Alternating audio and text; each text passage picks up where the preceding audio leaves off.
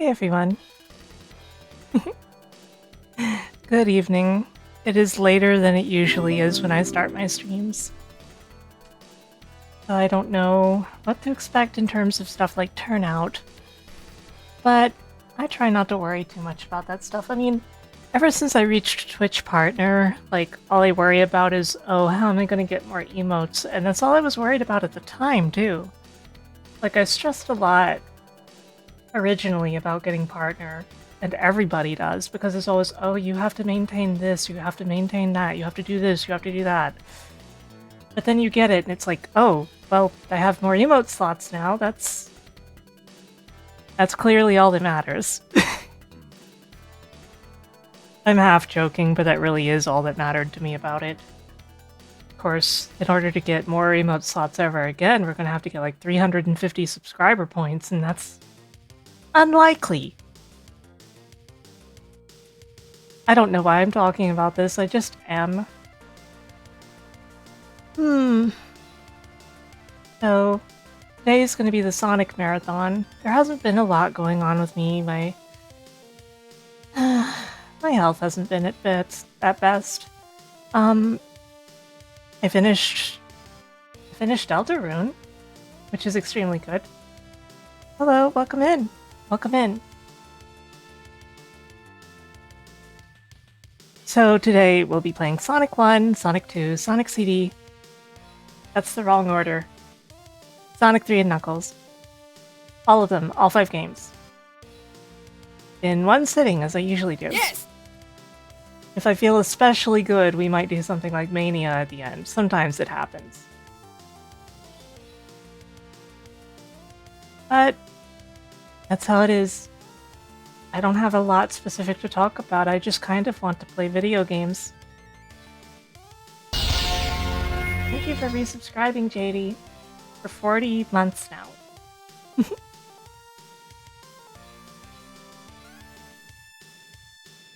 So let's just hop right in. Let's go to Sonic 1.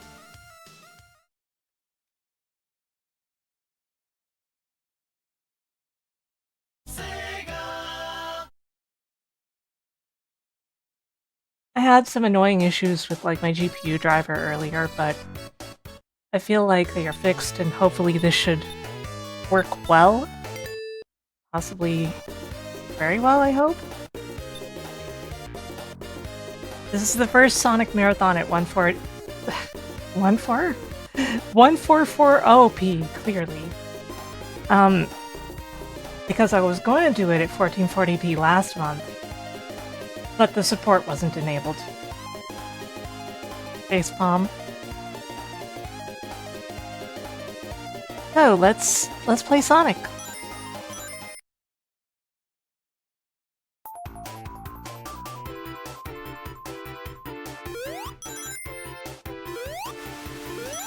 It's kind of funny how it only gets strangely choppy when I'm recording it, but even then only on my own end.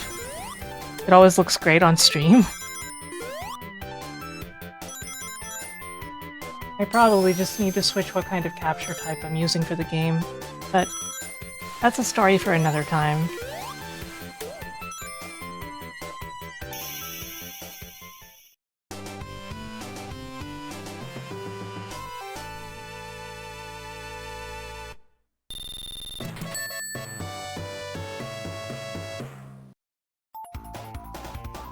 I wasn't paying attention. Did I get through the act okay?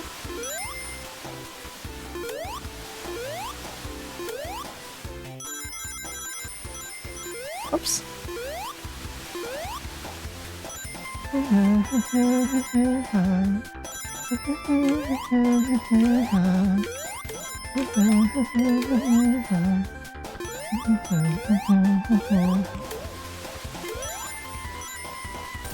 I'm actually not joking, by the way. I wasn't paying attention at all.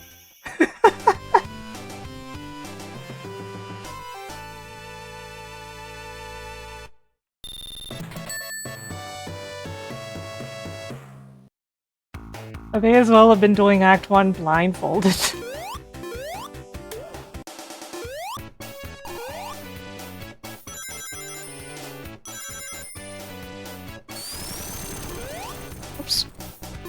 jump there. It slows you down.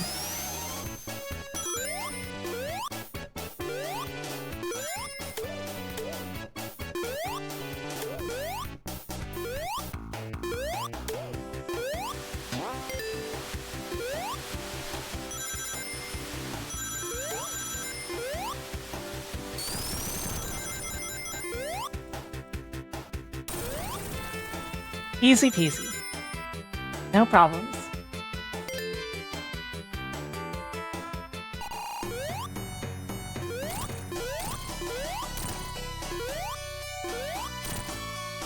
Oops. I got hit. Well, these things happen. Ow, what the? That was... interesting. Okay, my ring is gone. That's... fine.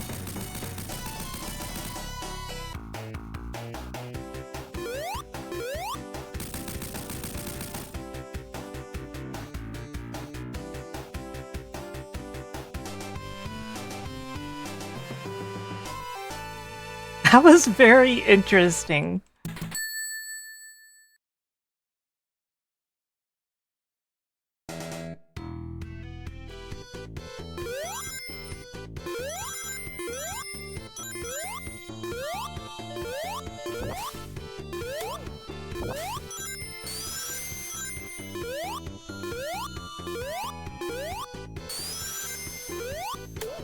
Wow.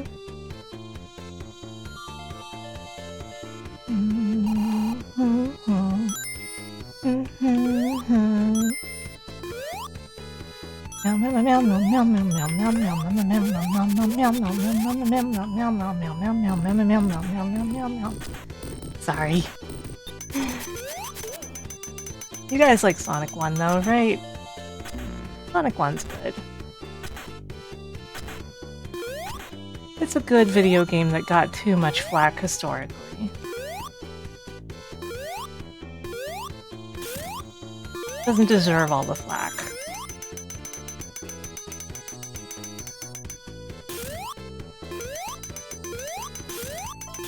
Ah. Darn. Couldn't jump high enough there.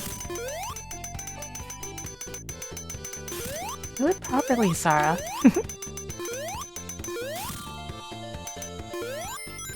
As a kid, like most kids, I wasn't a huge fan of Sonic 1 because it felt slow and labyrinthine. Like, how are you supposed to find anything in Sonic 1? How are you supposed to get through the stages? It's so confusing. It's so difficult, right?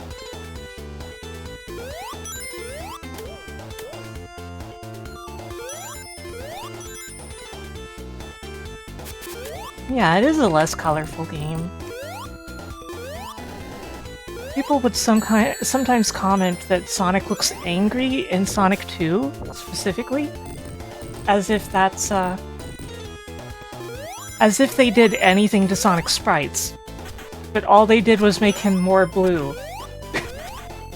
All they did was make the blue more vivid on his sprite. It's the same sprite! Yeah, apparently blue means angry. Who knew?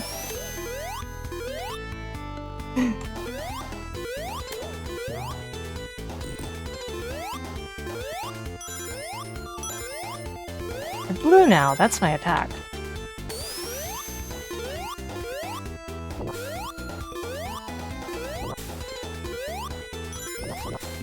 Oops.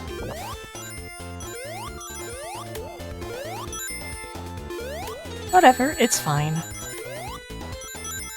I can have a little pain. Not as a treat, though. I'm not into that.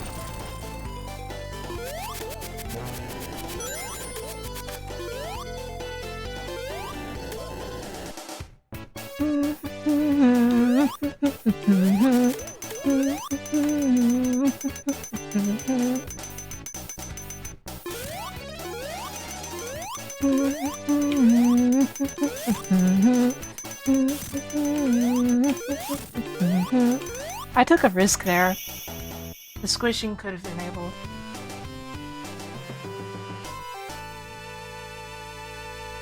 Yeah, I like Sonic 1.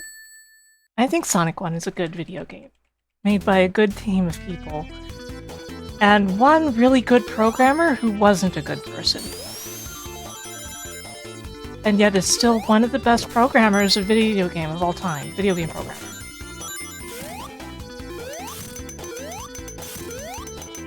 Funny how that works. Being a good programmer doesn't mean that you have to be a good person. It takes effort to be a good person and be a good programmer. Don't ask how I know.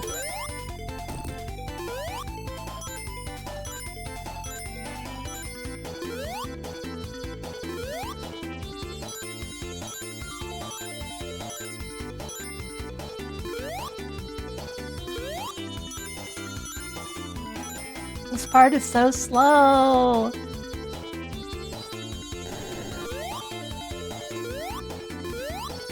I don't mind slow, it's just remarkable that that's like the one part of the game where I just plain have to stop and wait, right?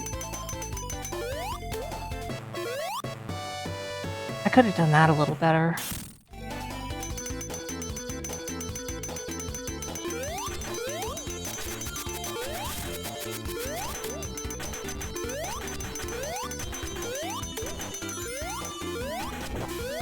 Ah! Whoops.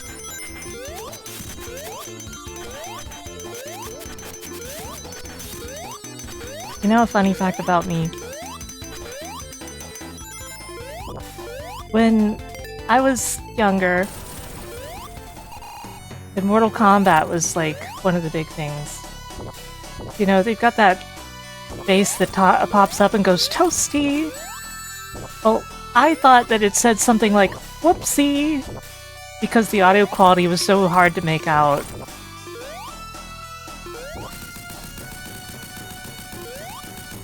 And the funny thing is, it makes about as much sense. Right?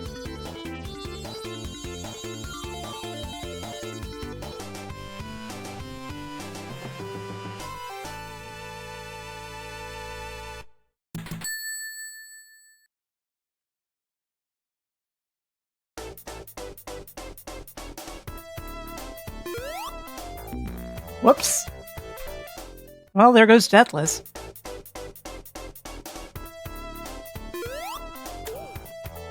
But it was funny.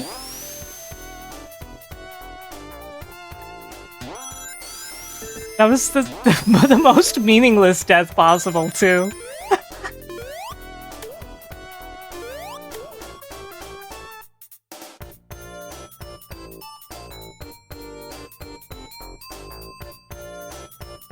Like, you could almost just not count that as a death because it happened so meaninglessly at the start of a round. Don't do that though. Don't say, "Oh, you didn't die," but like that basically wasn't a death. It's funny. Cuz it affects time like by mere seconds. Oops. Let me get back up there that way.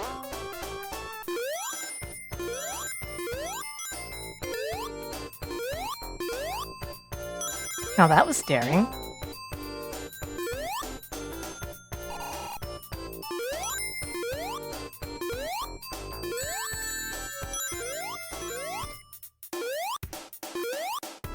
I don't have a lot of specific facts that I talk about when it comes to Sonic 1.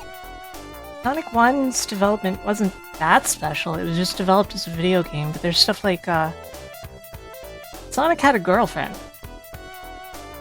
A girlfriend named Madonna during development. A common affliction among video game protagonists is having a tall human girlfriend, regardless of what you are. That's how it was back then. So, like, don't judge, it was just the way the times were, you know?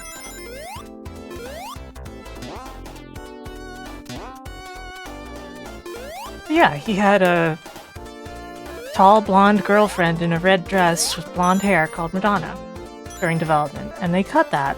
He was also going to be a member of a band, along with some other characters you'd recognize, such as Vector.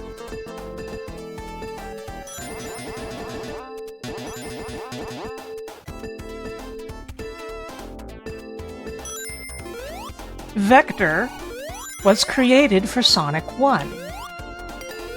Not necessarily the game, but he was going to be a member of the band. And yeah, the zone order changed completely during development, and Labyrinth Zone was going to be the second zone.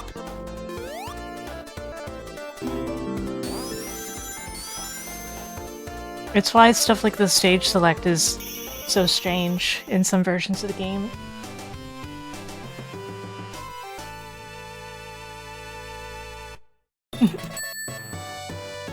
Yeah, we're gaming. Beep, beep.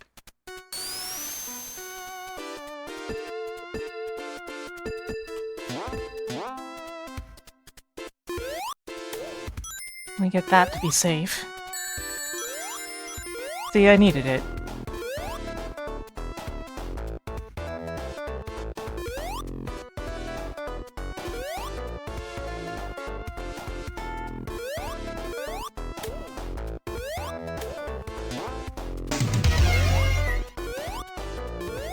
Thank you for gifting this up to Gamma, Koja. Enjoy your emotes, Gamma.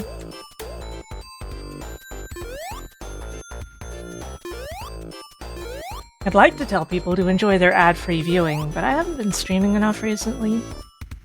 I'd like to improve that. It's just been a mix of motivation and health. Like, you know, honestly, I've been getting my migraines more regularly again, like I used to when I was younger. It sucks.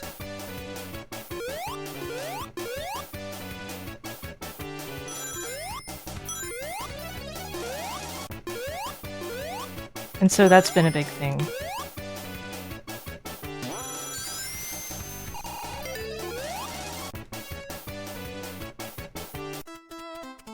But I'm doing my best.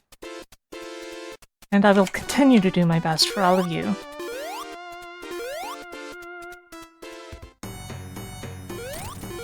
Oops! Uh-oh! Uh-oh. This is a pretty bad situation here, actually. Because I gotta be more careful hitting him. Ah well, it worked out.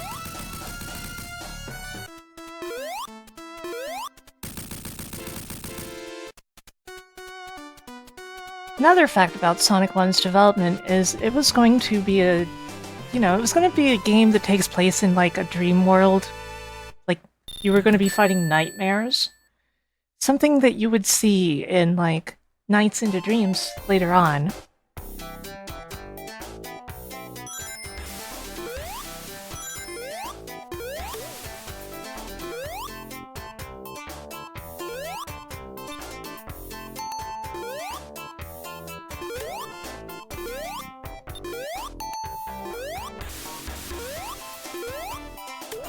And Eggman wasn't going to be the main villain.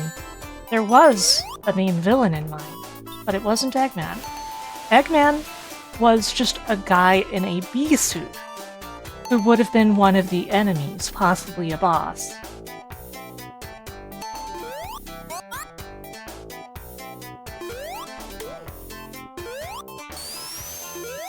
And again, bear in mind, I'm a Sonic scholar. I am not making any of this up.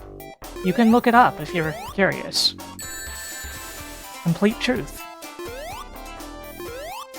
God's truth, as they say.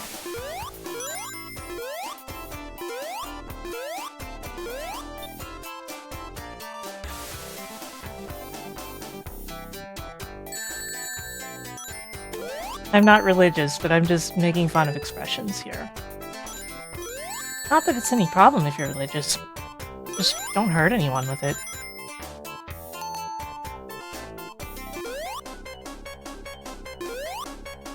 That's how I feel about that.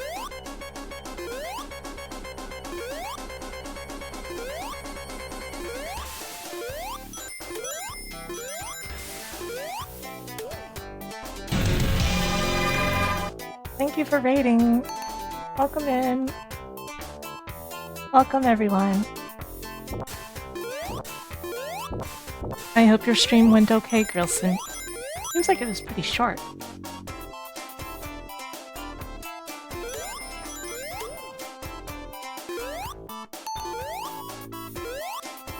Well, the holy waters wouldn't work on me anyway, Roto. I'm a cat. You can just use regular water.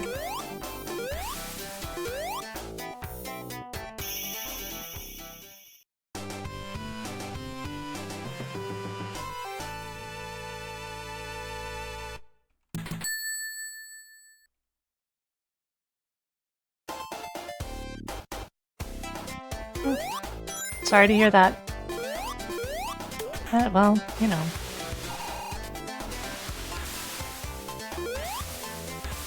So, anyone here whose favorite zone is Labyrinth? Gotta be one person, right? Somewhere.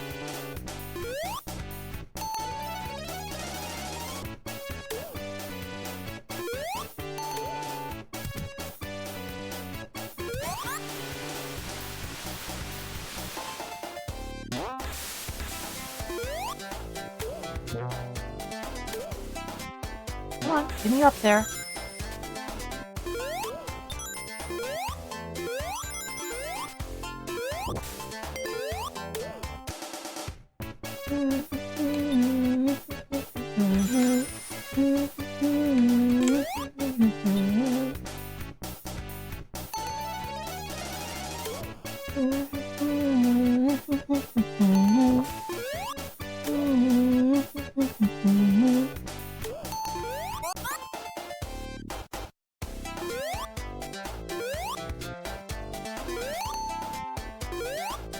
My favorite Sonic game is Sonic CD. I'm also a huge fan of time travel in general.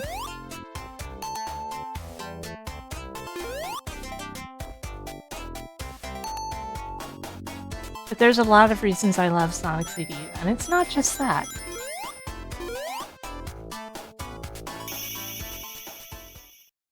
In general, I feel like I am rather partial to Oshima's view of what Sonic should be, and not as much to Naka's. Back in the day, people used to see Naka like some sort of huge hero, you know? Like, oh, he's the father of Sonic, and he's the reason everything is the way it is with these games. Which is, at best, a half-truth.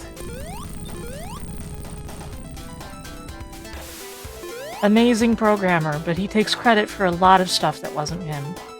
Like, even a lot of the initial concepts for what Sonic would be came from Oshima directly. It's important to remember.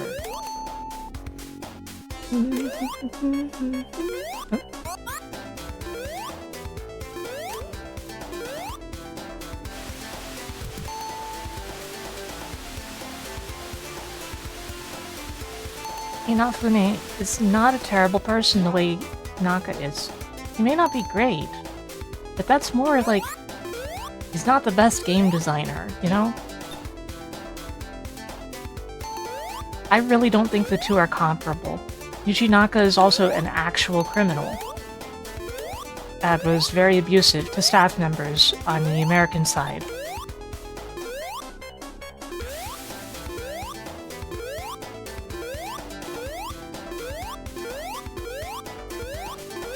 Man, not even grabbing the checkpoint. Daring today, aren't we?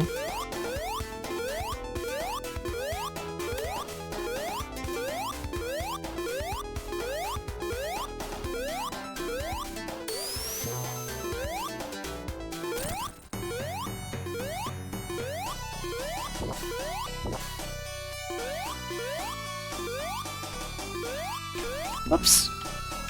Whoops. Okay, this is bad. We're underwater early in the section. I actually may be about to die.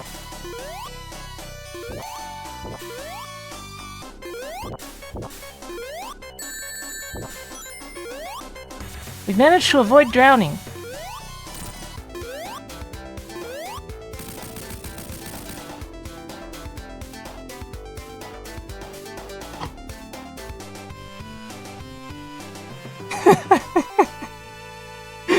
The skin of my teeth right there.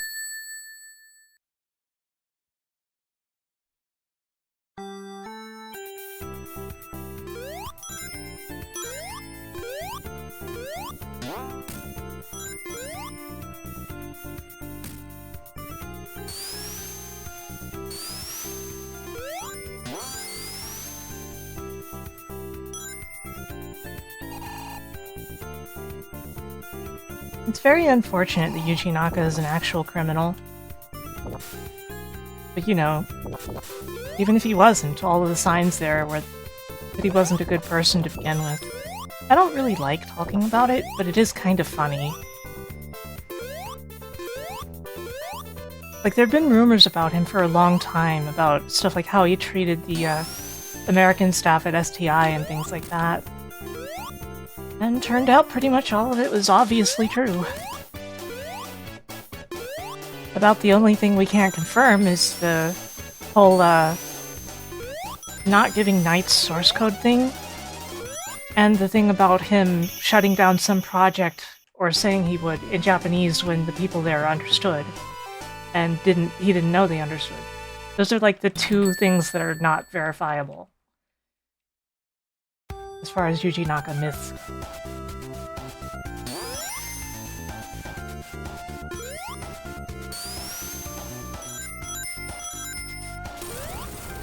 Yeah, the funny thing- whoa. The funny thing is, back when that happened, I actually had no idea what was going on at the time, because I was in the middle of the stream when the news came out.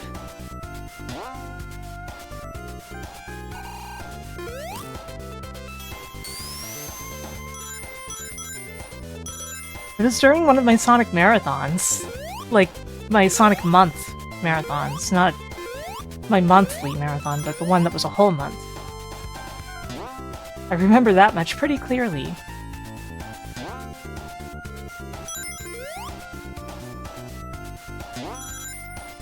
Oops.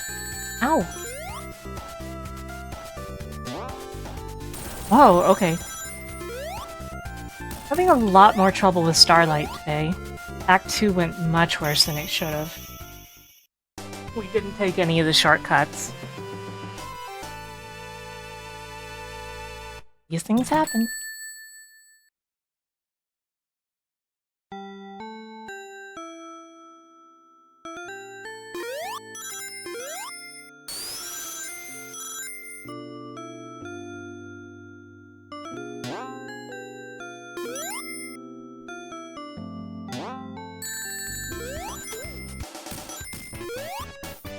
Oops. And yeah, it is very funny that he just came out and said it about the whole Michael Jackson thing, even though everybody's always really known it. Like, it's always been an open secret, you know? Why is that fan doing that? That's not correct. Is it? I should have just taken the lower route. Everything must be. Now! Less time.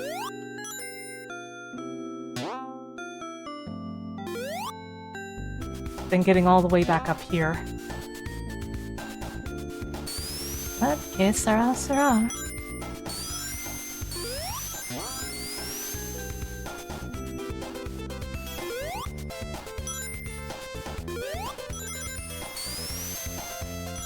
Hello.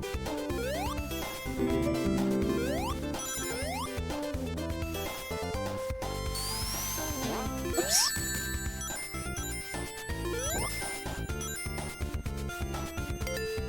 Man, some things went very right, but Starlight went very wrong, huh?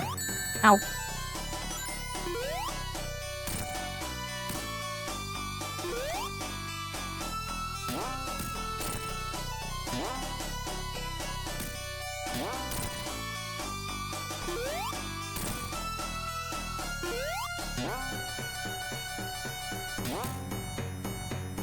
Oops.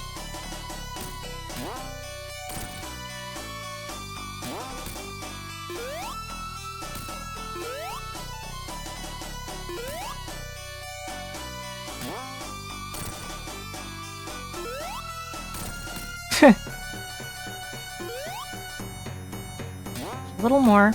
There we go. This boss fight always takes a while because I'm not the best at making it quick.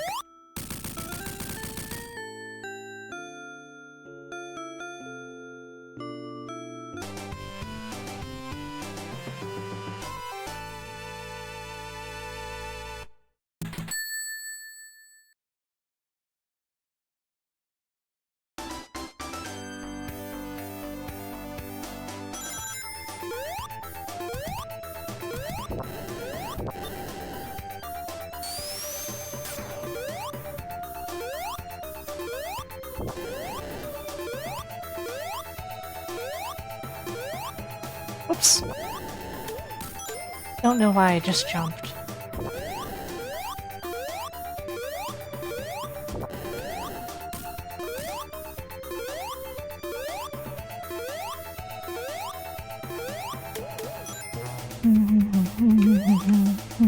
Oh! That could have been very bad. Oh, that's not great.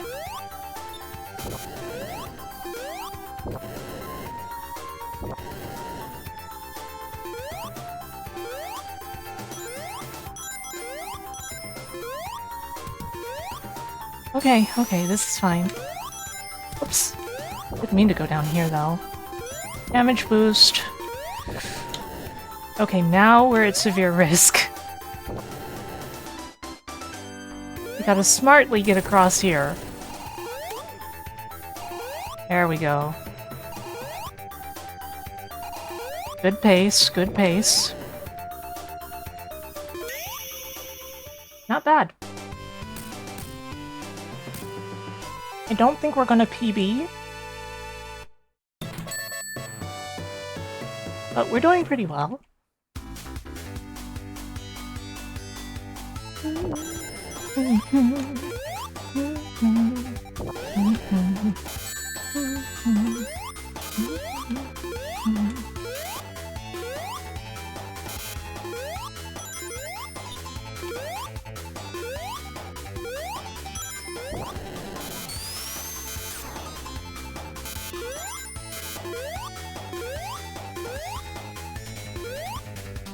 There are those who would suggest that you get the 50 ring secret here, but I think it just takes too long to collect 50 rings for the time savings to actually work out as time savings.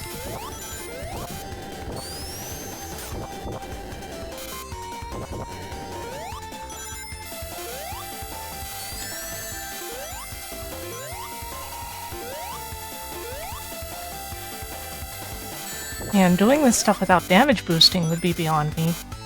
I rely heavily on damage boosting.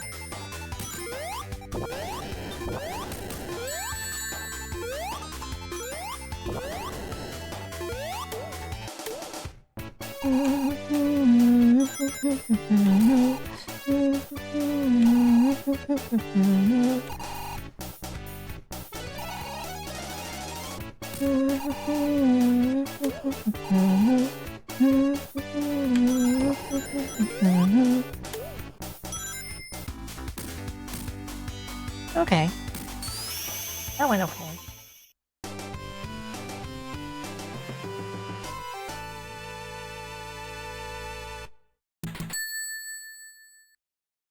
And now for that extremely long act that everyone hates, right?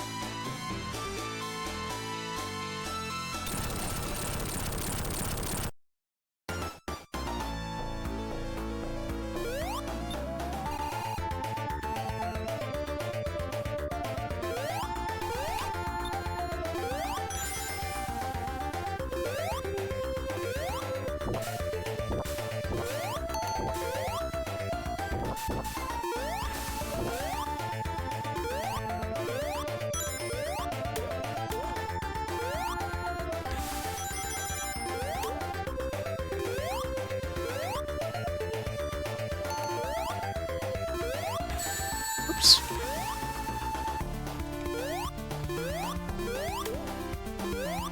There we go. All done.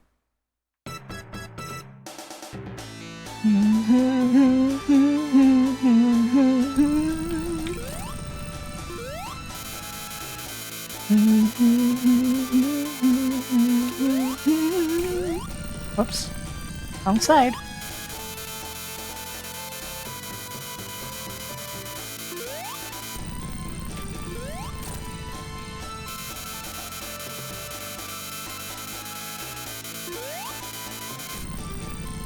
Nope, wrong side.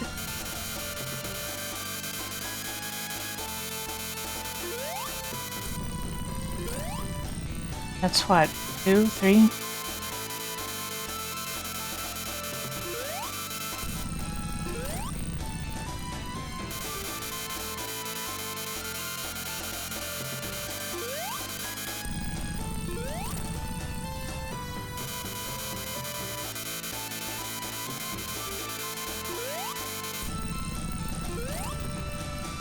Long way to go, but it worked out.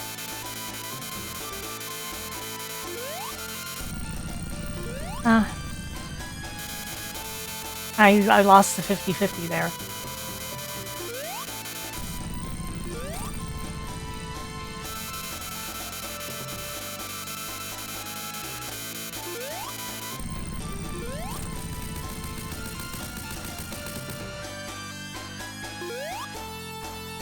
Well...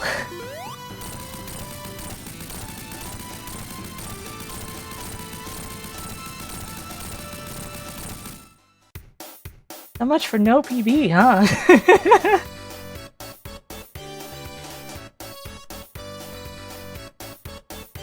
I'll be back in a moment.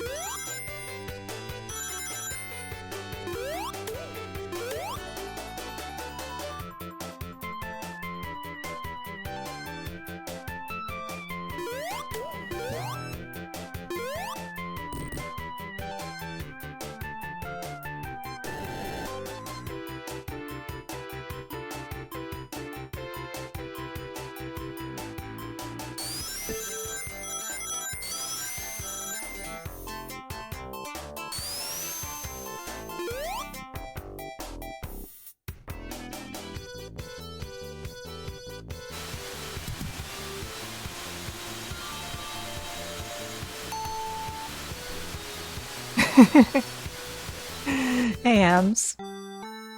How's it going?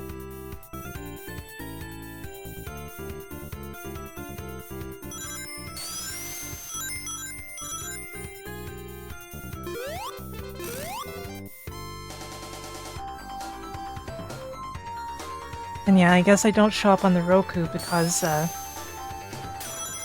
my 2K stream, even though it's also transcoded to 1080. Some devices are strange about it. I do feel like I've seen a hit in viewership since I went to 2K.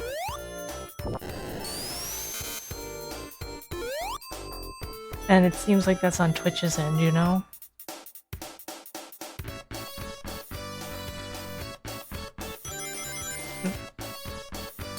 Hello, Annie.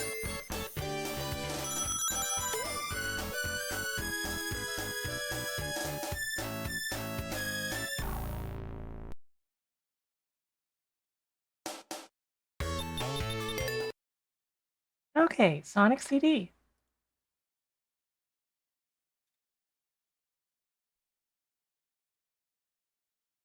Sega! You were wondering why it was so clear?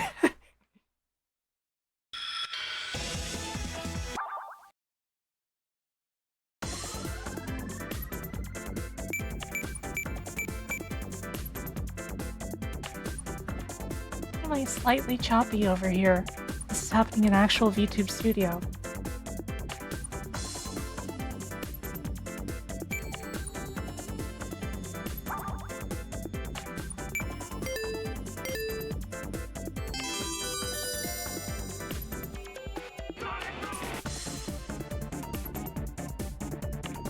Thanks. Why am I so choppy?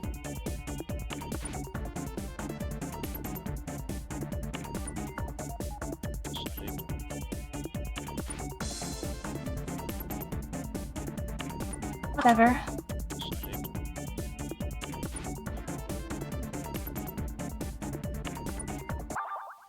I need to... hold on.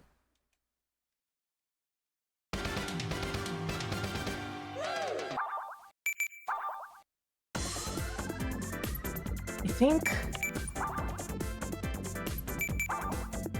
No, not that kind of graphics option. I think I need to toggle full screen off. Because it seems like I'm fine when the game isn't running. Let me take a look. Only take a second. Yeah, why is it set to that?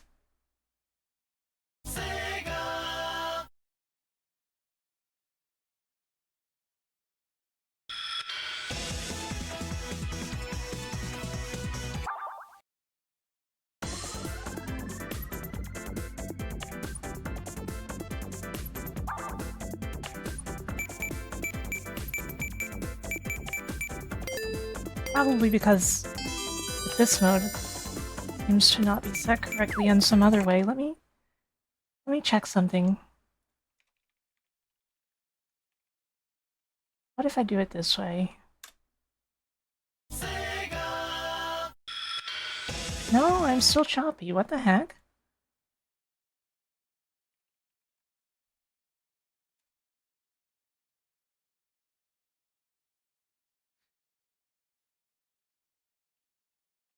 And now I just managed to make it not run. That's cool. Why am I choppy?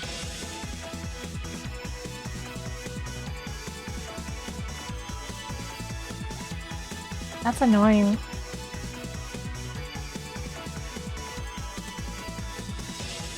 Only when the game is active, too. What if I...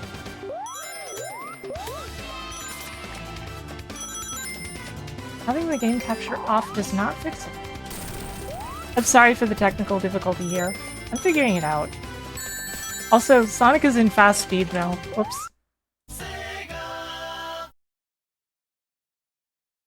Pretty funny, though.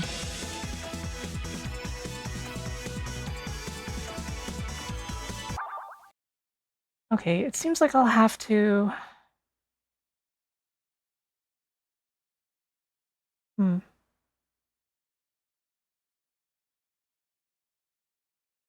I'll just have to adjust this.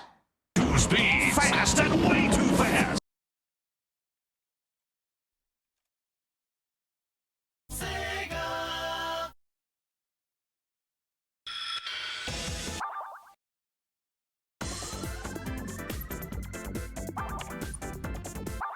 Whoops, that's not the right game.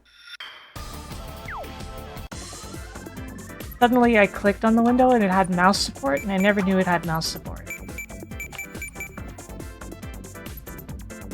Okay, I think I'm fine now.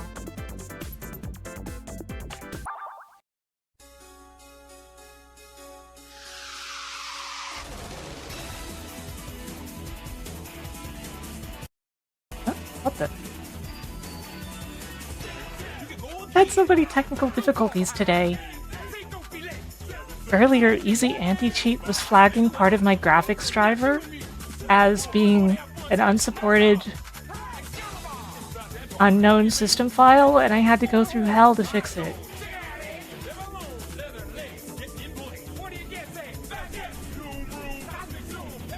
Me too, Chris. You know, they reused a bunch of parts of it in the OVA, even though it's not super obvious, because it was the same studio.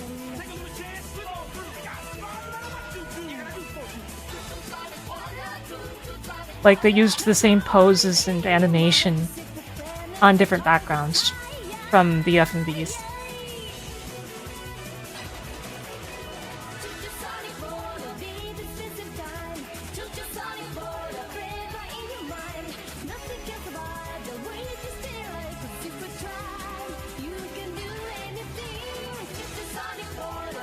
And yeah, it would be amazing to have a Sonic show that actually looks like this. Like, the Mania shorts are one thing. They come kind of close. But, you know?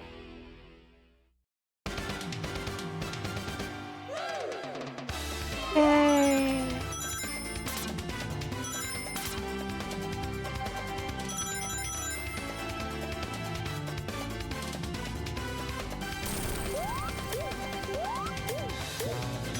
Well...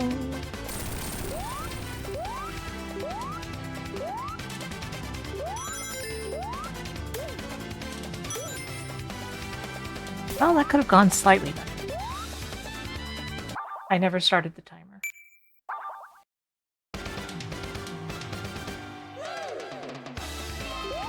Wait, did that cost me a life? Well, whatever. Doesn't matter right now. I'm not gonna lose many lives anyway.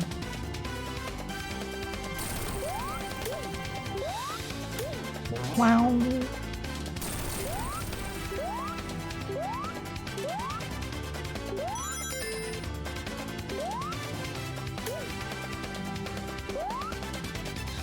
See, like that.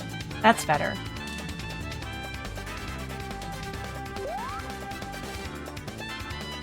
I'm glad I caught at the start that I hadn't started the time this time.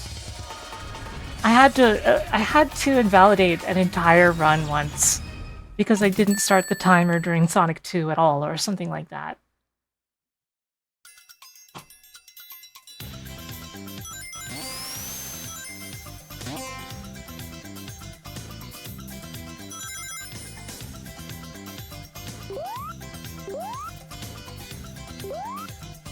You say that, Millennial, and I hear it in JC Denton's voice, you know?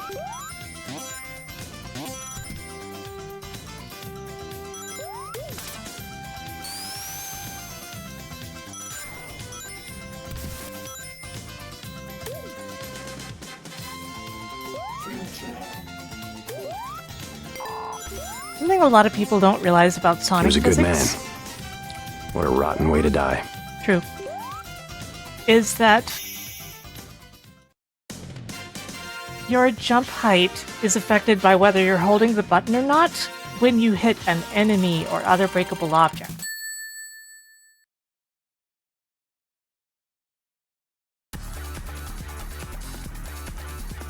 If you're holding it at the time, then you will bounce up to the same height.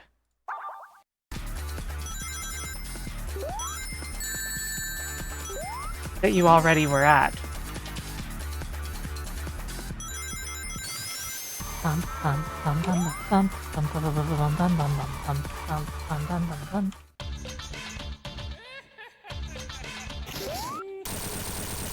Oh my god, JC, a bomb!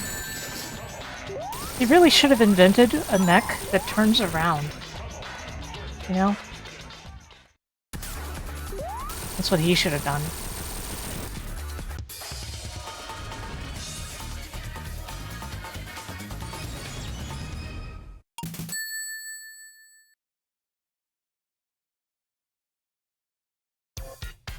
Does Eggman even have a neck? Don't make fun of his disability.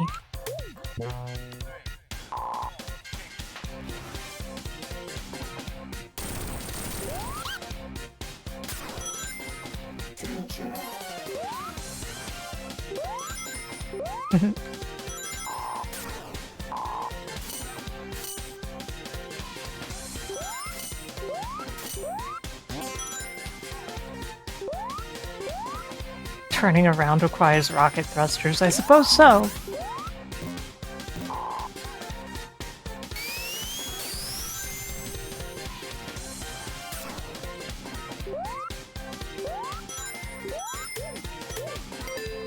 Oops.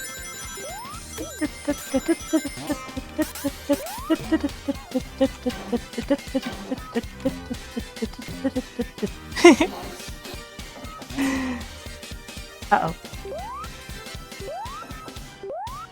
It's always important to avoid the extremely long time travel animation. It costs you so much time if you're trying to run through fast.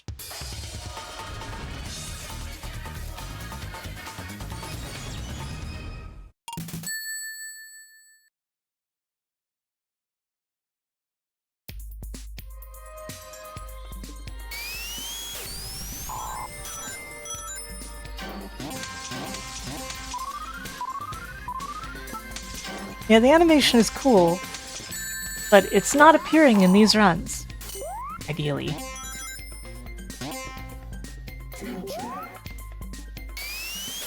Like, I love time travel, that's one of my things, but Honestly, you guys should be surprised I'm a magical girl VTuber, not a time travel VTuber of some kind. Not that somebody can't be both. There's certainly people who've done both.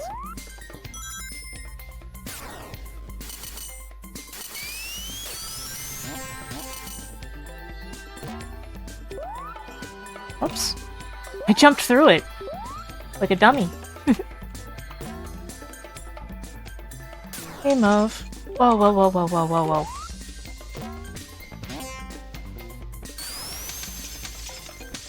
Was CD on the time travel media tier list? I'm pretty sure it was.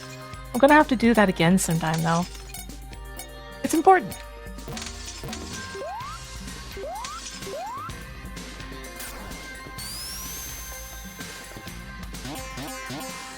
Oops. That almost worked out. Until it didn't.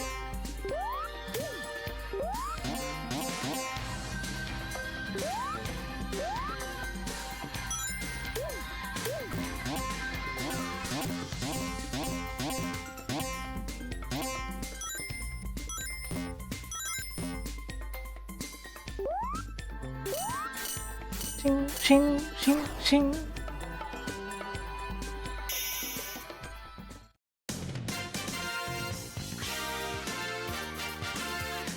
Yeah, I really like time travel.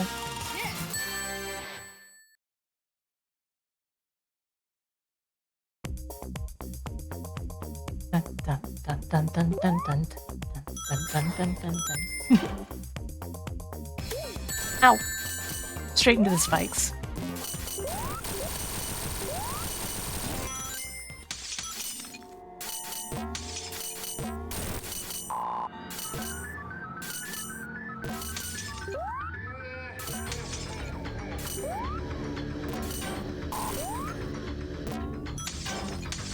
Oops. Not over here, no. Gotta go straight up.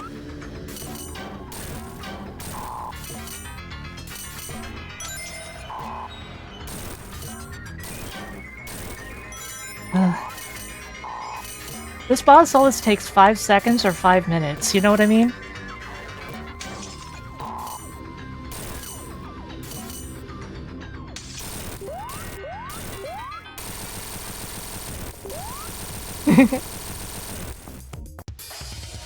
I appreciate that they do something interesting and original with their boss fights here, though.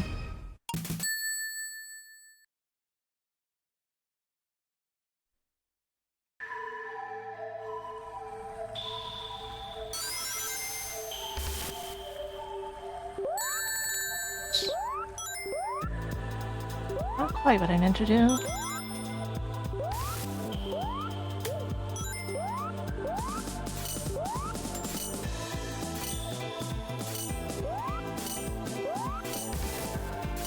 Funny the boss dies in 3 hits, yeah.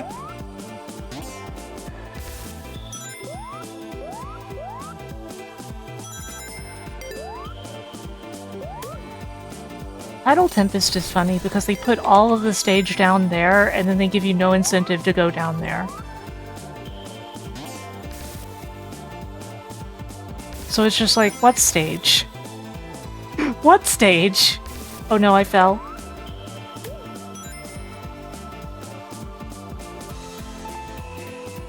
I guess we're doing some of the stage. Under protest. Dun dun dun dun dun dun dun dun. No?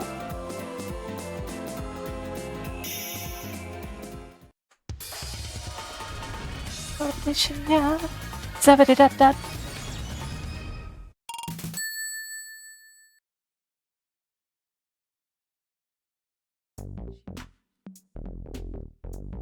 Purple. I made the alternate palettes for CD myself. Or for the second acts.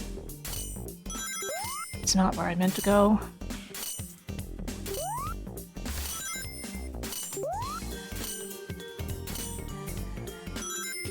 This path is more annoying.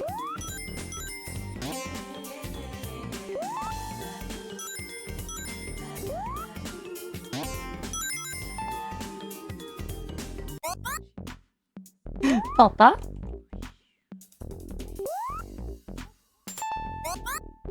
Papa?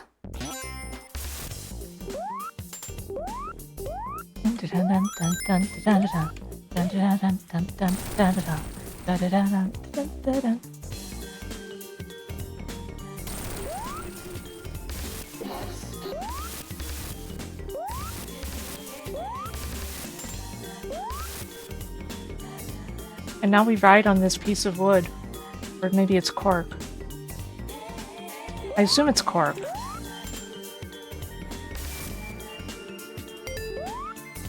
Couldn't tell you why. Makes no sound when you release those.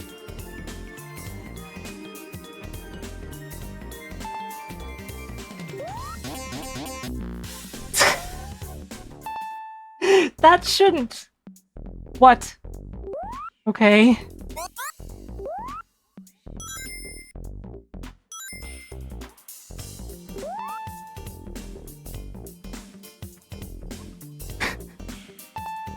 I was trying to slip through.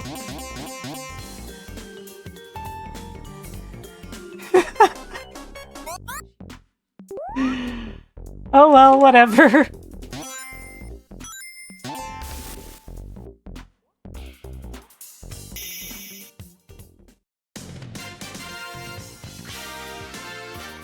Something to remember about Sonic CD. The reason it's more like Sonic 1 than Sonic 2 is, even though it came out later, Sonic 2 and Sonic CD were being developed at the same time. By different teams. Sonic 2 was being developed in America at STI. Yuji Naka went there and formed a team. Meanwhile, Sonic CD was being developed by a team in Japan, led by Oshima, the man responsible, if we're to believe Yuji Naka, for everything that ever went wrong in Yuji Naka's life, including all of Balan Wonderworld. I'm sure you believe that, right?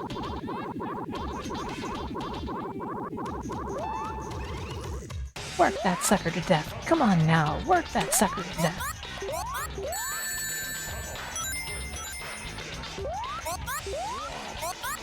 I still think it's funny how unnatural of a title Wonderworld is. Because Wonderland is like a normal phrase that we use, but Wonderworld is not.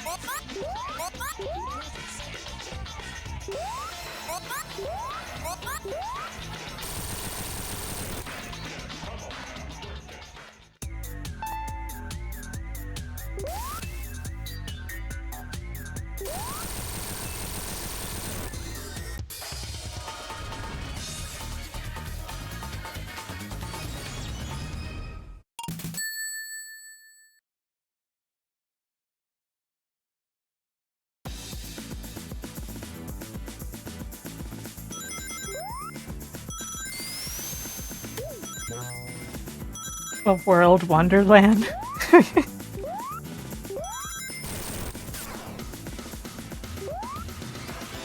Meow meow meow meow meow meow meow meow meow meow meow meow. I like crystals. Is that weird to say? I'm not a crystal lady. I don't have a bunch of healing crystals or something. But I really like crystals as a concept, as an aesthetic.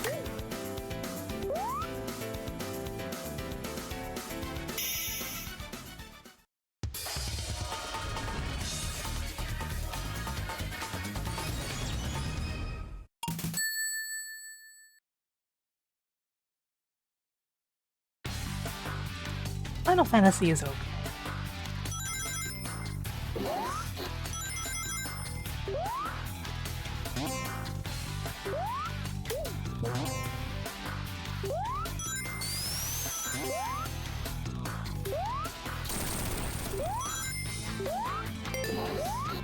He took the world from Kirby? That seems like a stretch, but it's a funny one.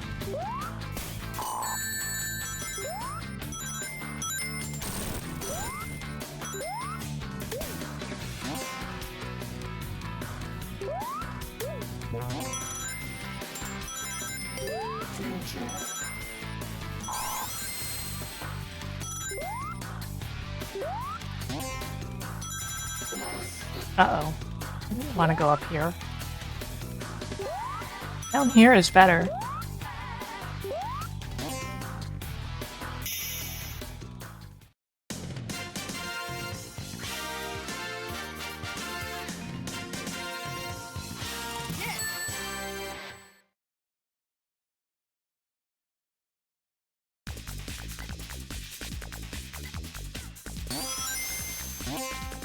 I'm in another Sonic Riders tournament on Saturday.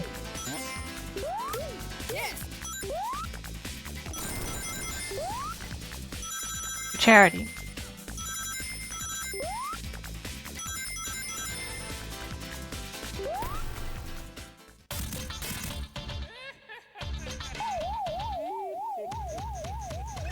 So you guys get to see me be bad at that game all over again.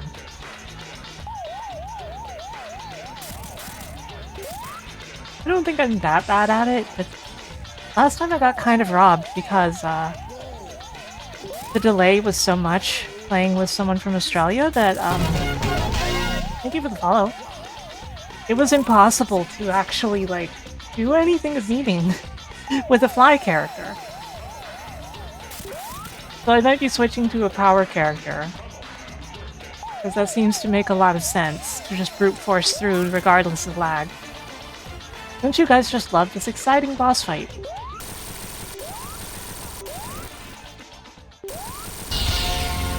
Thank you for resubscribing, Hawk.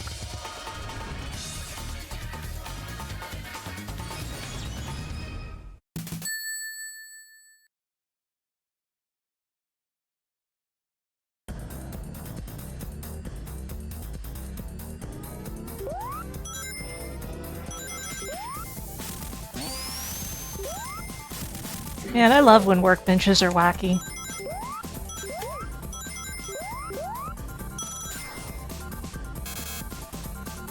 I hate to work at a normal, boring workbench. Give me a wacky one any day.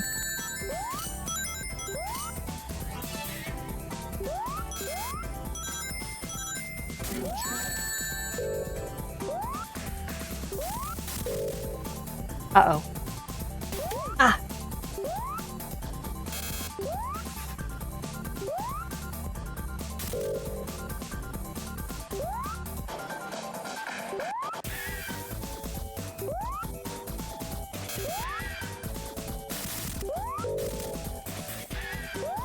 This could be very dangerous if I don't get a ring soon. Oh, I know.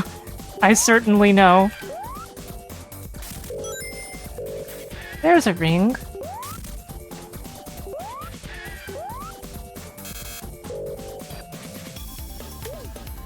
One ring to rule them all, one ring to find them, one ring to bring them all, and in the darkness find them.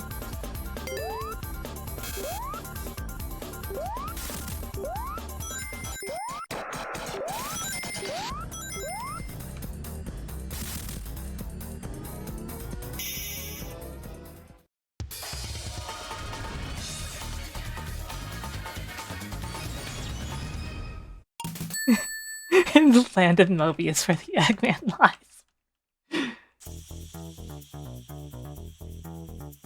I always think it's funny where the generator is in this act. There it was. Bye, generator. Fastest way to get to it, you have to time travel and then die.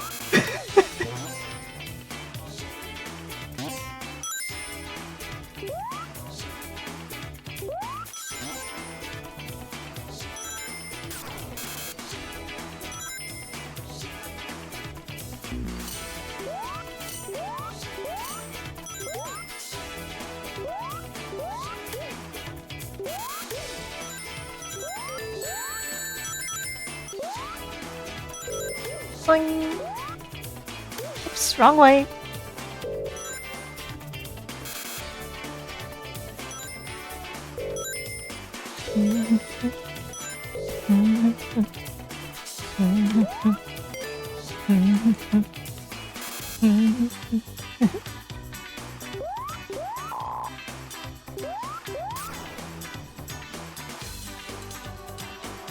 It's always hard to get out of that in one loop. I don't know why.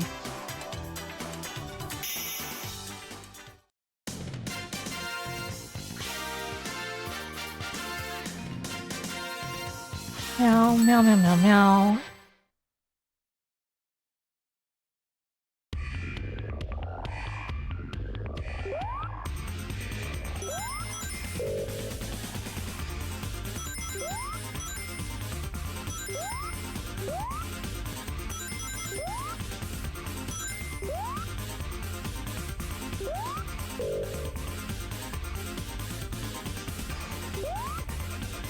And now we've got this boss fight, the really funny one. Because it tries to pull a fast one on you at the very end.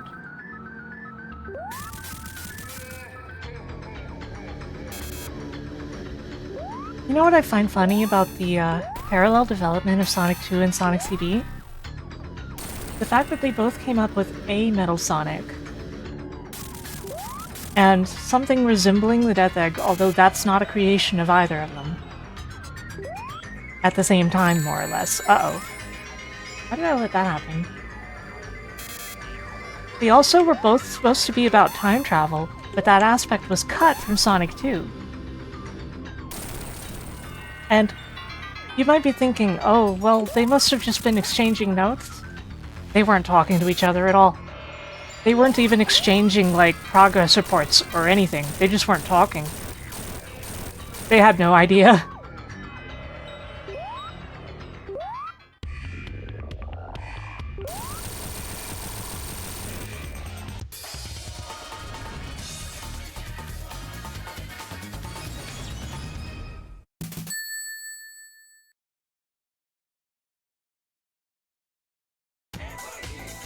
And I think that's really funny.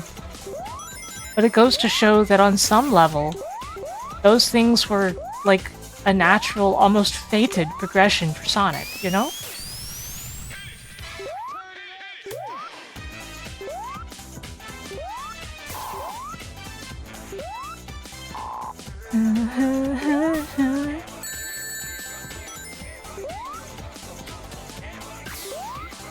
And yes, that's why we have two entirely different and unrelated Metal Sonics. Arguably three, but these days people seem to accept that the one in Sonic 3 was probably modified from one of the other ones. Particularly the Sonic 2 one, because it has similar behaviors.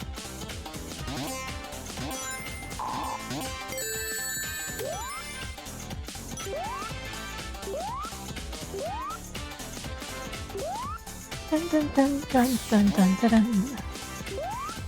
Dun dun dun dun dun dun dun dun. Dun dun dun dun dun dun dun dun.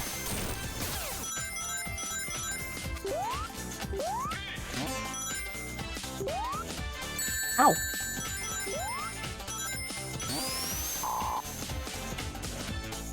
Wrong spot, apparently. Not this one either. Let's just go ahead. If you hear the sound overlap like that, it's because I did a peel dash. You know, when you do the super peel out and you immediately duck.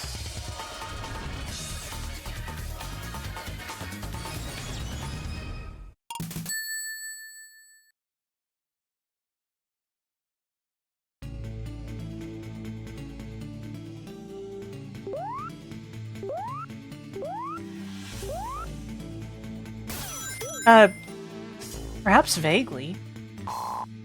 Like, don't be too specific about it, but like you can say who he humiliated or whatever.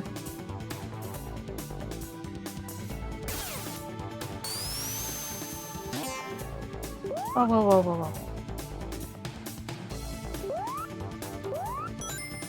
Oh, that's interesting. That's an interesting choice.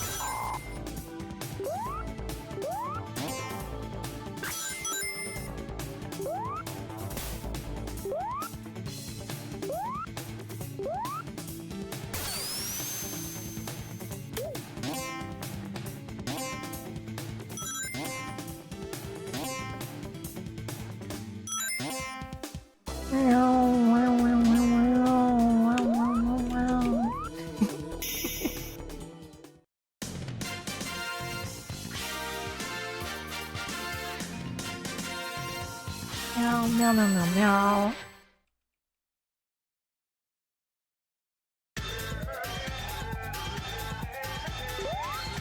And here's everybody's question mark favorite part.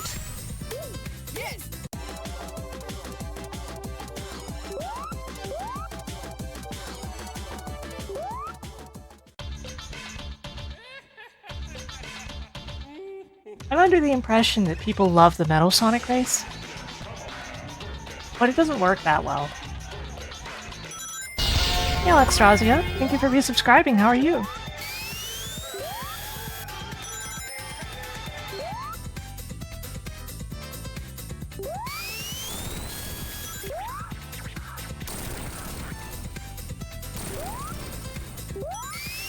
Uh-oh. Oh, that was funny. Ah! Collision weirdness.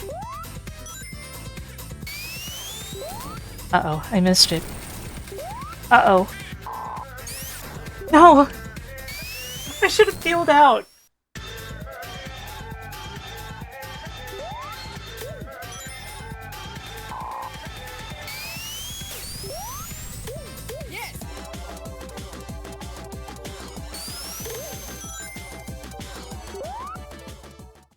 I should have peeled out.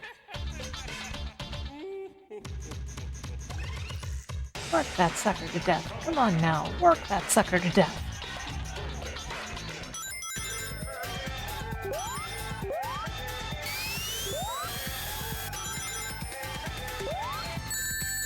Owie!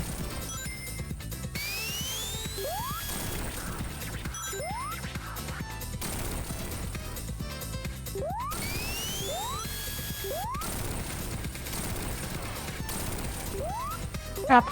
Oh, I made it. I thought it was like a pixel too early. Ah. There we go. Ah, no! It's fine. It's fine.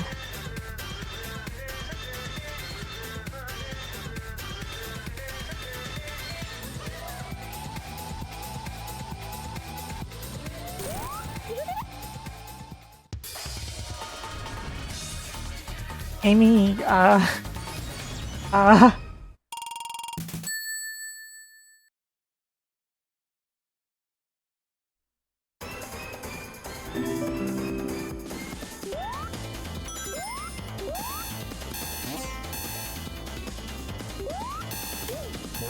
yeah, that was Super Amy. If you didn't know. Yeah, there's occasionally a minor glitch or two in Miracle Edition when I'm playing it. Especially in Metallic Madness 2, where sometimes I will get either unnecessarily shrunken, or fail to be shrunken, depending on the situation.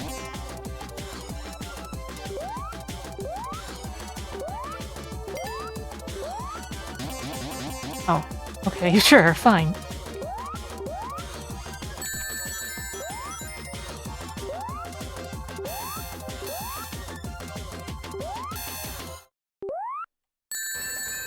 Okay.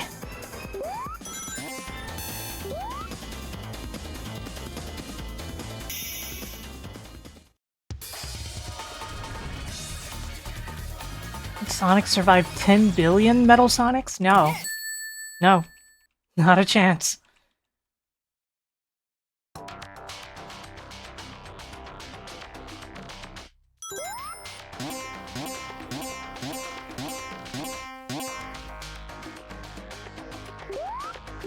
It may be difficult to even comprehend how much 10 billion is. The fact is that that would be more characters than you could fit into the entirety of all the stages in the game. Even assuming no engine limitations.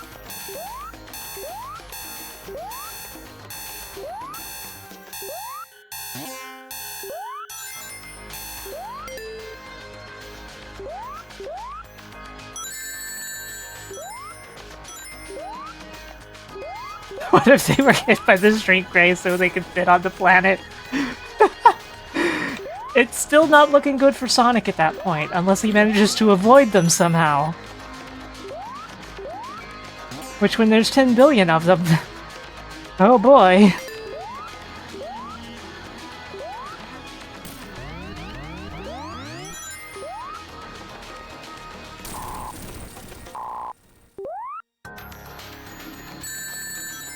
Those spikes always get me.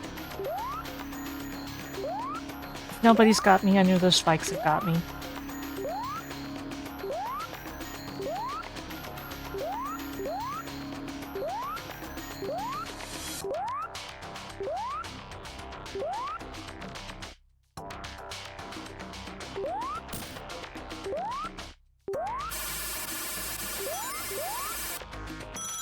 Oh no!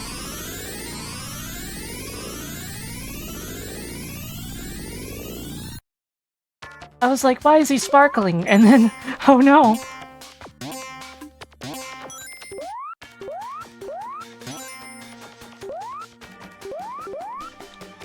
Man, I'm so unfamiliar with this layout. It certainly is different, though.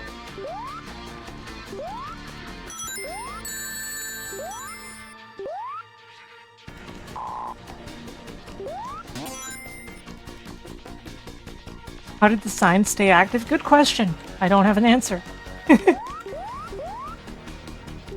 just kind of did, apparently.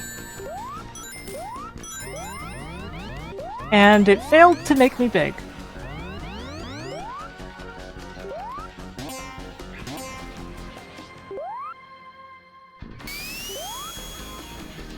Which makes this part kind of funny and awkward.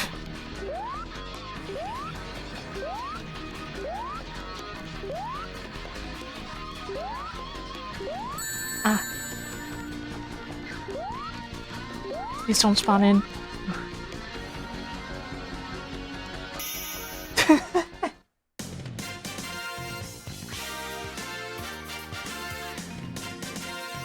What a buggy video game, you know?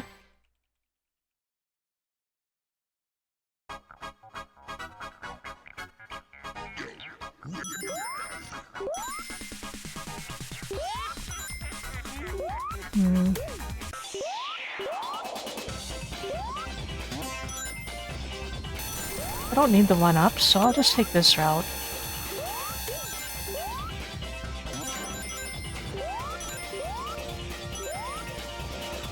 Nope.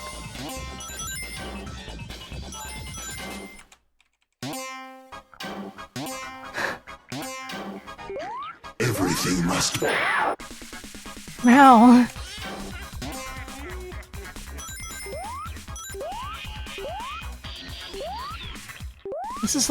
This is one of very few places in classic Sonic that I get nervous. It's not hard to see why.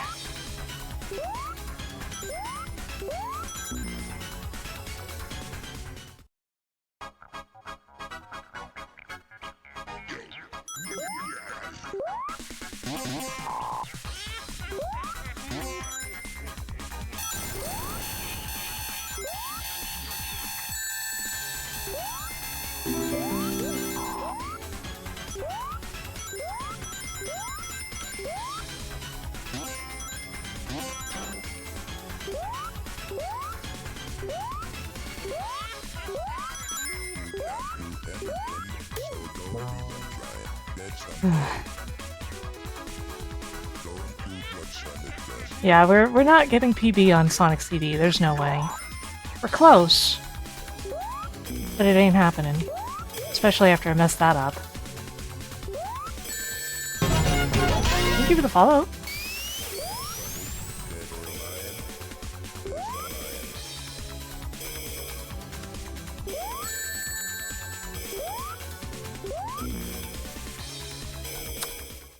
There went PB for sure.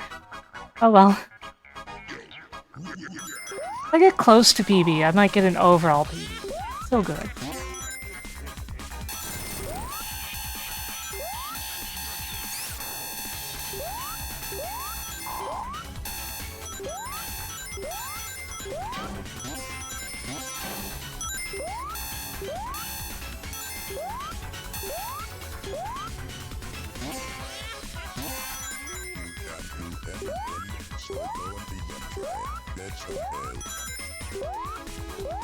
Okay. Don't do what Sonic does.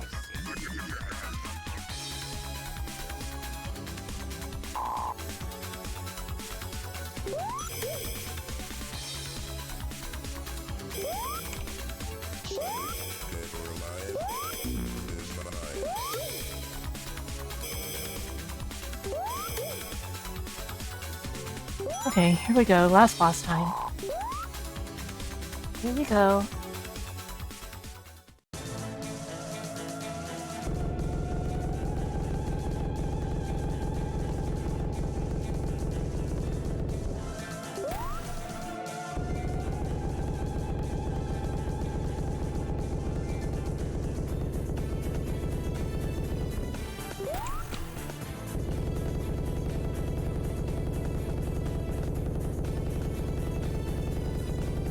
He's gonna shoot. Yep.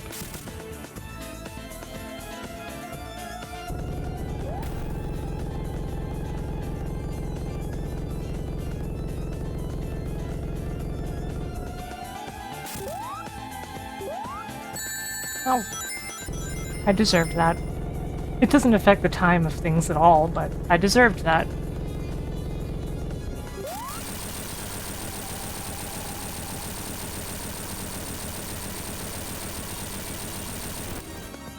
Yeah, I lost more on that than I gained on Sonic 1.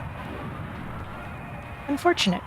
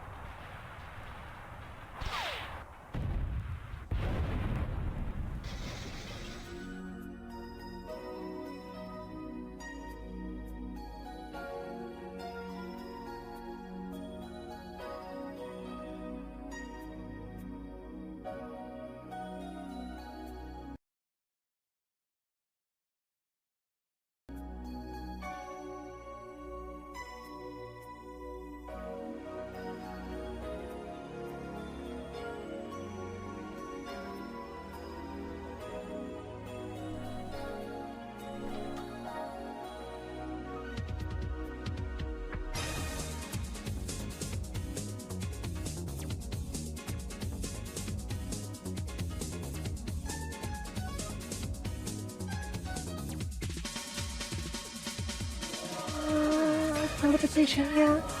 Da da da da da. Teleportation, yeah. Shibbity boo, yeah.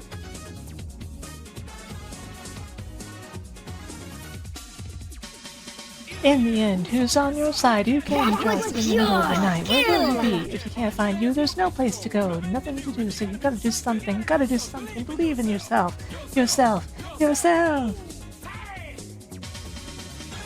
Extraordinary things can happen if you believe in yourself. You've got to have some faith in yourself if you always fight for your friends. Don't rearrange, no need to change, stay like you are, keep it all the same, and as you move along in your life, keep an open mind, and don't forget that if you gotta do something, believe in yourself. Extraordinary things can happen if you believe in yourself. You've got to have some faith in yourself if you always fight for your friends. When you feel tired, look at yourself. Inside your heart, you will find a special place to unwind. When you feel right, look at yourself. Inside your mind, you will see cosmic eternity.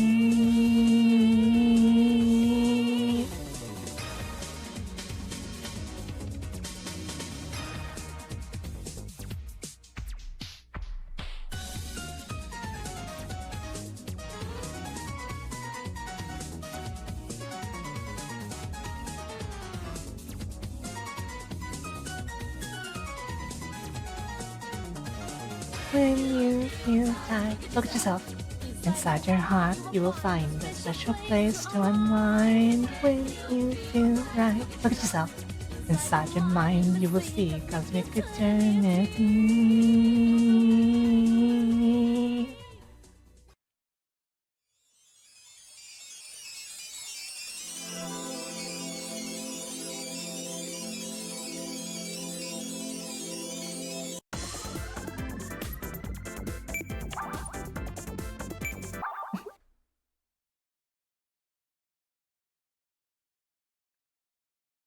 Okay, next up is Sonic 2. I will change some settings in advance, I think. Maybe? Let me take a look, yes. Yes, yes.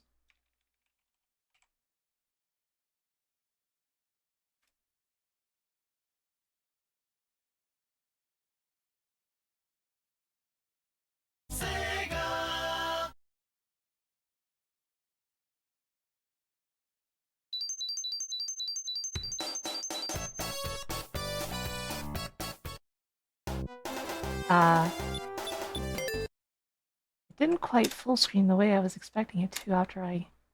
Okay. So be it.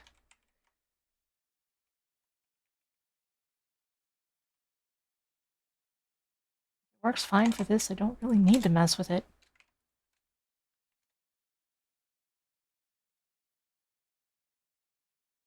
That's... Great, it ignored my setting after I changed it. Sorry for the trouble.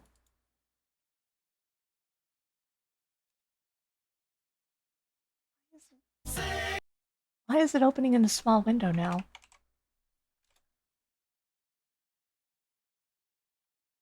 It's ignoring all of the setting changes I made. Or rather, it's pretending that they're still made. And no longer running in full screen.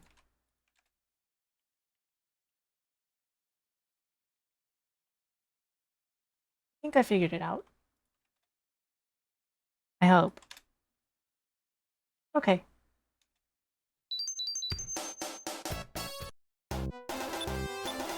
Whatever.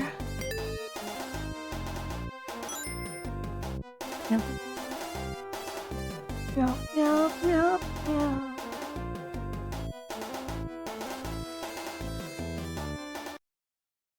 I know everybody loves Sonic 2.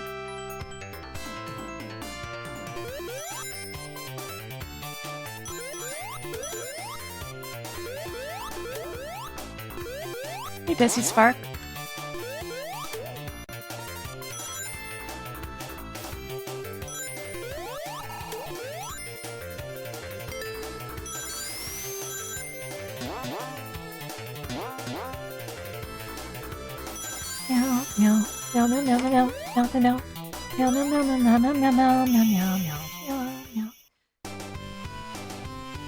How many star fragments in a single star? Probably like 500.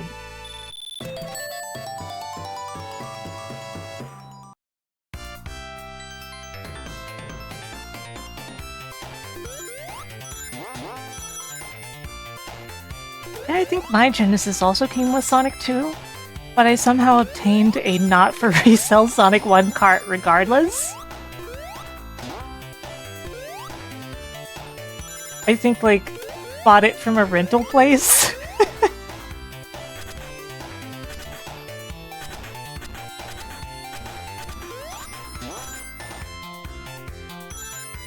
Don't you love that watercolor? Aside for the glitch in the background, of course. I just tried to peel out. What am I doing?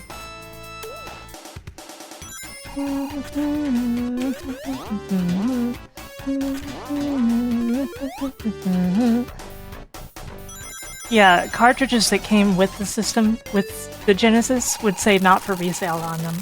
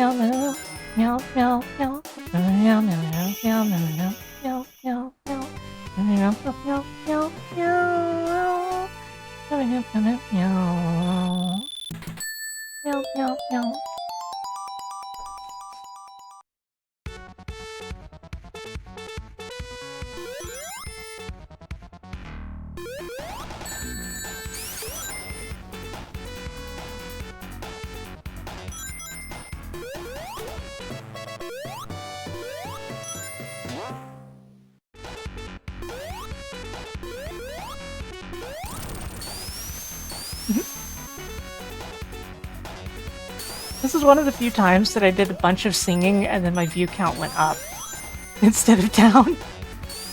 But I don't care if it goes down.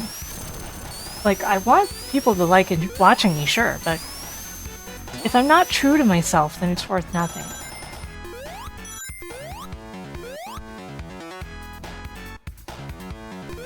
The problem I've had in life in the past is letting things that happened and traumas and such, and even just people saying stupid things, turn into, okay, now I will never be honest to myself ever again. Like, oh, you don't like that? Oh, well, I guess I have to never do it again. Things like that, you know?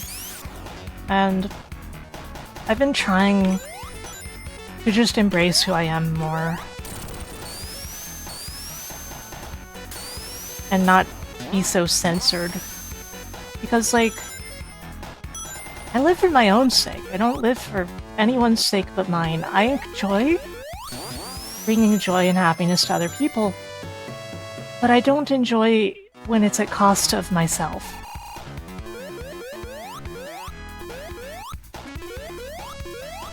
So I just want to be more true to myself. Even if it makes people cringe or whatever, that's fine, because I'm not seeking everyone's approval. I'm just seeking as much approval of people who actually like me as I can.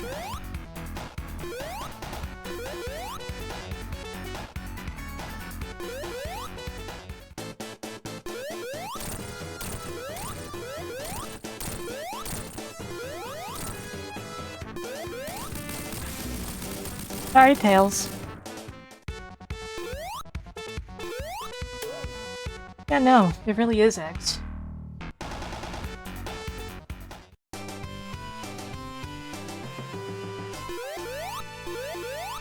You know, I've been ashamed of my voice basically my entire life because one time I was playing Team Fortress 2, and somebody said something like, "Shut the F up, you effing man-boy," and I was like, I don't know why something so stupid would affect me for my entire life, especially when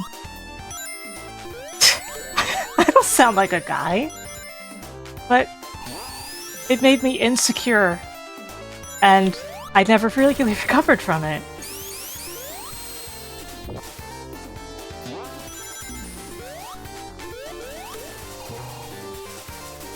To this day, like, I'm comfortable talking with all of you, but I still have misgivings about voice chats.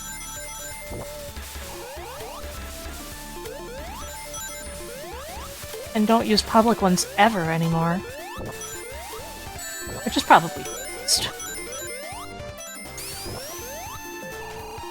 It really shows how much the things that a single person says can affect the other people around them, even if they are being frivolous about it. Even if they are just not considering a single thing about what they say, it has an effect on other people.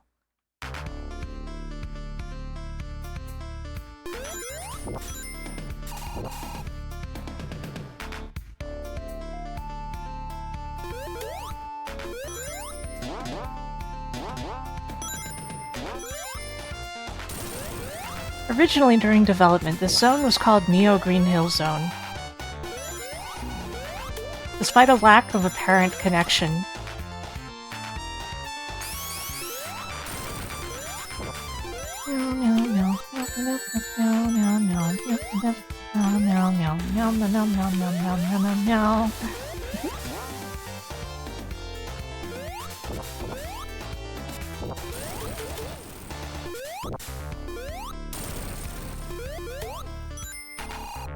My beliefs are, if you're not harming another person, then do whatever makes you happy to do.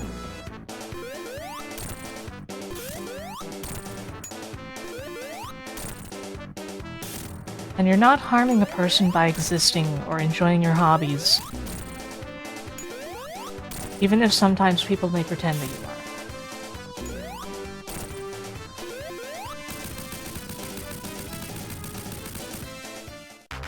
If somebody pretends that you just existing is somehow destroying their life, then I gotta tell you, they've got bigger problems. Because if they can't even look at you without feeling insecure about themselves, then boy howdy, there's a lot of things making them feel bad. And it's not your responsibility.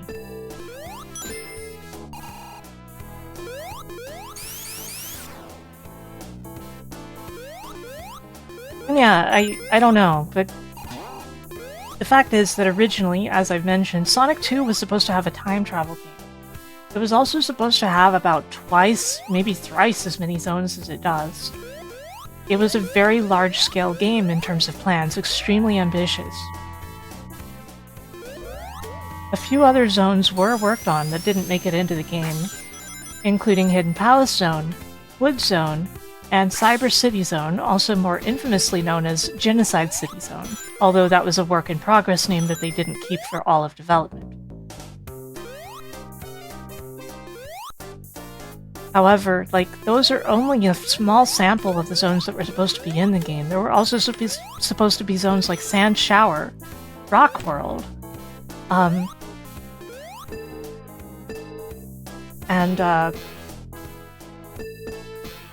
Blue Ocean.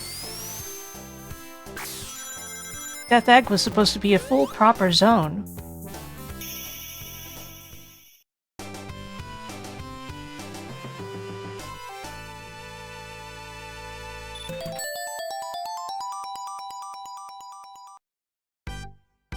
There was even going to be a castle stage.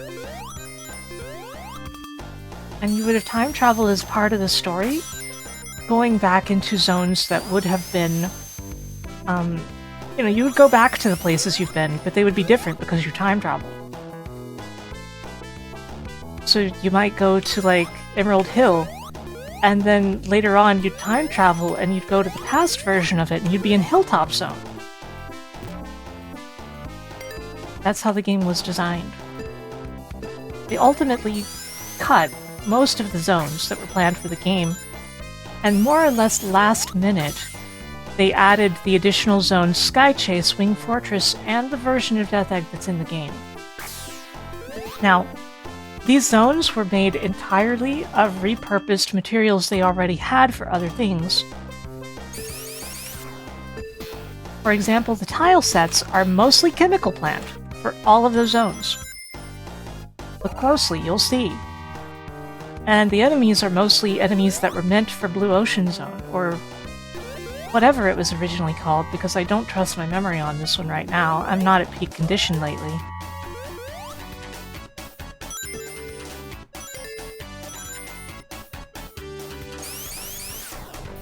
They were just slightly edited, so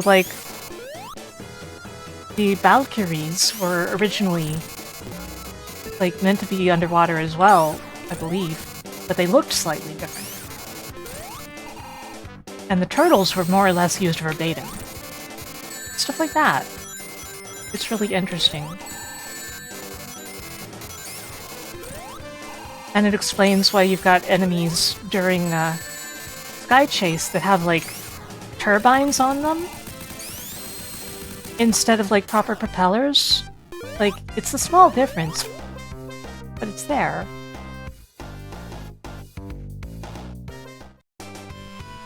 They've got like underwater propellers, you know?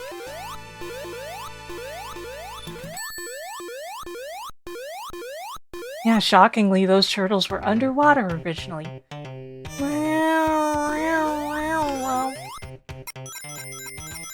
I say it every time, but as a kid, I thought the Hilltop song was the most annoying thing ever. And then I started to grow up and I'm like, wait, this rules. What was I on?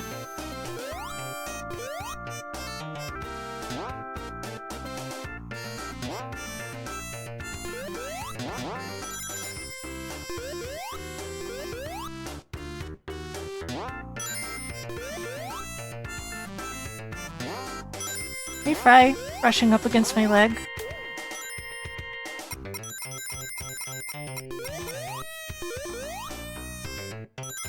Go ahead and get on the bed, Fry. On the bed.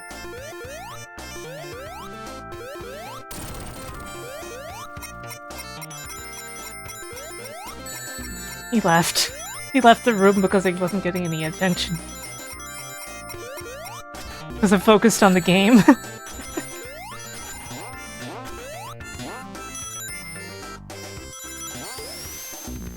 Like, I didn't even look at him. Hey, Gamma. You really like Hilltop, or you mean you really like Sonic 2?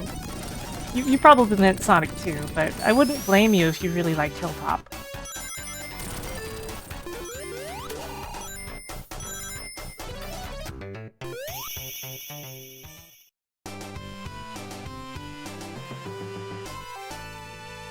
Yeah, Sonic 3 just generally is more. And Sonic 2 was originally meant to be, like, even longer than Sonic 3 and Knuckles is. If you can believe it.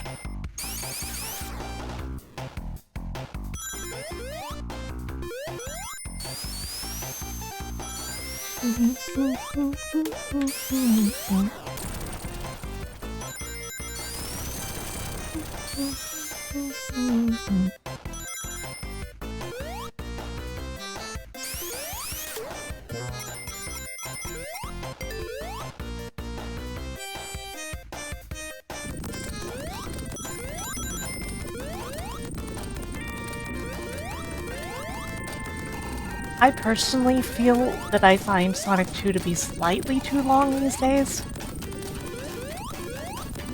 But it's more comfortable to play through than Sonic 3 and Knuckles in terms of time dedicated nonetheless.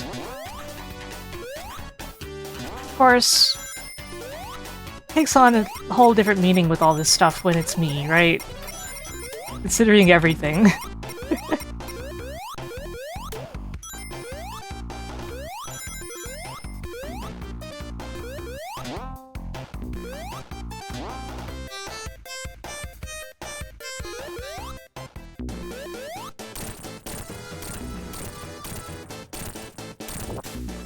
Tails, if you had helped me, we would have already beaten that boss.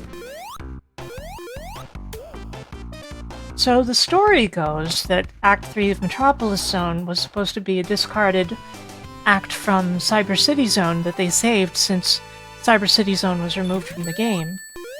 We now know, however, that the layouts for Cyber City Zone were completely done, even though they were never implemented in the game, and even the graphics for it and everything were done. And we have those. And none of them match Metropolis Act 3, so nobody actually knows what the story really is there. Because the official story doesn't check out.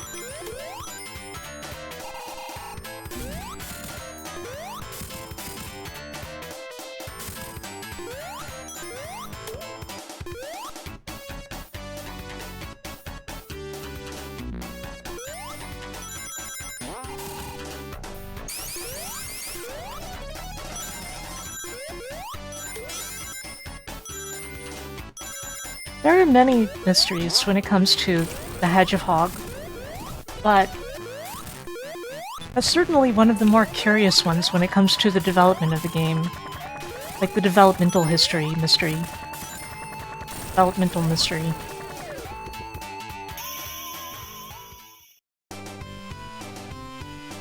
And I find it interesting and curious.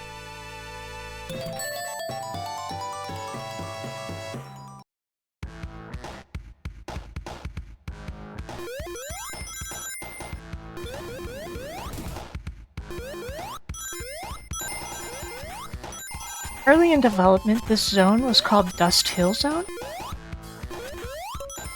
And to this day, we don't really know fully for sure if that name was actually meant for the zone or something else. But people believed for a long time that it had to be the name of the desert level that was seen in early prototype screenshots.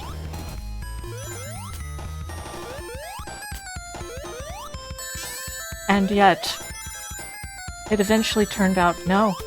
That zone was almost certainly called Sand Shower Zone.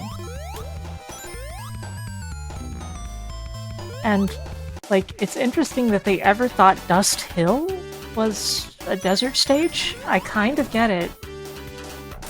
But, like, there's no real relation unless you stretch it, right? Most likely... Well, you see, there's... Some of the game's BGMs were probably repurposed from different zones that were meant to have the BGMs originally that were then cut. It's strongly believed that the Oil Ocean BGM was possibly meant for Sand Shower Zone because it has an Arabian sound to it, like a desert. Even though the desert represented by Sand Shower Zone was of the more western variety.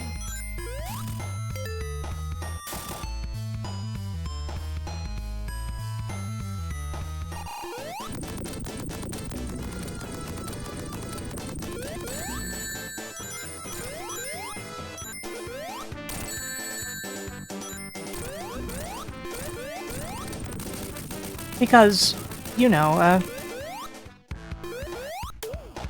it wasn't necessarily, like, among the information given about what the stages were besides just their themes for the musician to work with.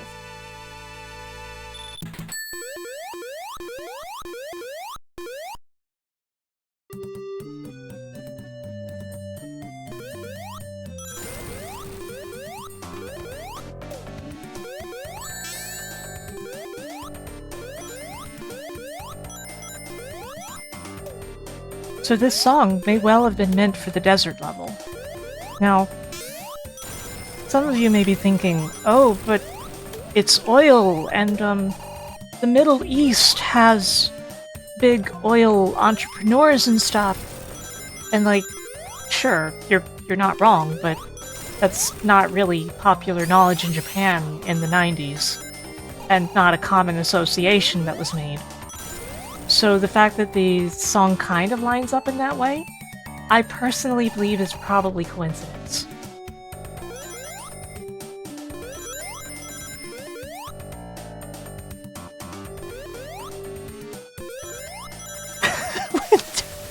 Are you serious?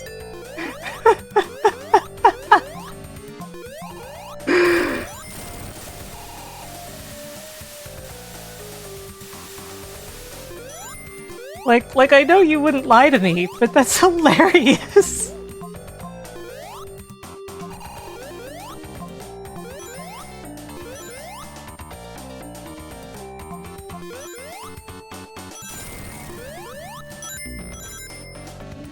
But yeah, I personally believe that the Arabian theming of this music is coincidence and that it was probably meant for Sand Shower Zone. It makes the most sense.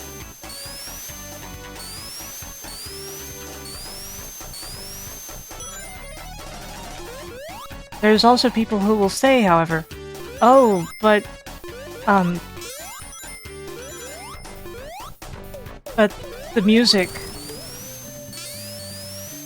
in whatchamacallit stage, it has that little whistle part from some Western movies in it.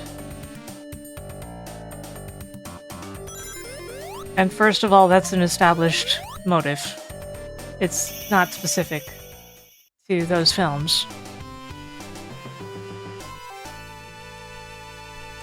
Like Aquatic Ruins, yeah, sure, it does have that type whistle, but it's not solely associated with that sort of thing. And it suits that zone just fine, because its theming is sort of like Native American in places. You get? You get me? My breath kind of caught in my throat there for a second.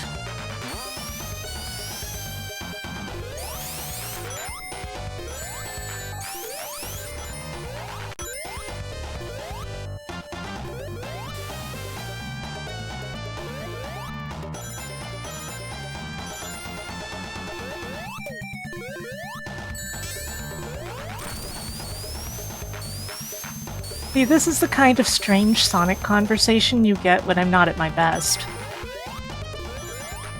Whereas, if I were at my best, you probably would have heard the entire developmental history of the game in detail by now, instead of what the fandom argues about musically.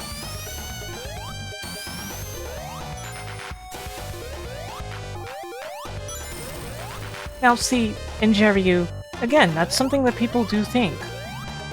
But Japan doesn't really have that sort of association, and while the game was developed in America, most of the creative decisions were made by the Japanese team.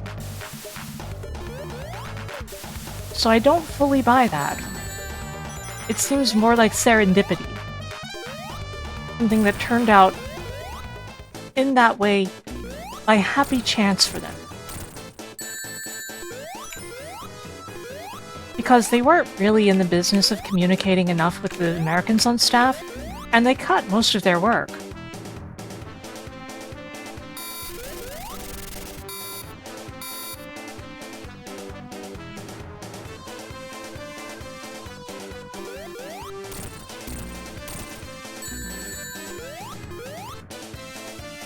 Whoops, I got rid of my last ring.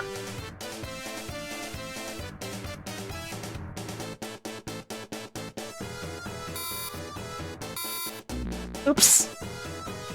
Like, I think they chose it because it was one of the songs that was left, and they were making this zone fairly late into development. Although it had a different theme for part of that time. Like, this zone didn't always have this theme music in its level slot. Several of them changed during development, and stuff like the 2P level themes were also probably meant to be specific zones' themes.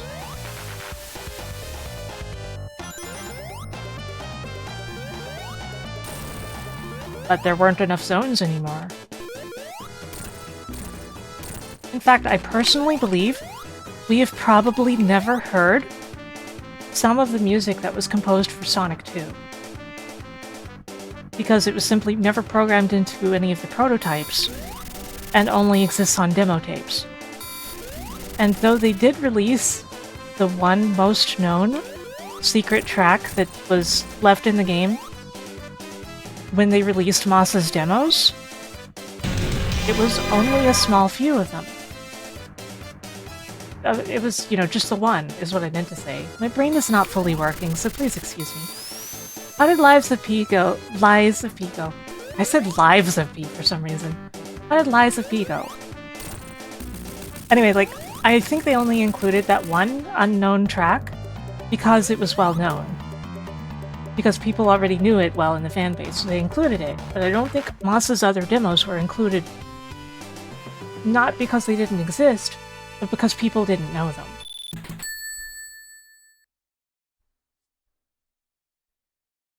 But yeah, did you have a good time? Did your stream go well? We're here playing Sonic 2. This is my monthly Sonic marathon that I do. I play Sonic 1, Sonic CD, Sonic 2, Sonic 3 and Knuckles, and sometimes a little more. Well...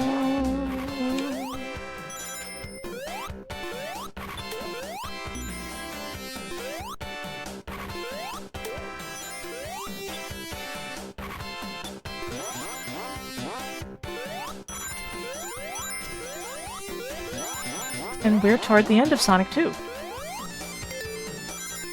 Do this once a month, usually around the 20th of each month.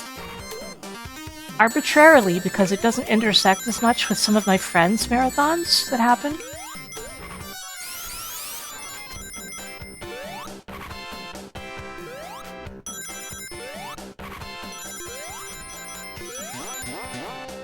And, you know, I just love Sonic. So I love playing Sonic games. And this is most people's favorite Sonic game, I think.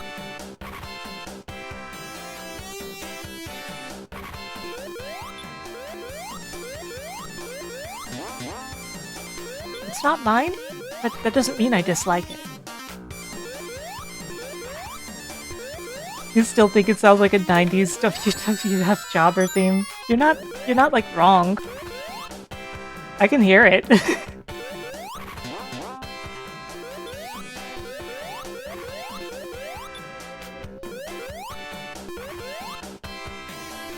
like you open up a WWF game from back then, and you look for creative character themes, and oh, there's Metropolis Zone. Weird.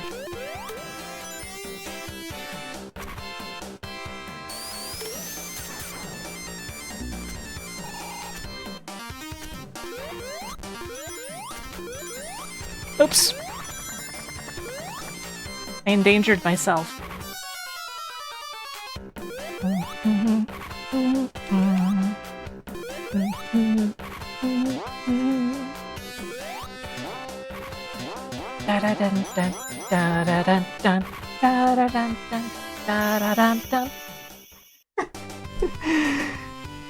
With that grungy guitar.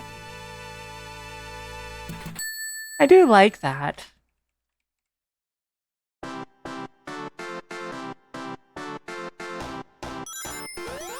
Oh yeah, and I use custom music and palettes for Act 2 and 3 of the games that otherwise don't have changes for those. Because it's just my preference. I like having a little more variety in my run.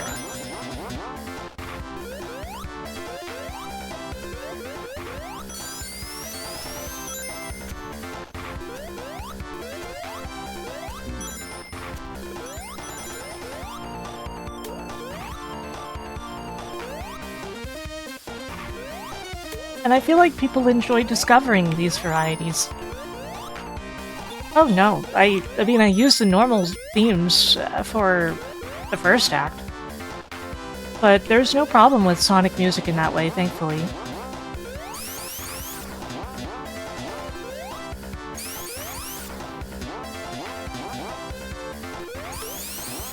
It also means people who are familiar with the marathon and just go, oh, she's on Act 2 of the zone. I recognize this song. You know, that kind of thing. And some people only listen to streams, or they have it on the side and they're not watching too closely. And to an extent, I like to accommodate that too. Although, I'm pretty bad about reading chat out loud because... How can I put this? I'm one of the very few people who feels embarrassed when a streamer reads my chat out loud. So, I don't inflict that on other people because I don't like it, even though I know most people would prefer for their chat to be read out loud.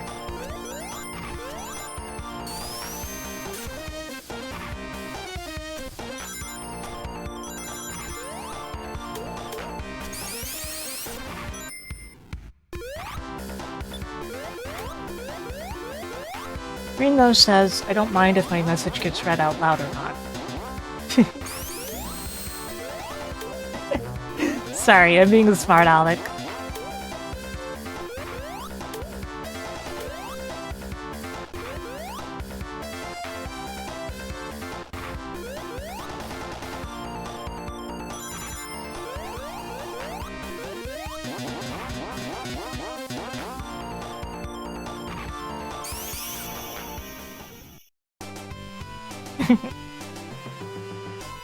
It's just one of those things, you know?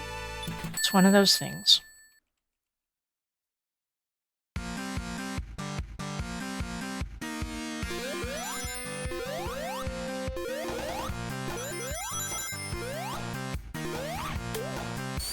Oh, you're 50-50? We'll catch this 50-50. That's an overhead. Oh crap!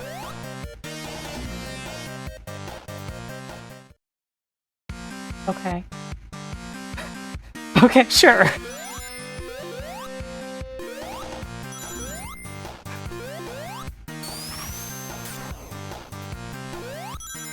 Oh, what is it you learned about Amy? Very Gray.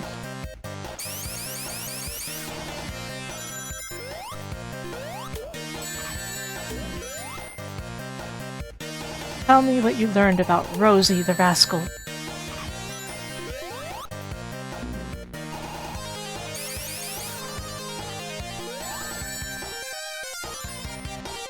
Ah, crap. Okay, fine. We can't...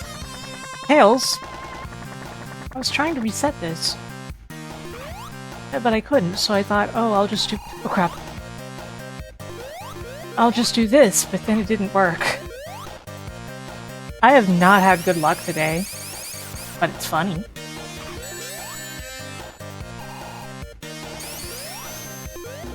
Ah, wow! What a place to die!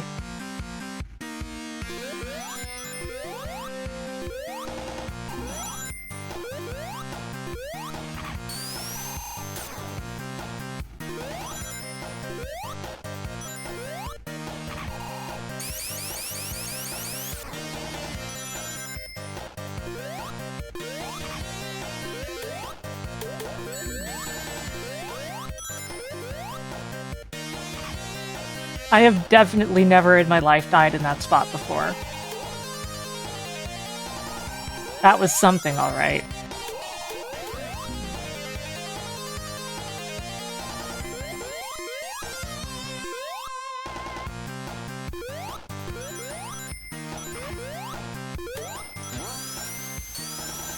That's part of playing Sonic, though. You will discover new and more unique ways to die.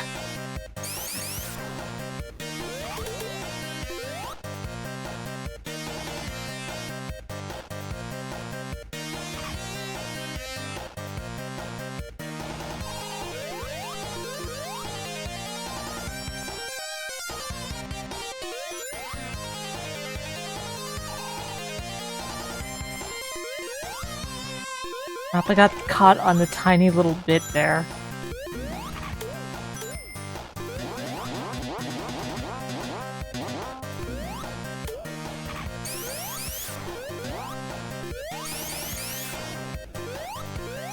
Amy is actually a fairly nuanced character these days, even though she started out a little too one-note.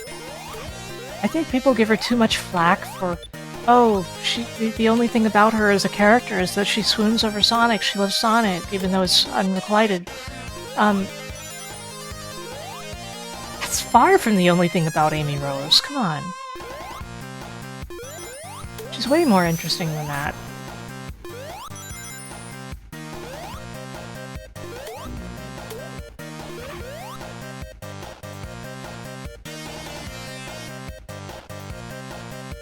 Yeah, she uses tarot cards.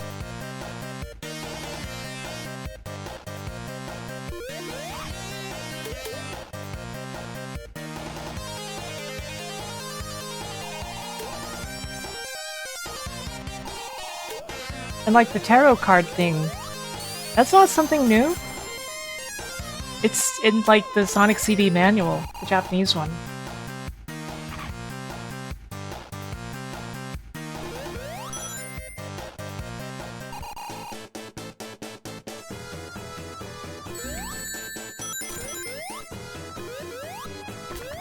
Crap. No, Tails. Don't do that.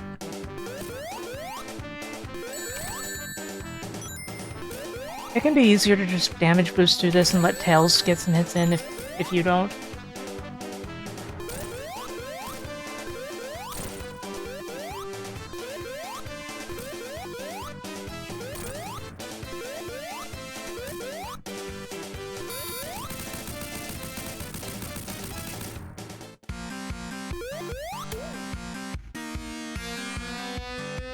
Ah!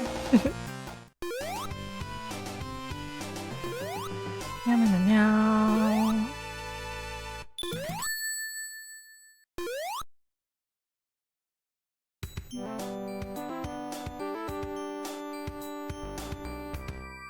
Meow, meow, meow, meow, meow.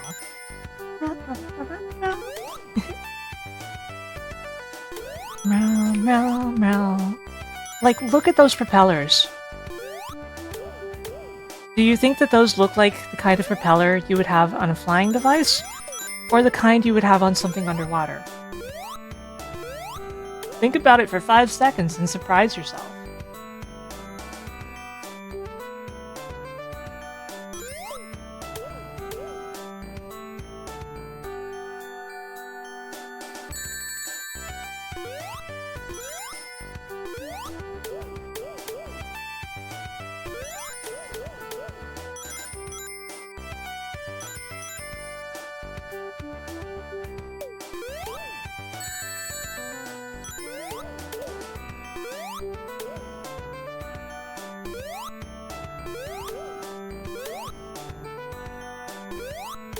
Space propellers,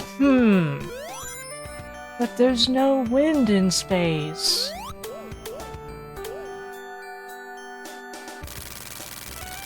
And no water, just to be clear. Meow, meow, meow.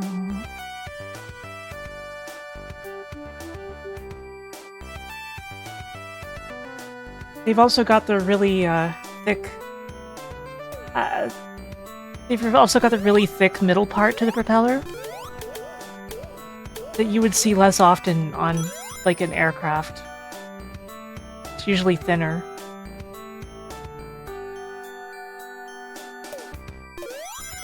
But that can be hand-waved. Just that when you know that these enemies were meant for underwater, a lot makes more sense. And you even realize then that, oh, the birds kind of look like they could have been fish, huh? Bum, bum, bum, bum, bum, bum, bum, bum, bum, bum, bum, bum.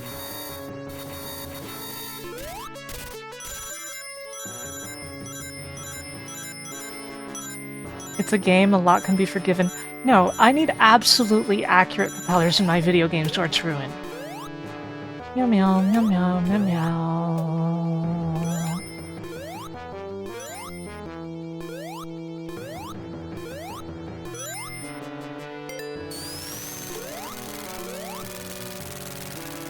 Yes, propellers specifically. Nothing else, just propellers.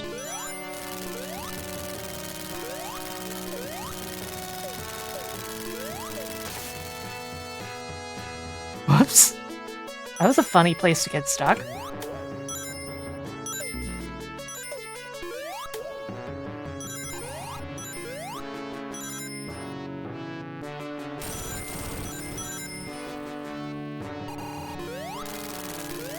Propeller accessories.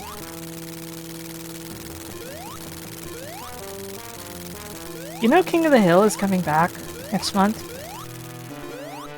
Kind of excited, actually, because I really like King of the Hill a lot.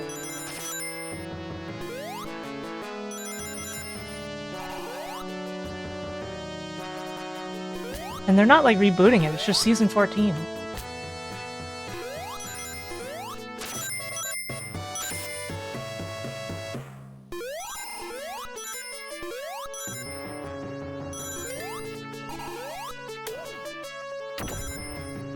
Like, it is many years later and all that, but they're just calling it Season 14.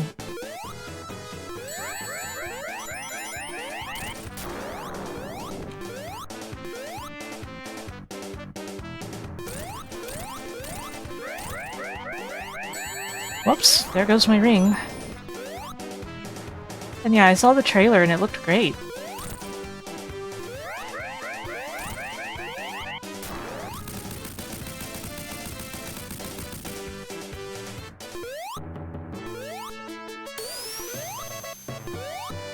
Bum bum bum bum bum.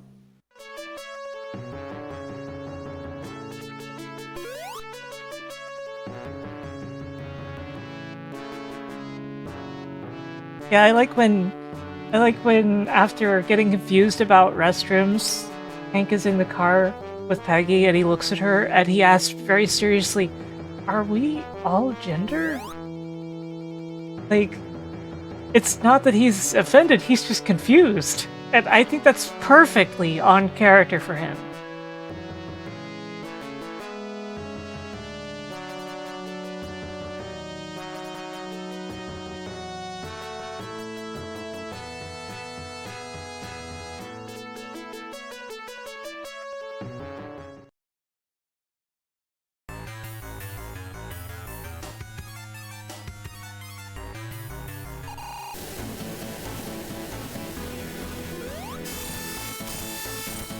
Crap.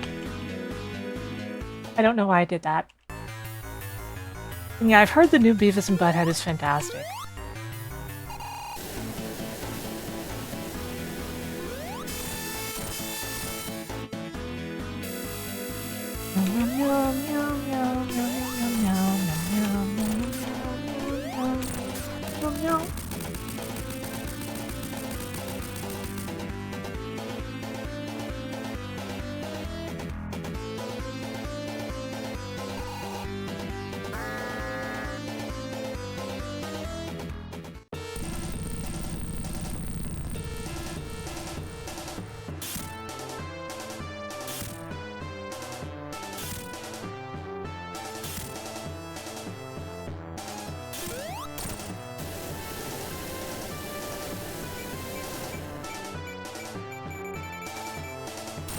Oops! I had too much rightward momentum. I couldn't stop myself to get the attack in.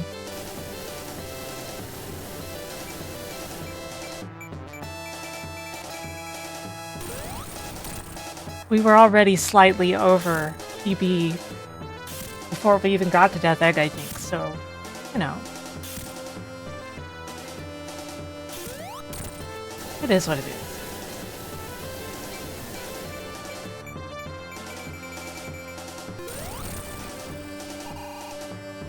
Meow meow meow meow meow meow meow meow meow meow.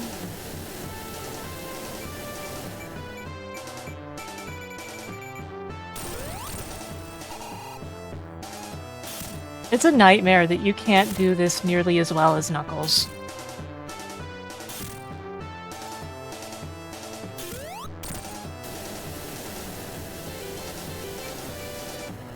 Not that that's relevant at this moment, but still an actual nightmare. Yeah, that's the problem. He doesn't chuckle. If he chuckled, there'd be no issue, you know.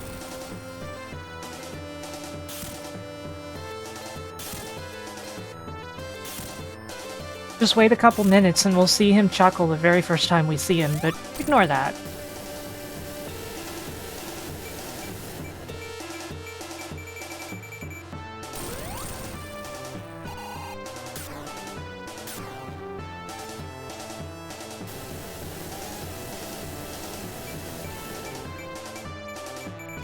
That's true, Green. That's true, Greenie.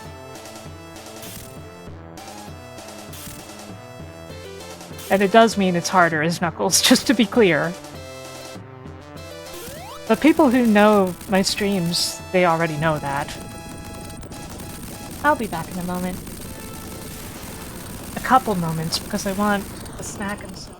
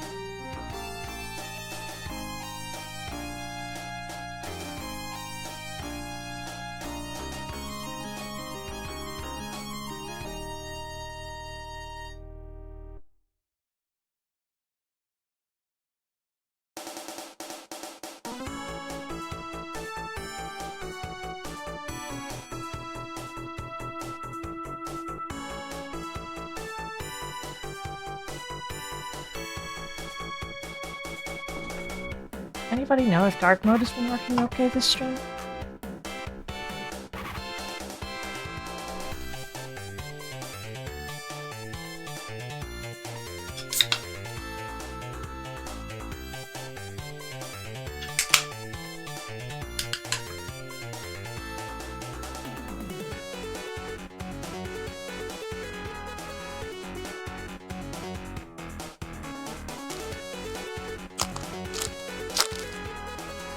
I guess so.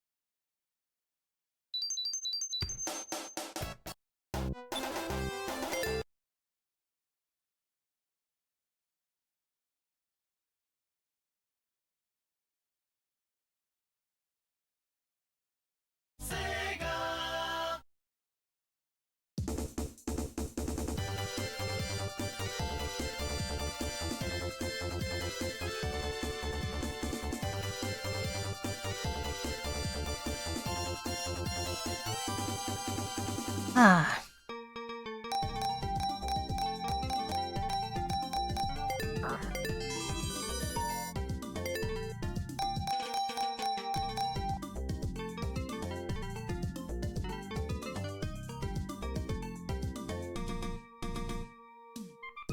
Okay, Sonic 3. I know you all like Sonic 3.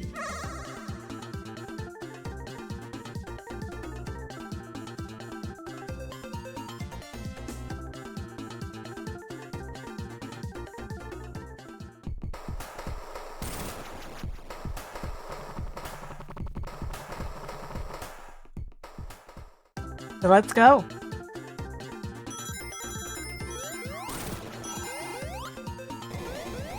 Up.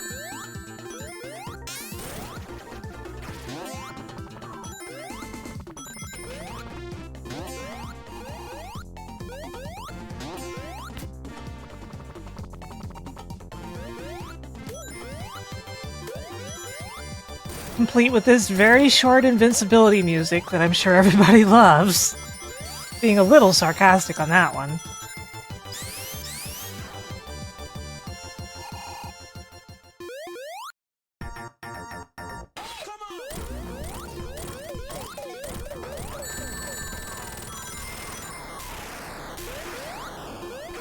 Gotta remember that I have Insta Shield.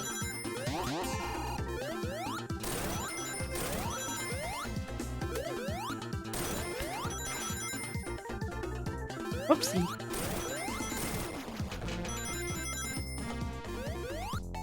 I've told you guys about when I was doing retro achievements for this game, and there's one for getting through Act 1 of this without touching a ring. Ugh.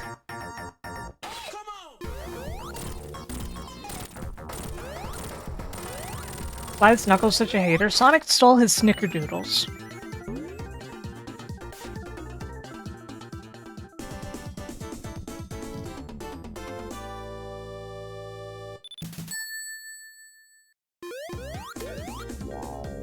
It happened in elementary school, and he's had a grudge ever since.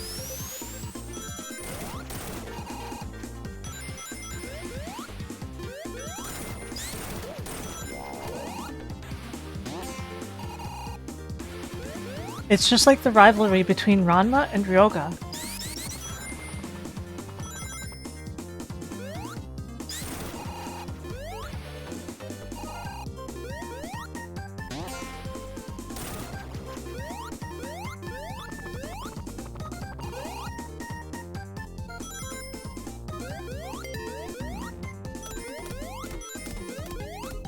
What's everybody's favorite Sonic zone?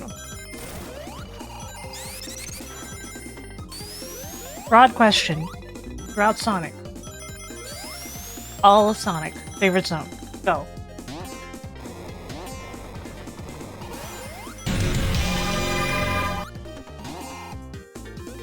Virtua Kazama, thank you for raiding. Welcome in, raiders. I hope that everyone is having a good day.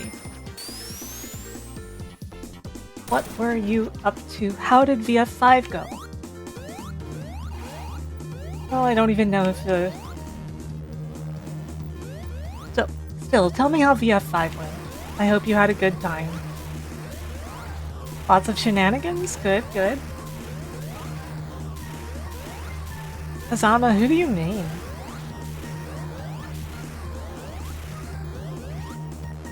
Who do you main? But yeah, thank you for raiding. Welcome in. I am Sarah Linne. I stream Sonic once a month because I love that hedgehog.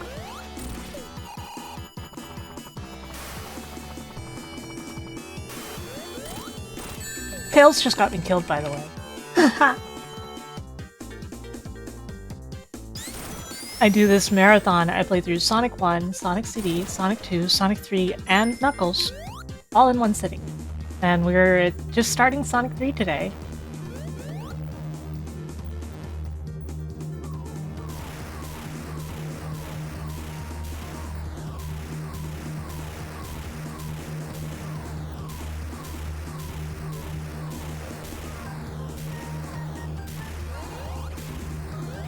Generally not 3D Blast. I don't really have anything against the game, in fact I like it.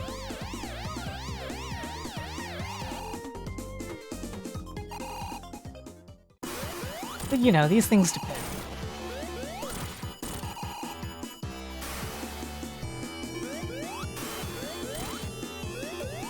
Also, I really wish there was a Saturn version of the director's cut. I understand why there isn't. But I just really love that soundtrack specifically, and those graphics, which look much better. People forget that the Saturn 3D Blast has entirely different graphics.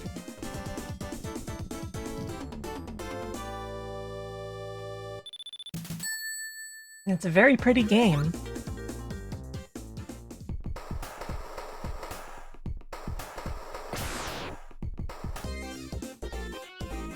Basically no shade on the game.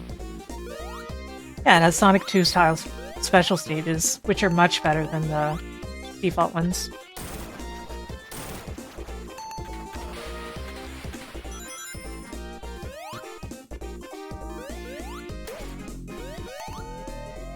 When it comes to Virtua Fighter, I always did historically main Sarah Bryant.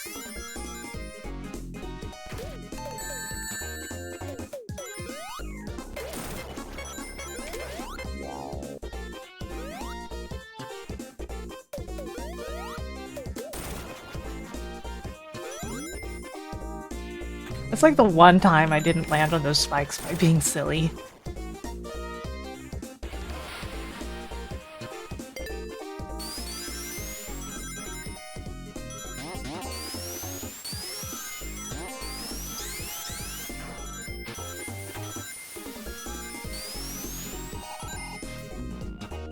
Yeah, my favorite Sonic song is Hydro City Act 2.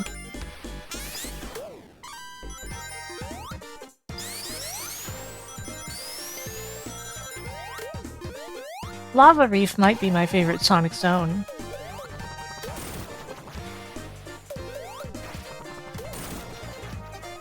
And yet, Sonic 3 is not even nearly my favorite Sonic game.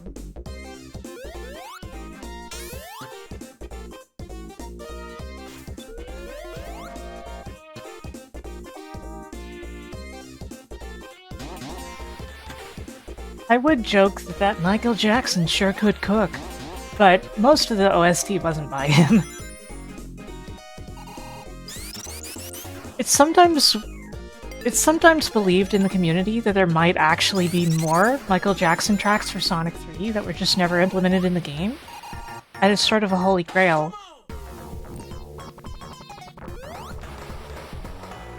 As we know nowadays that the music that eventually would be used in Origins and was used in Sonic and Knuckles PC collection was the original music.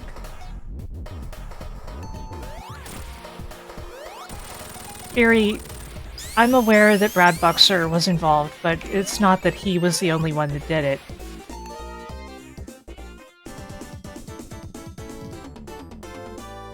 Whoa.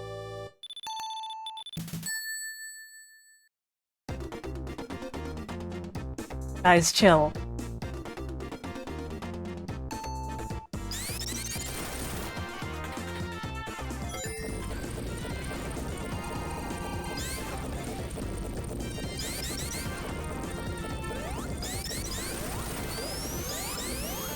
I don't want to see people, being aggressive like that towards others in my chat. Sorry.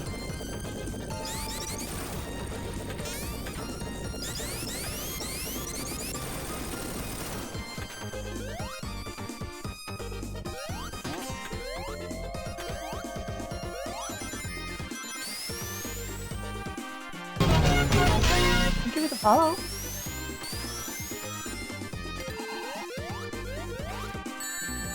Anyway, Brad Buxer has never taken sole credit for that whole thing. Hello, Pick Boy. Epic Boy? Why did I say Pick Boy?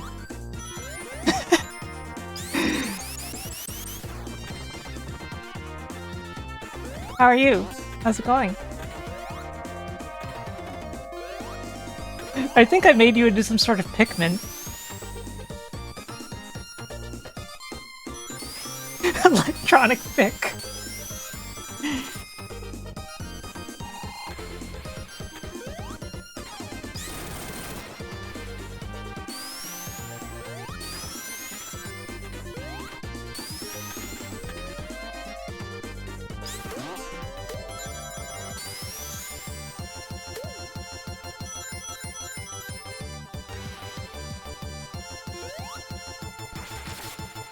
Oops.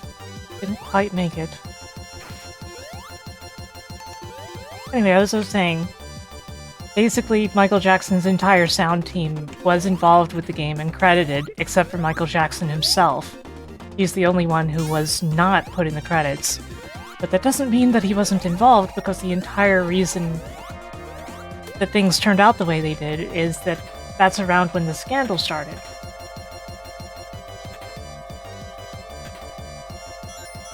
Basically, everyone's in the credits but him. They're all in one big block, too. But Michael Jackson himself was definitely involved with it. He was a huge fan of Sonic. He specifically wanted to get involved.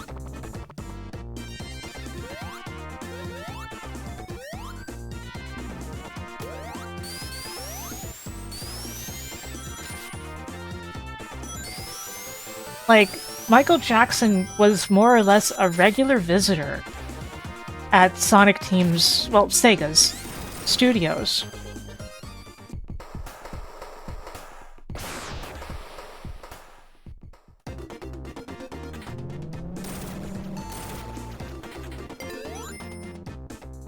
And the thing is, like, if all those, if the huge scandal of it all, with the false accusations and everything, hadn't started at the time that it did, having Michael Jackson involved in the game would have been a huge selling point for it. As if they needed more selling points.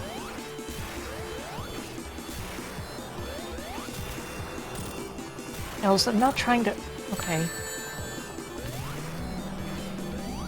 What? My rings. Oh no.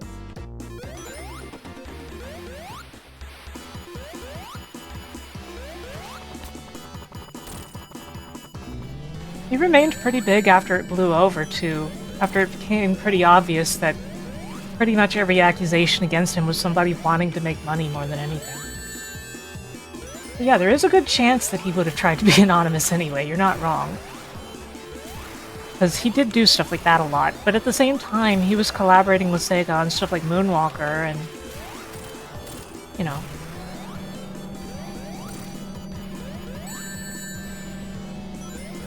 He was a very gracious and humble individual, though. Hey, Cal.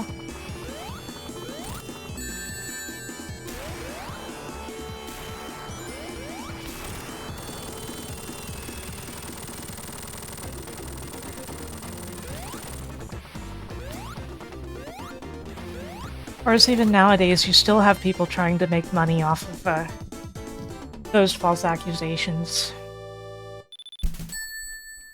Like that one documentary of, oh no, he was definitely guilty, was more or less completely funded by people who were involved in that whole scandal to begin with.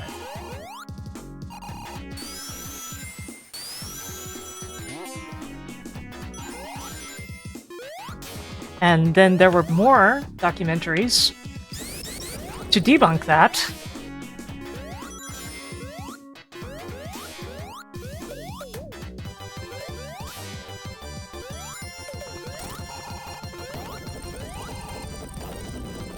Ah.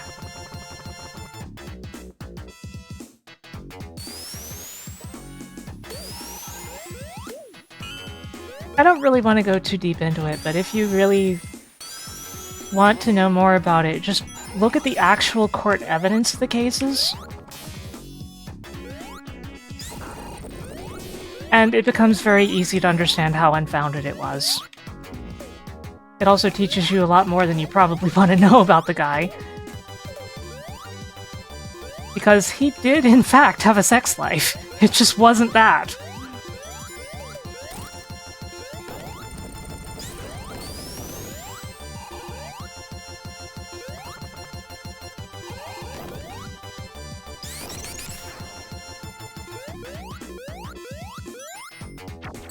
Ow.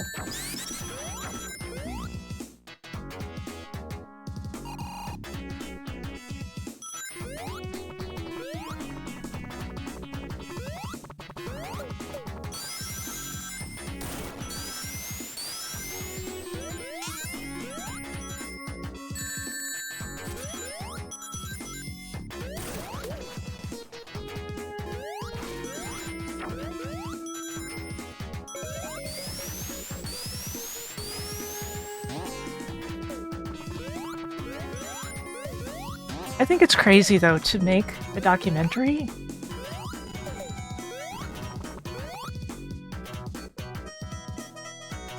that is so severely misresearched and wrong that somebody else makes a documentary just to debunk your documentary. Like, that's nuts, right?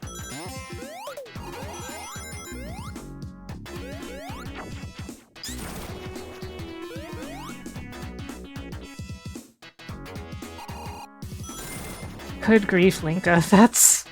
yikes. Oops.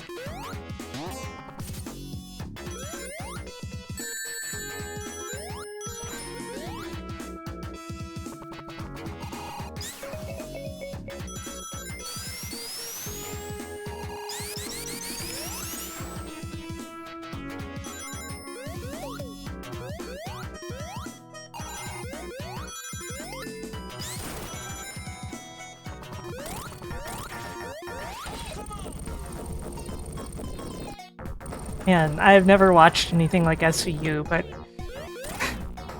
it sounds like it was more of a cartoon than I even thought. You know what I mean?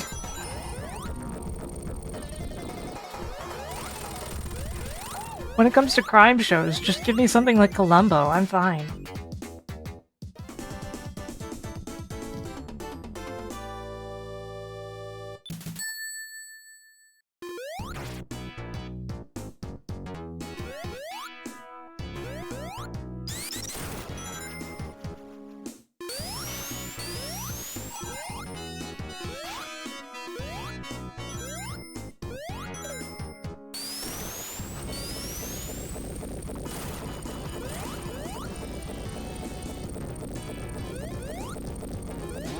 Also, Monk. Monk is quite good.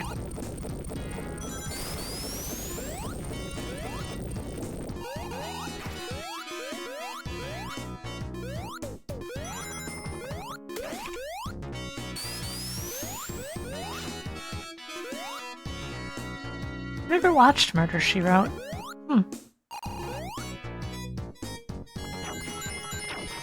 So I have no particular opinion on it.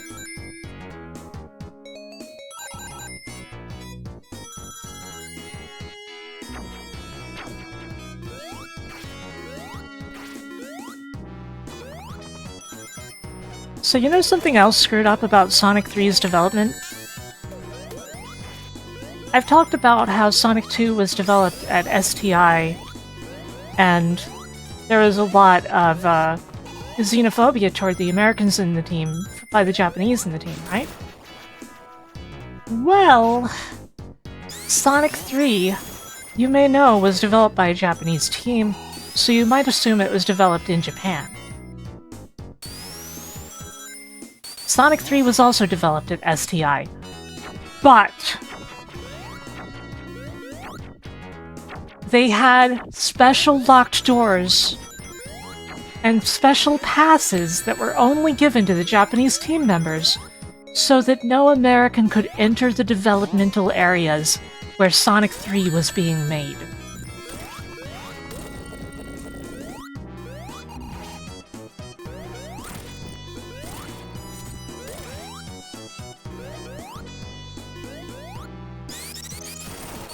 They segregated Sega Technical Institute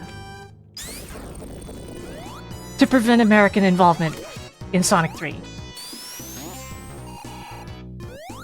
You're pretty close, JD, yeah.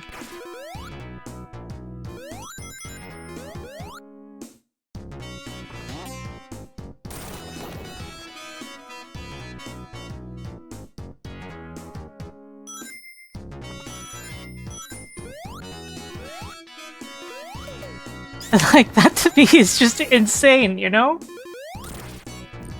Like, nowadays everybody knows Yuji Naka was a complete dick. Still is, but was, too. But that's just one of the particular examples that makes me go, wow, what a dick.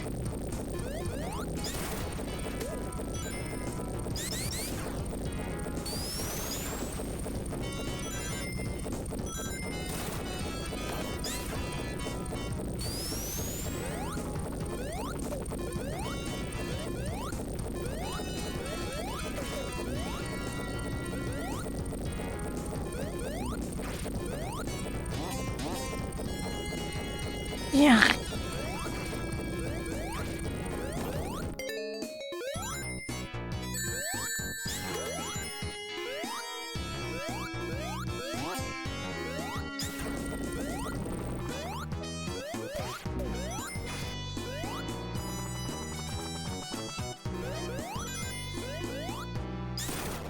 Funny thing is, Sega of America was mostly really bad with the Genesis and its marketing, but they always insisted they knew better. Just because they had a success here and there. But at the same time, they're the bunch who are like, no, Americans don't want Gunstar Heroes, they want more baseball. Mall.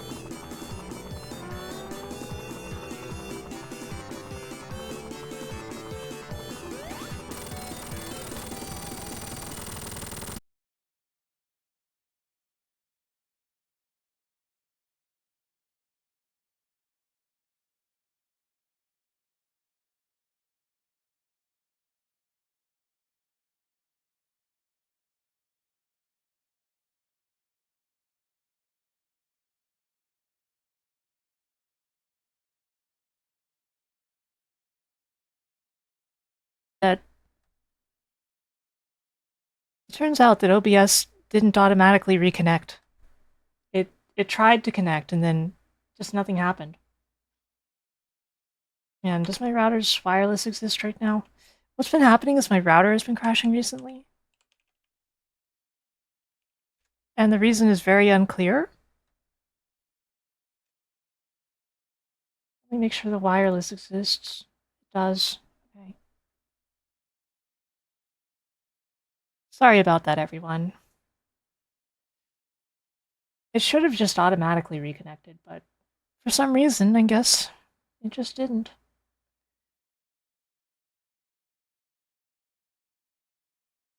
There, my avatar works again.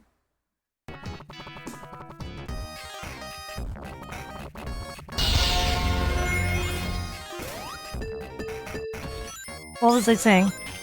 So as I was trying to say before things went wrong, there's a good chance that Sega would still be a bigger company that had lasted longer in console manufacture, if not for the fact that Sega of America's ego was so huge and stuck with them for so long that the disagreements resulted in stuff like the 32X happening.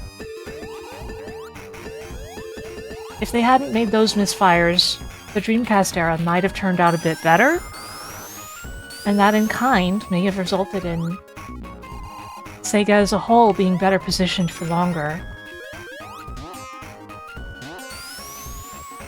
Of course, we're getting into alt history stuff at that point, but you guys probably get it.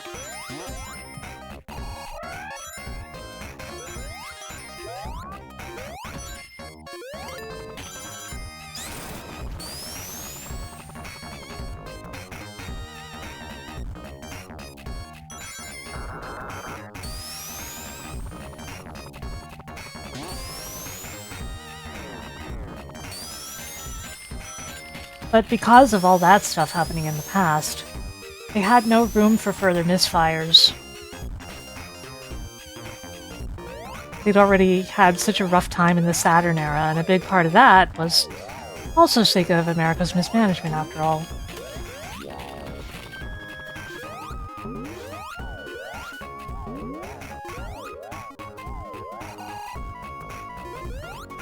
Love Sega games, but man,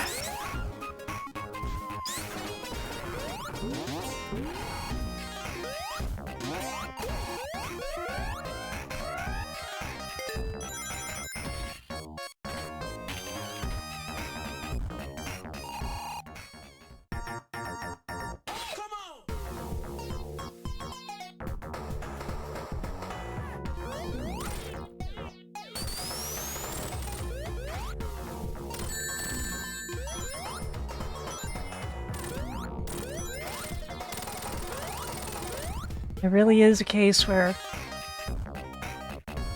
everything went wrong because of some people's egos.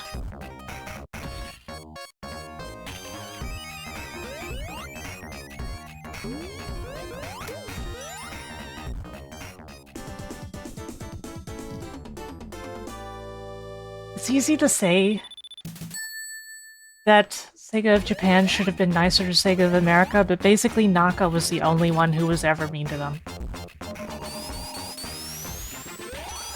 As long as you, like, cross-reference accounts and don't just take emails from Sega of America's president at face value.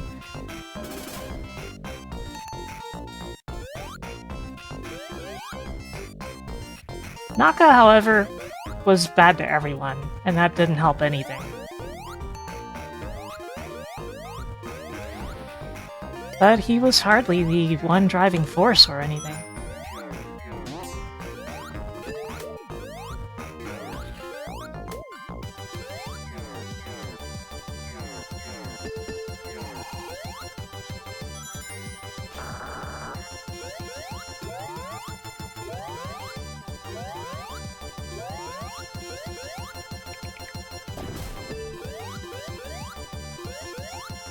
Yeah, Claw.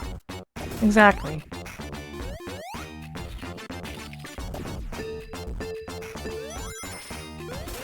And stuff from Sega of America was always thought to be one of the big problems outside of stuff people claimed in interviews, but then you look at all the leaked internal documents and communications that came out, and yeah, no, Sega of America just was that bad. It's insane.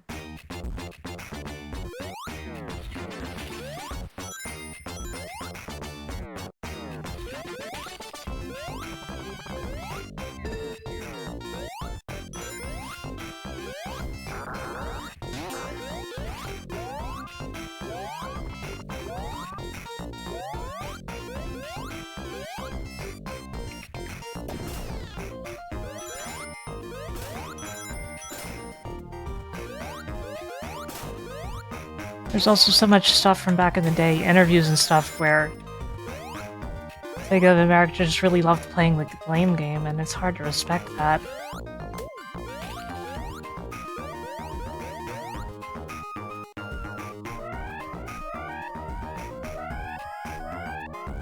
Sega of America was full of people who didn't understand Gunstar Heroes was going to be a huge hit. I know I just keep going back to that. It's not really my only example, it's just, damn, how do you not see how good Gunstar Heroes is? That's nuts.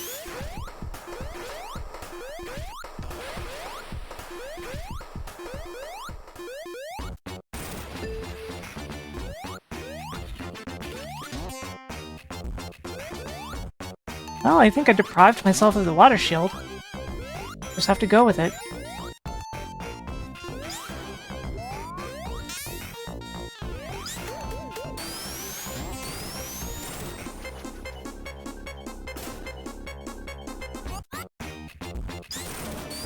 Yeah, Guardian Heroes is an entirely different beast.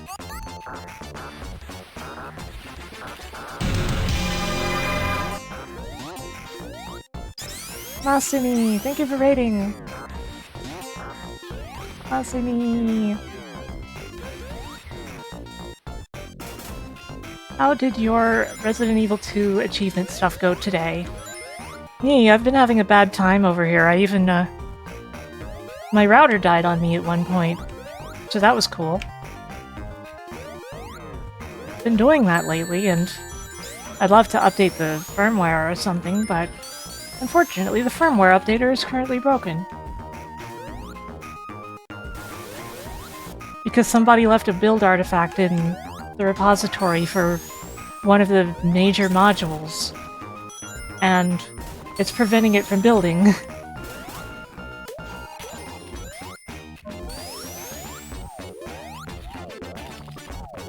So yeah, how'd it go? How'd your stream go?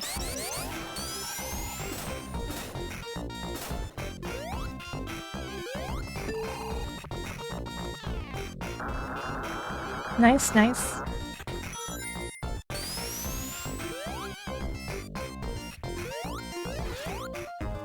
Is it custom firmware? It's a router that's actually designed for OpenWRT. So you could say sort of yes and sort of no.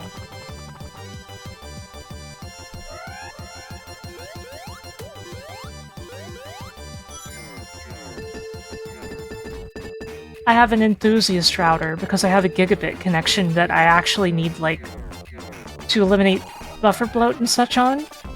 And you're not going to get that on a consumer router with stock firmware, a standard one. You basically need an enthusiast router for that.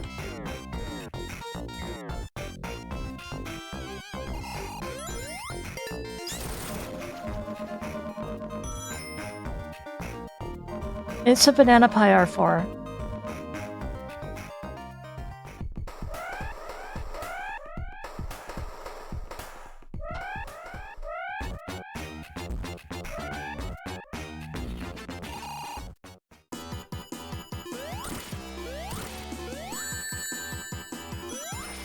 That's right.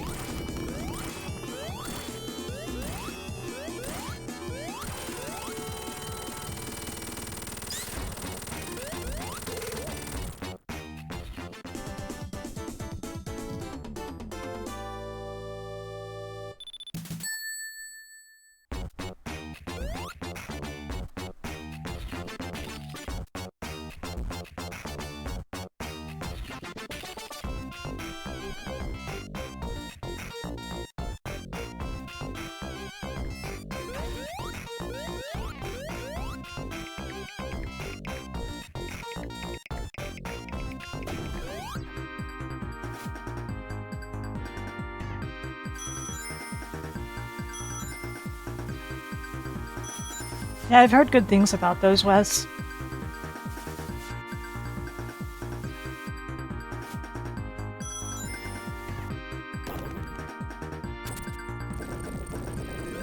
Just whatever I use, I want, like, full control over it.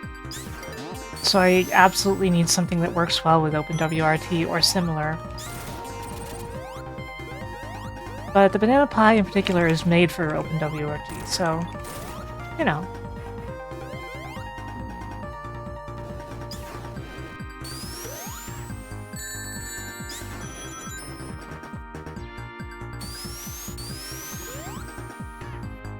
Because we had, like, a lot of issues with older routers. Oftentimes, it was issues with the router crashing when too much bandwidth would go through it because gigabit is so hard to handle. And if not, it would be, oh, the connection dies entirely for a while when somebody uses too much of it because it doesn't do any quality of service. It's hard to do stuff like SQM or QoS properly on gigabit without a pretty strong CPU.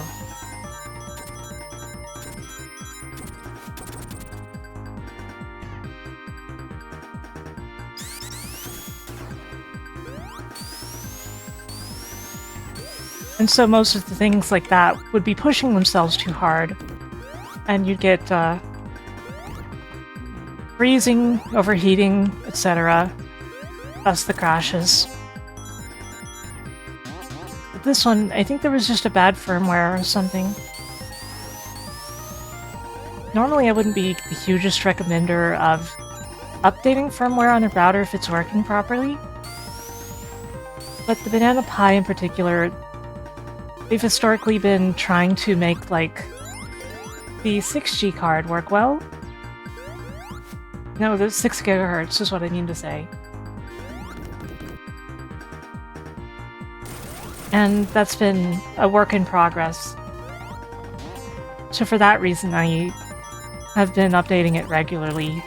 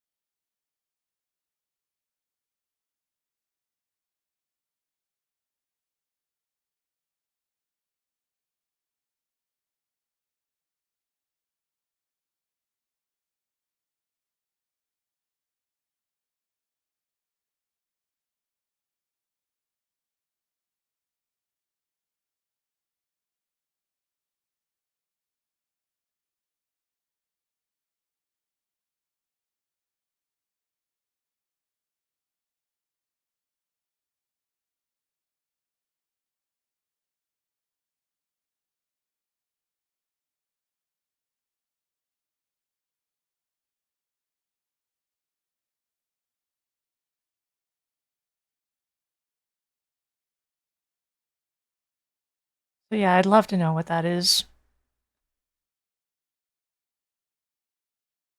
But unfortunately I don't. So now it happened again.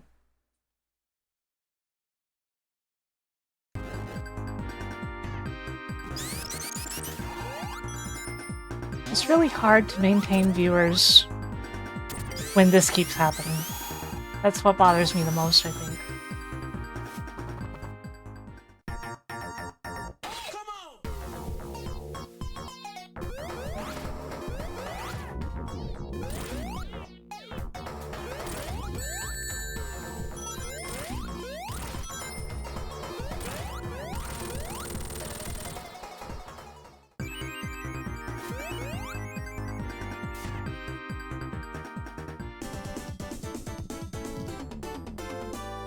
You're happy that Sonic and Knuckles replaced the mini-boss theme? I guess I can understand. It's no big deal to me. However, I will say it's kind of a funny situation because that mini-boss music does exist in the files of Sonic 3 alone.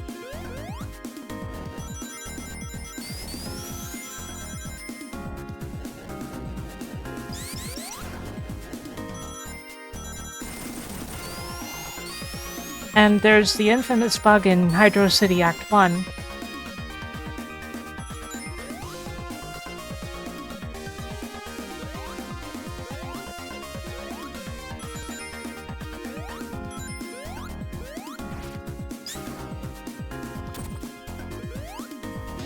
Where if you start drowning and then you get out of the water, the music will change to the Sonic and Knuckles music.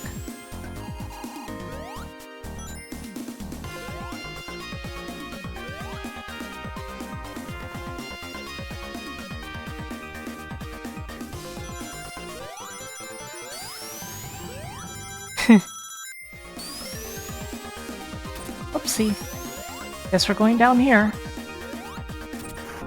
That almost got me killed.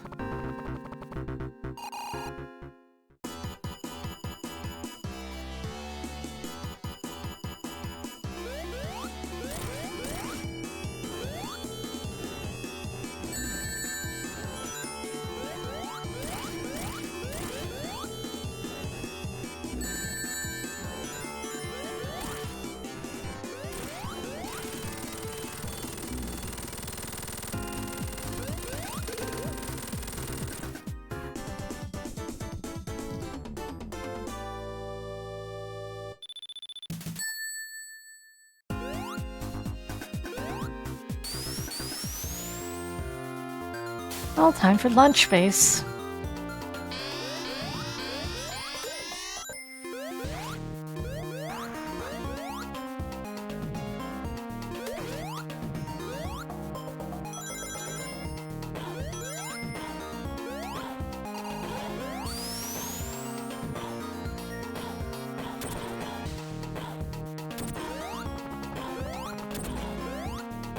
Yeah, that's an understandable take, but it sounds more like a Knuckles boss fight theme. Because of the fact that his theme is already the simpler version of that. It makes sense to me. Thank you, Uno Squid, for the 100 bits. At least something good is coming of this stream. Feeling a little depressed after 2 disconnects cost me basically all of the viewers.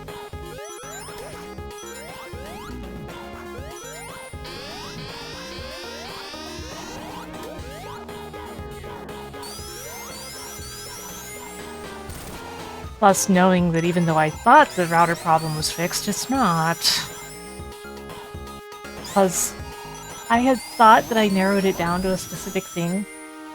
When it happens, the router tries to reboot itself, so I had thought that it was related to the watch cat that, like, keeps an eye on the connection and sees if, oh, this site went down, you can't ping it anymore, we should reboot the router. I thought it was related to that, since the router's automatically rebooting and then failing to boot back up. But no, I guess it's something completely unidentified.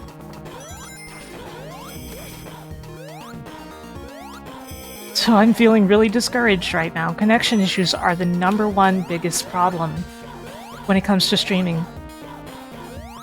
Like, if you have those, there's so little you can do about it, and it's going to happen again. And, like, it's discouraging to know that. You know?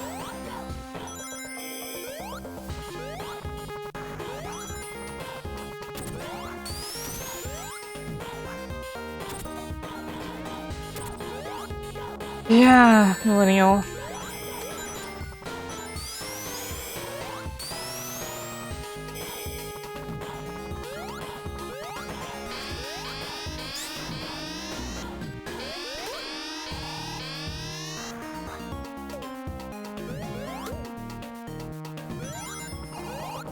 I'm kind of amused you guys didn't tie it up like you often do if I run that poll.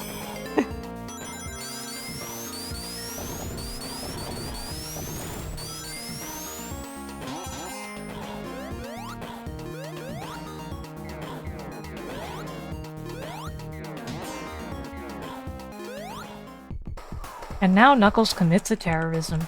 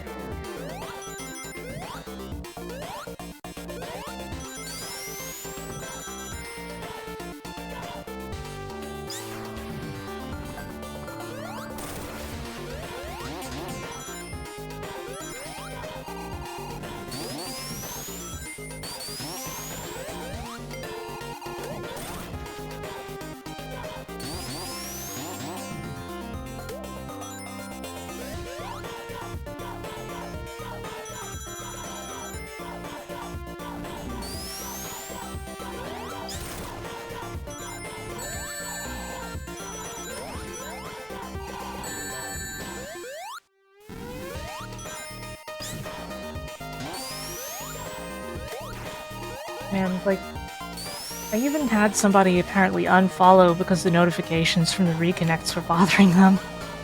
Ugh. Hey Gaijin, how are you doing?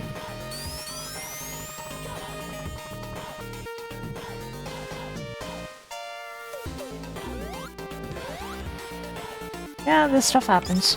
It's actually pretty rare that I go live and nobody unfollows. MP83, welcome! Welcome in, everybody! How's it going? How was your stream? I love that emote. Retro achievements. What were you playing? What were you playing? I can imagine any number of things you could have been playing, so I'm curious.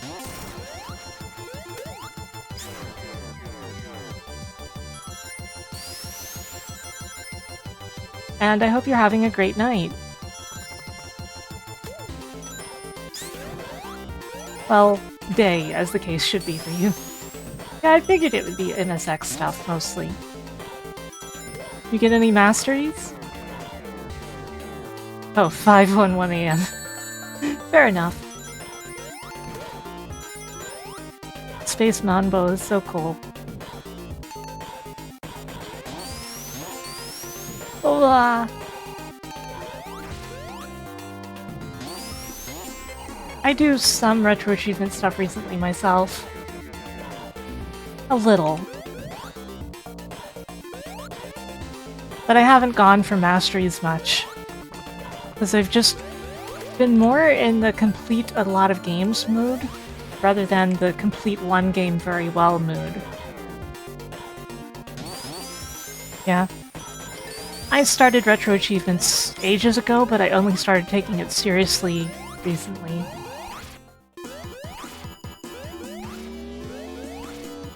You're a little slow on the uptake there, Stream Elements.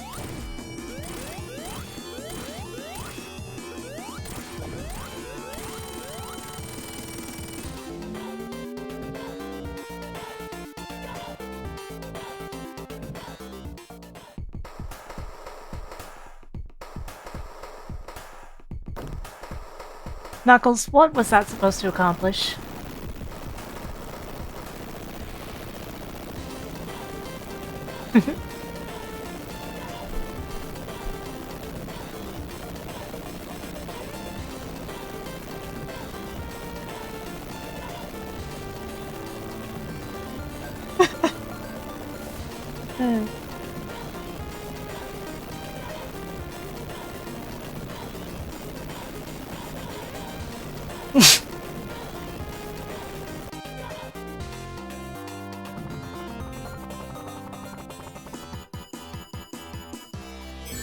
God, some of my Stream Element controls are not working now.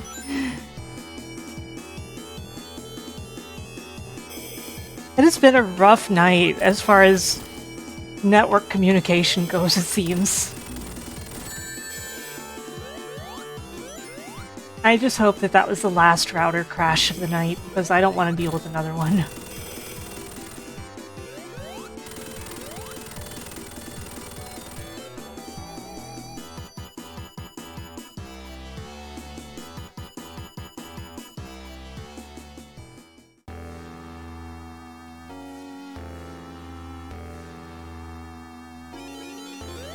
Yeah, not being able to fight big arms is really unfortunate.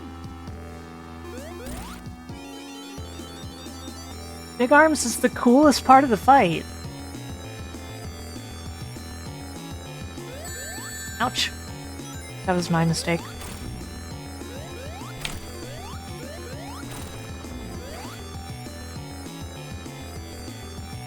Did Sonic just walk backward for a moment?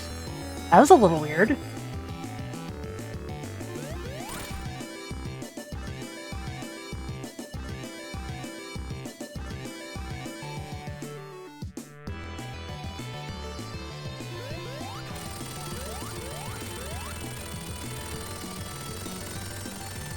That's true, that's true. You can tell that a game is a good game if you can moonwalk in it.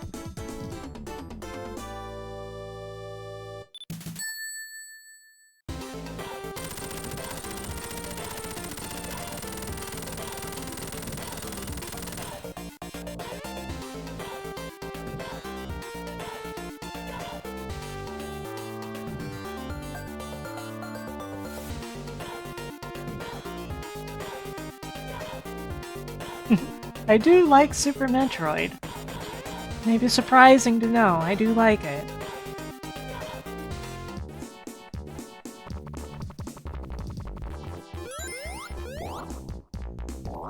Tails just carrying me safely into this place. Originally, this zone was supposed to be called Mushroom Valley Zone. It was renamed to Mushroom Hill because of the game split.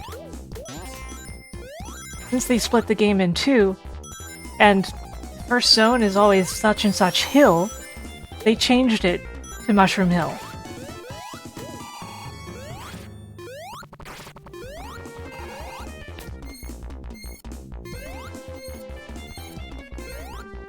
Hey Archie, how you doing?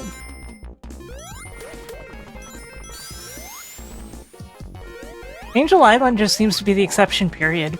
But supposedly, that's the reason that they changed it. In a better world, this would be Valley Hill? Oh no. Good morning. Welcome to Awake.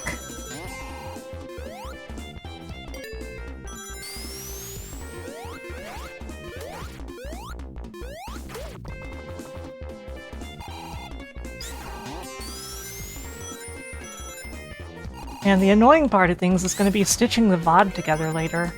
Because the way it worked, it didn't allow me to automatically reconnect like it should have.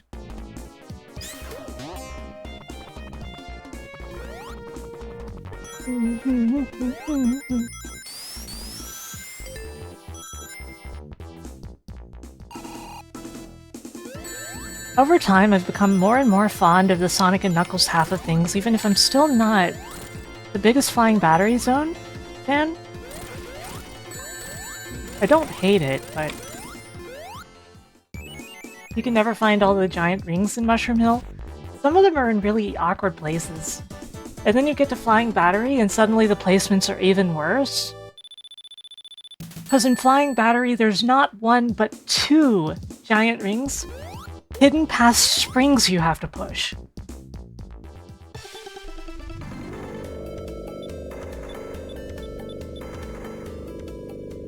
Thing is, and probably most of you know this, Flying Battery was originally supposed to be between Carnival Night and Ice Cap. And it was practically finished in the Sonic 3 prototype. The Sonic 3 prototype that we have. But they must have decided to put it in the second half when they split the games up. Because they were like, oh, this is how much of the game we have done. We have to end it at this point, so to split it more evenly, we'll do this. Makes sense.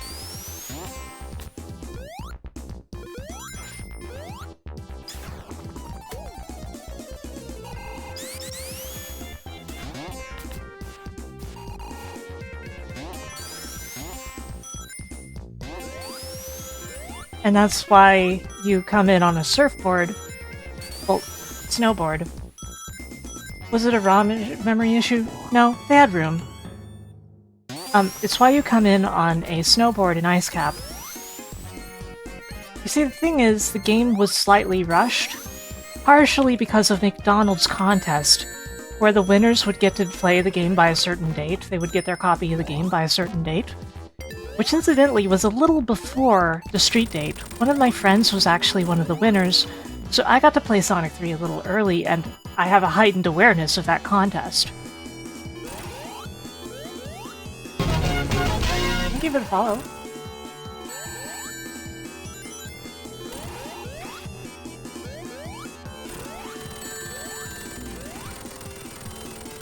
So basically, along with the fact that Sega was always all, if a game isn't done in a year, it's trash, you know?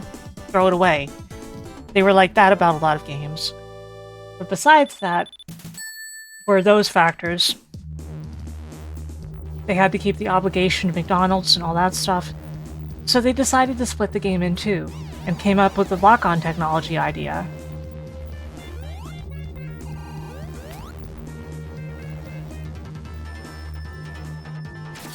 Rather than do what they did to Sonic 2, which was basically cut their plans in half and never make the other half.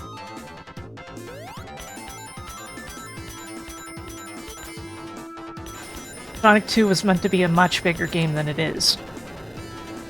Which is funny because it's already pretty long.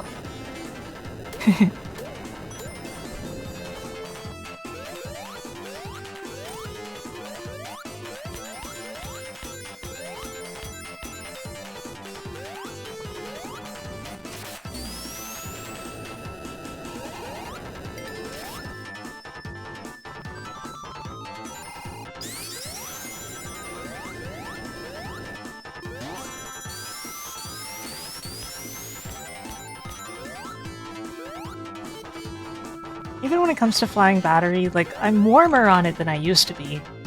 I used to really find this part of the game tedious. But, like, everyone hates Sandopolis as a kid, I think. Virtually everyone. So, you can imagine I wasn't really thrilled about the and Knuckles half of the game back in the day.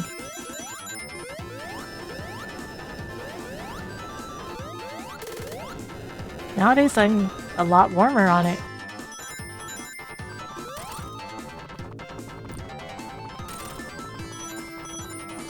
And it's easier, when you're not a kid, to realize that if you just don't panic about the ghosts, they are no big deal. They won't even hurt you if you, like, slightly pay attention.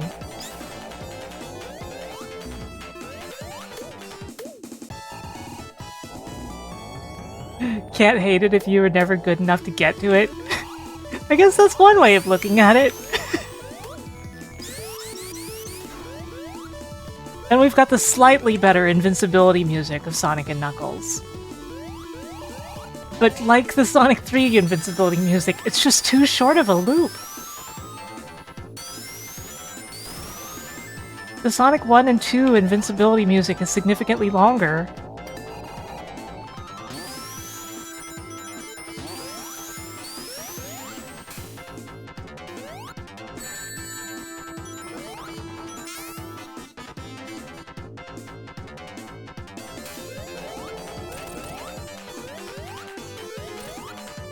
There we go.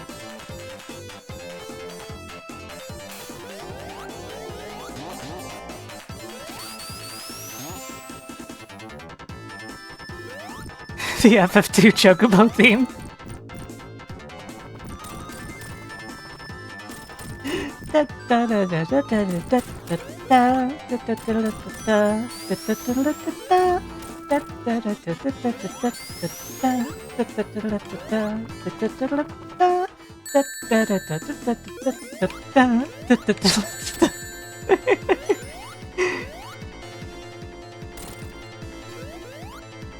Oh my god. It's so freaking funny.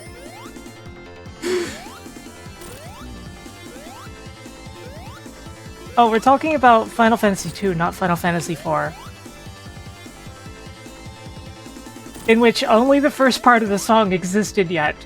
So it just loops that over and over, like a Siva Gunner Blue Balls rip.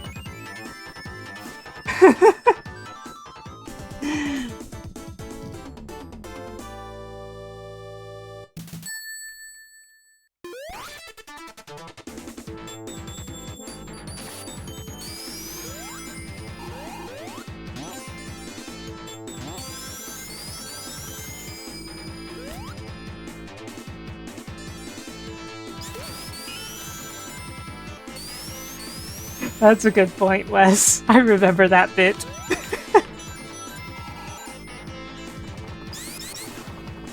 Man, I love Scrubs. I haven't watched Scrubs in forever, but I really love that show. I heard they're rebooting it, though. Mixed feelings. Like, some shows you can and should bring back. King of the Hill is gonna be great, I think. Others... Like, Scrubs had an ending. It ended, you know? And then they brought it back and nobody liked that.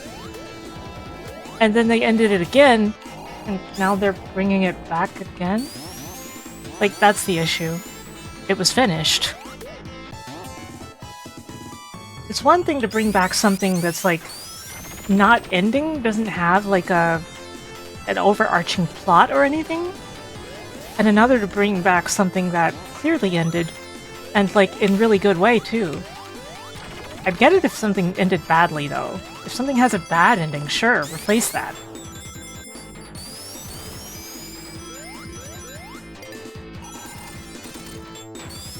But Scrubs is just a really odd choice to bring back.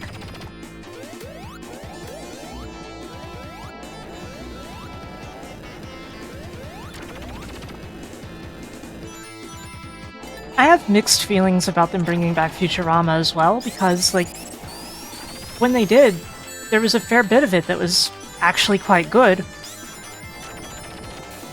And even with the newer reboot, there's several enjoyable episodes. But at the same time, like, we got really good endings to the show twice.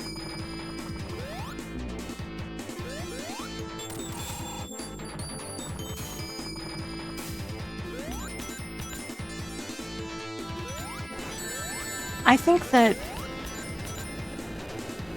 things are more beautiful if they end. I think that, like, the beauty of life is that it's so fragile and doesn't last forever.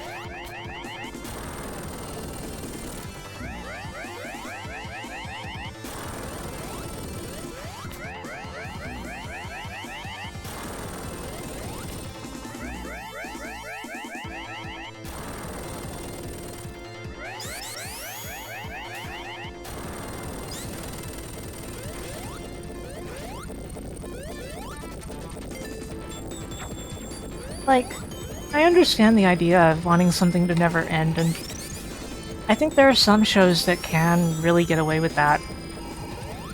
Like, stuff that never really grows, and you can just put on any episode, and you know exactly where everything is. Like if they suddenly brought back Garfield and Friends with somebody who sounded perfectly like Lorenzo music, I think nobody would be that upset about it. Where did Tails go?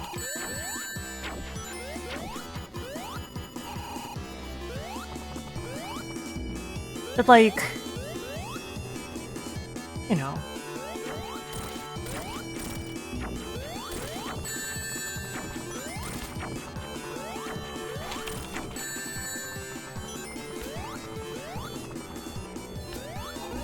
Tails is really trying to get killed there.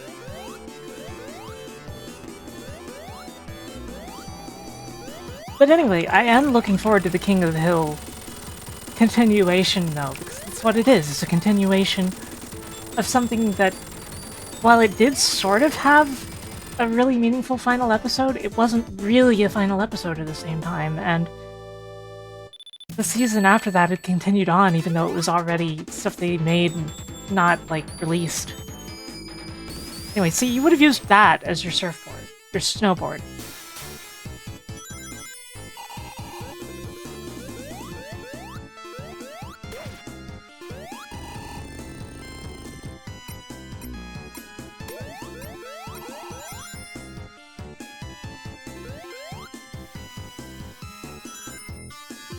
Like, I'm not the kind of person who will say, oh, all reboots are bad, all continuations of old media are bad. I don't believe that.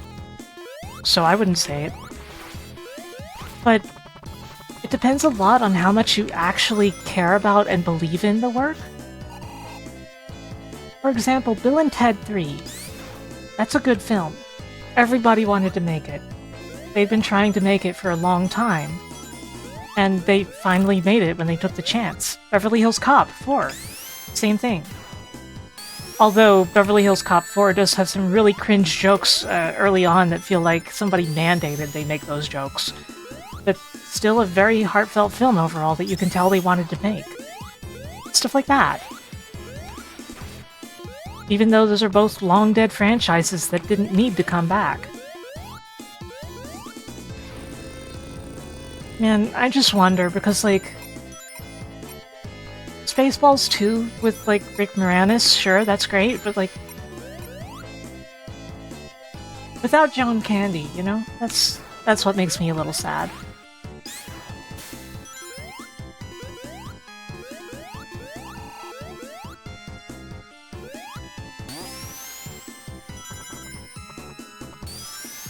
But Rick Moranis must believe in it if he came out of retirement for it, because he's been in retirement for a long time, and he has shown no signs that he had any, like, reason to re-enter the industry.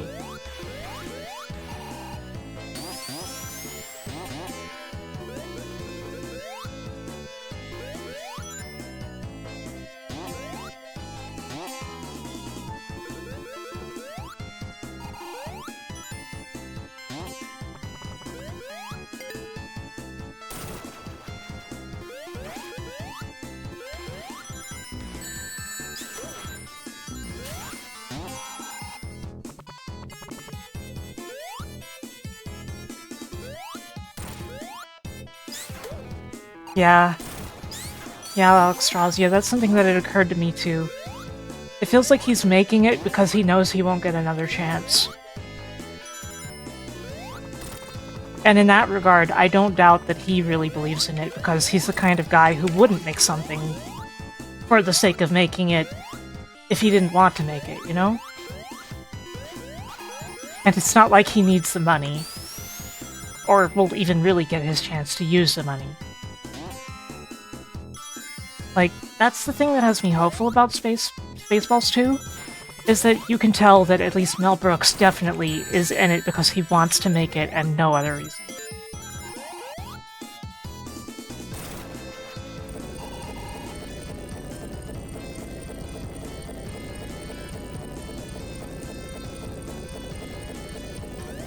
And yeah, Back to the Future the game, being the only sequel there is to Back to the Future, is something that I am quite satisfied with. And you know, I'm a huge fan of Back to the Future. I'm one of the biggest fans of Back to the Future. I think I know pretty much everything about Back to the Future. I've taken in all the documentaries, all the supplementary materials. I've read all of the scripts. Including the Back to the Future 2, where there's a lot of 70s stuff instead of revisiting the first film. You know, when they were still going to be able to feature George properly.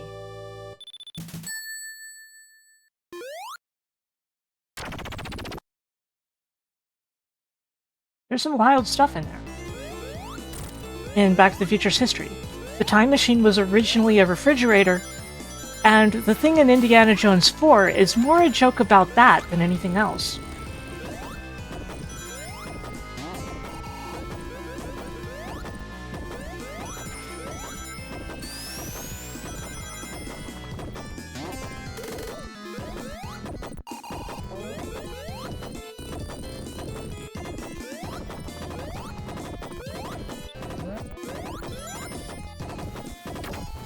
You thought it was stupid for no reason? Yeah, it makes sense that it seems like it's stupid for no reason, but no. The time machine was a time-traveling refrigerator, and they ended up having to get it nuked in order to power it to get back to the present. That was the thing.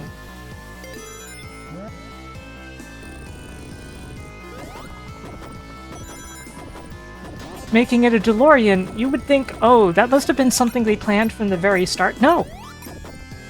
It was not. Not even close.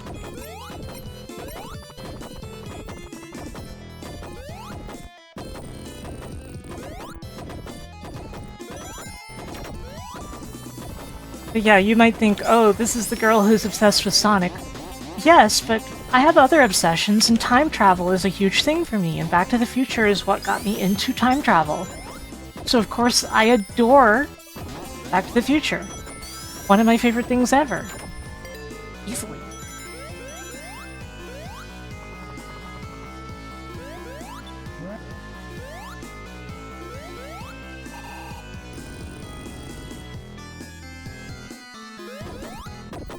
Yeah, it couldn't have been any other car.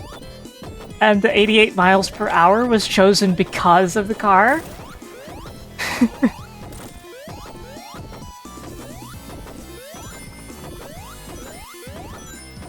Like, you know, it was specifically made to make it difficult. Because, like I said, the original finale had them with the time-traveling fridge having to go to a nuclear test site to get the fridge nuked so that they could time travel in it. Well, so Marty could. G-Pool! Thank you for raiding! Welcome, everyone. Welcome to Sonic 3. Welcome to the end of Sonic 3 and Knuckles-ish. Pretty late in. You typoed, Greenlow.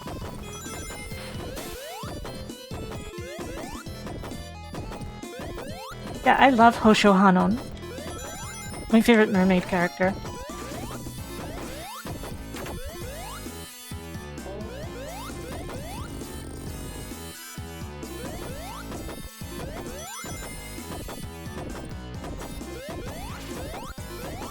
As a kid, you had no idea the DeLorean sucked as a car? Yeah, I think that's the idea, right? You're not supposed to realize that easily unless you're an adult. Oh, you were playing Mega Man World 1 through 4, huh? How did that go? I really only know 5.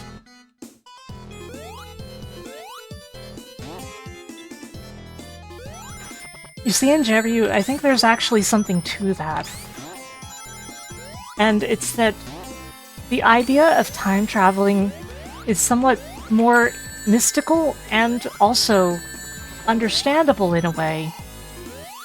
If it's combined with the idea of you go in this room and you close your eyes and you open them again and you're in a different time, a different place. Like, I think it's somehow, in some weird way, makes the idea feel more correct. Does that make sense?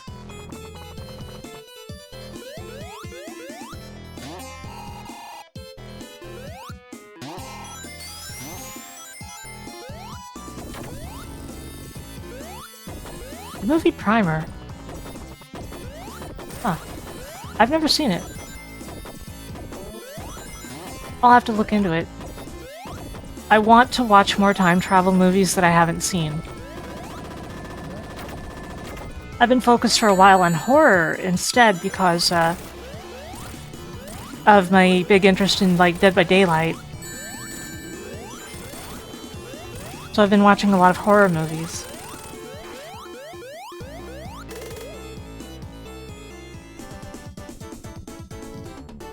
The Mario Land of Mega Man?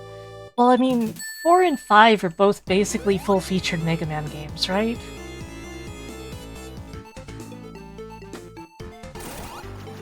With like 1, 2, and 3, I can totally see it.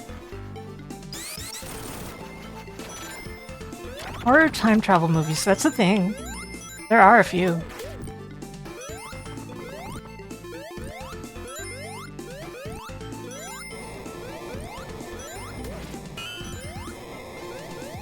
Yeah, Rockman World. Whereas in the US, they're usually distinguished by using Arabic numerals for the NES ones and the Roman numerals for the Game Boy ones, even though that isn't actually a practice that the games themselves fully respected.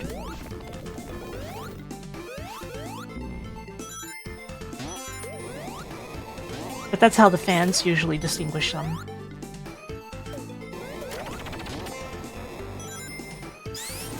Oops, wrong way.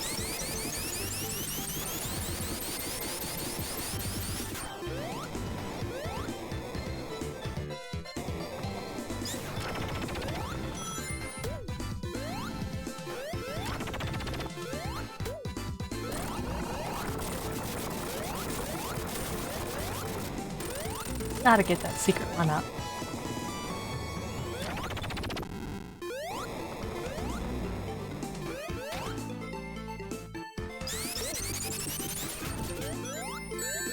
Of course, when it comes to time travel stuff, there's so many very good media.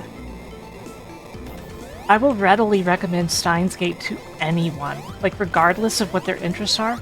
If they don't even like anime and they're just like into movies and stuff, like, I'll still recommend it because it's just that frickin' good.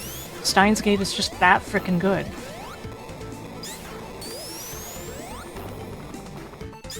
But Back to the Future, that's something that, like, has similarly universal appeal, right? Almost anybody can watch the first Back to the Future and enjoy it. Like, regardless of your age, regardless of your interests, whatever, it's a very universal film. Regardless of what studio it was actually from.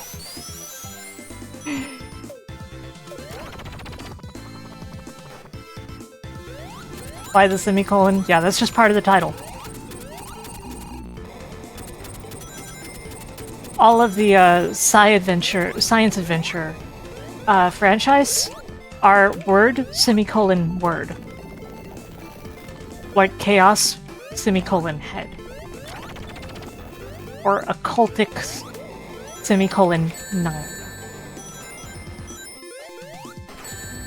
Why am I doing this? This is funny though.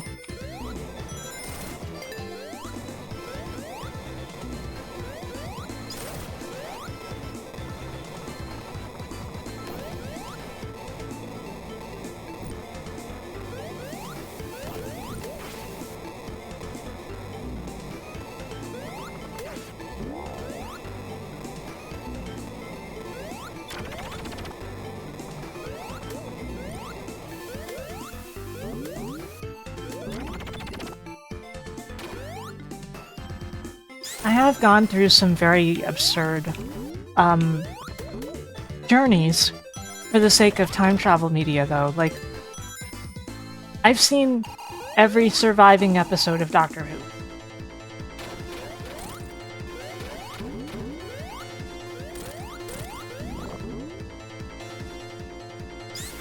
Is Steins Gate a pure visual novel? Mostly. There are choices, but you don't know you're making.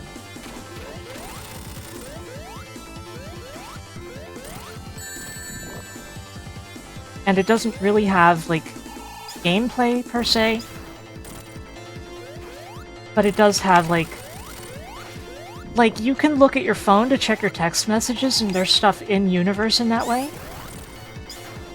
And there's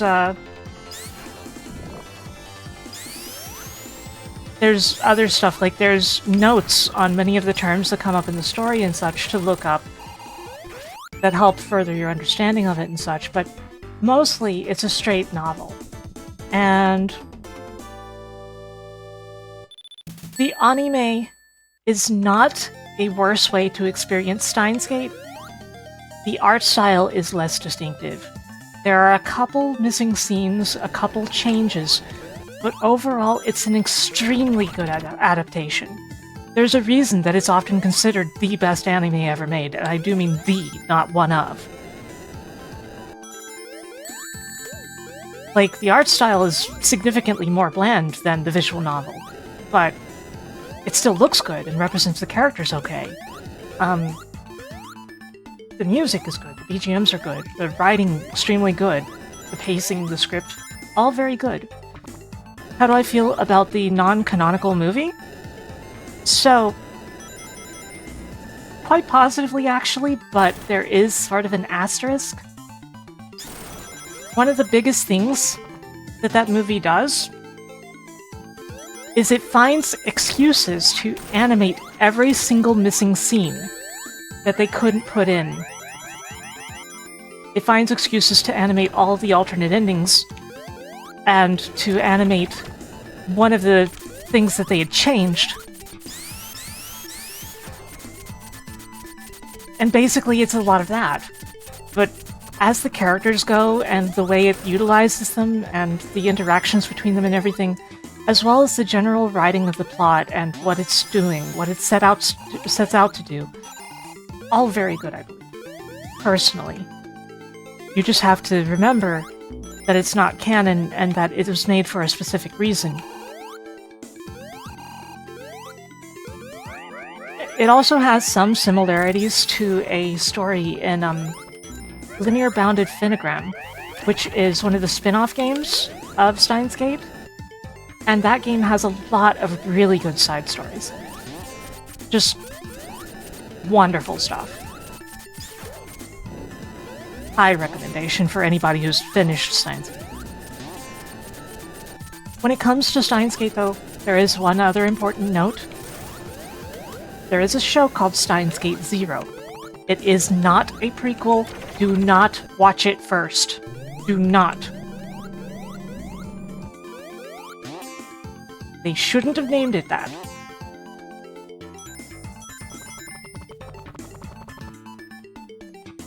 How do I feel about Robotics Notes? The anime is okay. It's enjoyable. It's pretty well made, unlike the Chaos animes, which are very badly done. I feel the game is better. It's still kind of a heavy read, and I think it's overall... Robotics Notes and Robotics Notes Stash are the only things that, you have to really have experienced the entire series up to that point to enjoy it to its fullest. But if you do, there's a lot there. Robotics Notes is a culmination. It is a grand finale.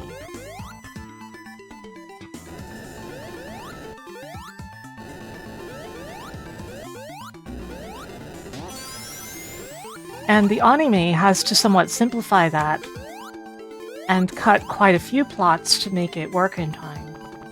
It still does an okay job of it, but it's not like the best adaptation ever made. I'd say it's average. And it has a really slow start.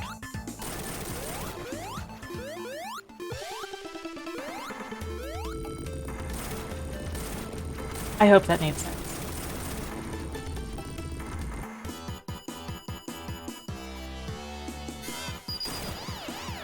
And yeah, it sucks that you can't get Linear Bounded Phonogram without buying Elite. The Steins Gate Elite is basically... It's sort of the worst of both worlds, because it tries to be the anime and the visual novel, and it still has things trimmed out of it that were trimmed out of the anime. Like, it's good, but at that point you should just either play the visual novel or watch the anime. You don't need to do both at the same time, you get what I mean? It has all the weaknesses of trying to do both. Whereas Robotics Notes Elite is just the upgraded version of Robotics Notes and is the best version. So it sort of distorts things in that way too.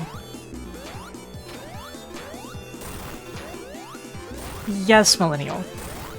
You need Chaos Head for Robotics Notes and Chaos Child for Dash.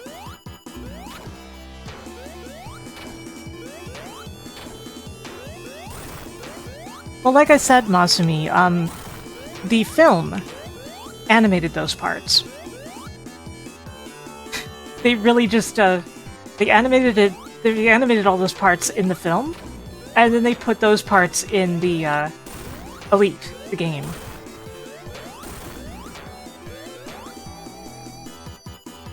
It's funny, right?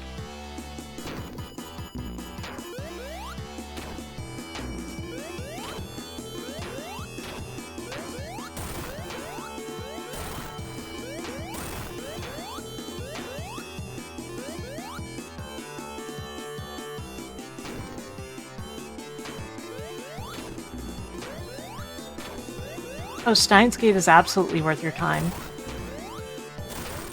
Definitely super big recommendation from me.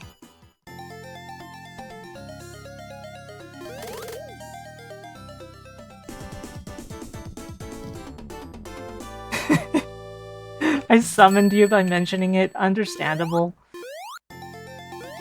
So, you might wonder what my feelings are on Back to the Future the game. I think it's good. I think it could be better. Any issues I have with it are basically in the adventure gamization of it. Like, some of the gameplay is a little annoying.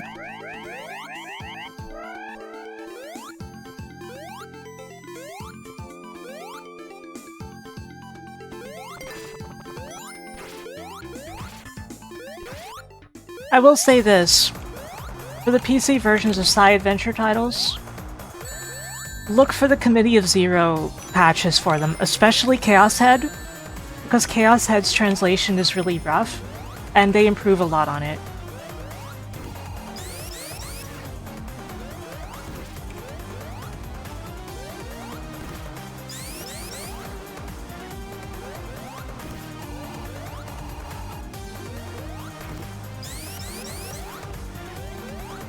But yeah, Back to the Future the game has a lot of weird fetch quest moments and use the weird thing on the other thing moments and such that make it feel a little worse than if it was just condensed into a story.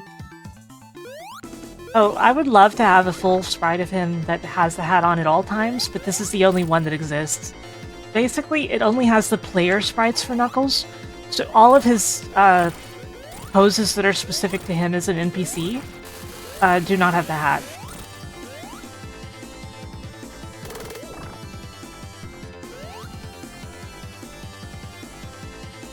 But I still think the hat in those poses is better than no hat. I like the hat that much, that's all. I really wish there were just finished hat mods for Knuckles, but it's not something people have ever really pursued and finished for these games. People always start and they get partway into it and they just don't finish it. Which, to be fair, these characters have a lot of sprites, probably more than you realize. Not addressing anybody specific when I say that, I mean the general you.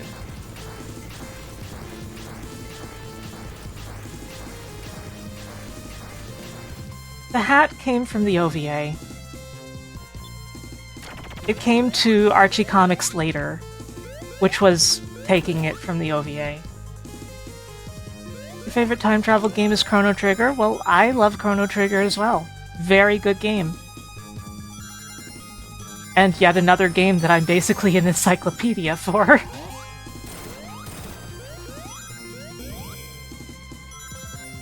Basically, Back to the Future the game is an okay send-off in terms of story and everything, but it would work better if it wasn't the kind of game that it is.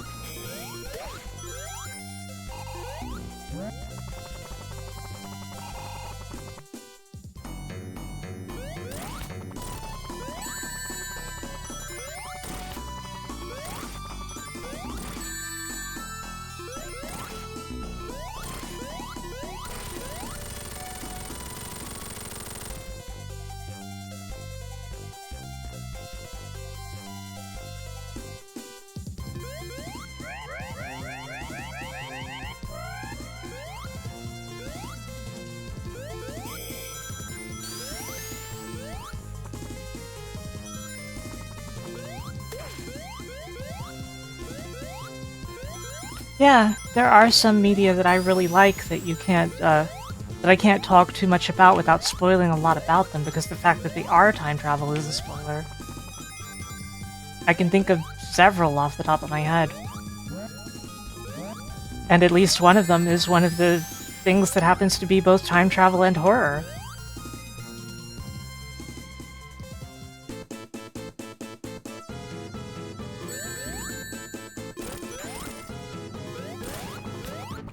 This boss again.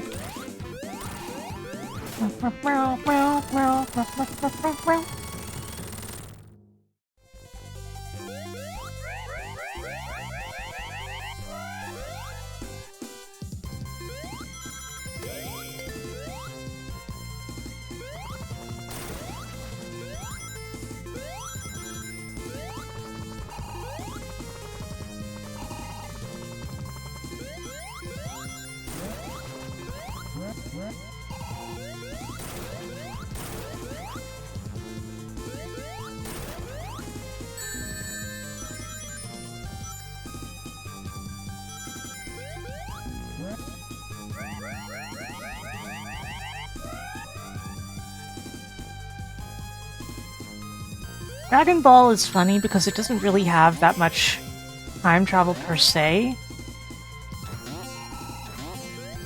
Instead, it's more like it takes shortcuts of character development by having characters spend a longer time in a place than real time, which is arguably time travel, but it's confusing because, like,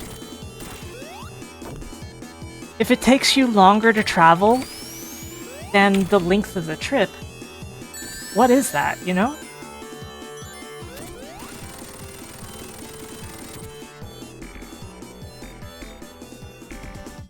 So it does remind me of the other kind of time travel that sometimes comes up in media, especially older sci-fi stuff. Time dilation. Stuff like, FTL travel taking a much longer time than it appears to. So your trip takes 5 minutes, but you arrive in 5 months, stuff like that. That's also an interesting kind of time travel. But it's more or less the opposite of the hyperbolic time chamber at that point.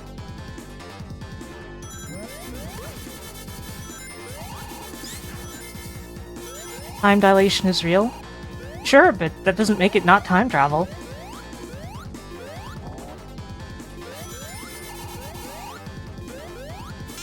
It does bring to mind, though, like, one of the most interesting things about time, just as a whole.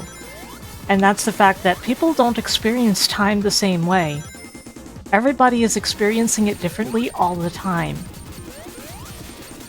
And this also varies depending on stuff like your mood, your wakefulness, and various biological matters that affect how long time actually is for you.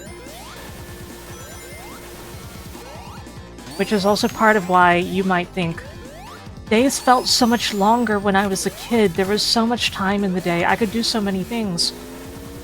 And you can't anymore. It's not that days got shorter, it's simply that you started experiencing days faster. But how many drugs you're on, that's true, Noelle, that's true. How are you?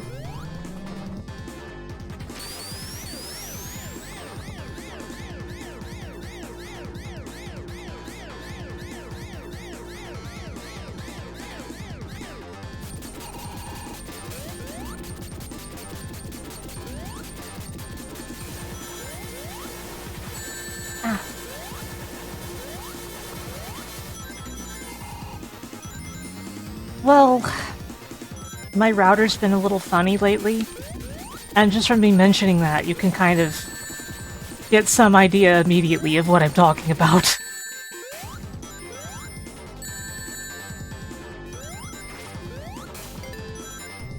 So the stream has had 2 crashes, and it's made me reluctant to play anything after Sonic 3 and Knuckles.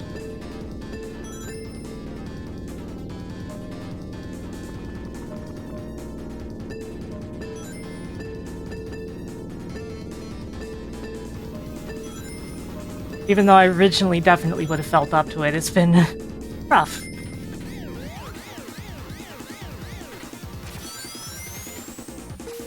It means I'm gonna have to stitch the VOD. Because it turns out the auto reconnect apparently doesn't work properly if you are using 2K.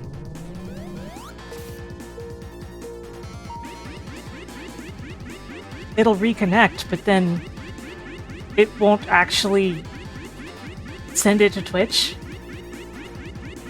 It'll just be sending your stream into the abyss, I guess?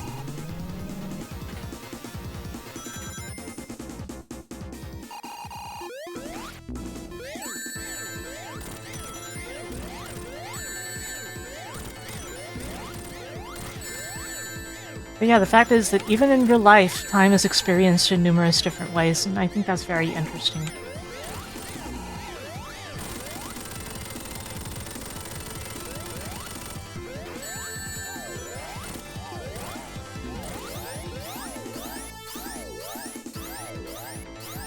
Uh-oh.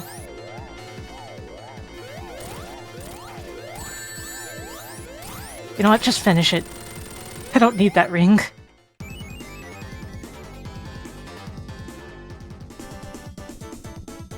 The concept of time went crazy after COVID, and a lot of people feel that time has been experienced differently for them since COVID.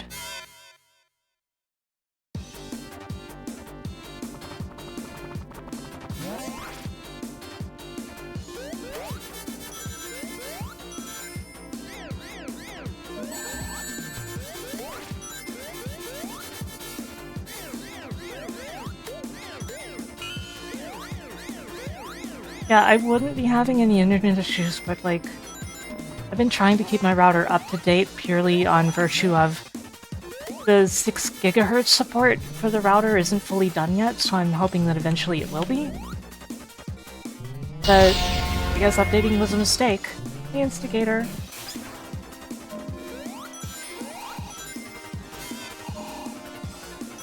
Thank you for resubscribing for 3 years now. You are appreciated.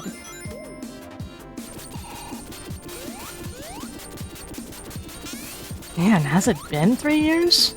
That's wild. Tails is flying upside down. What do you think of that?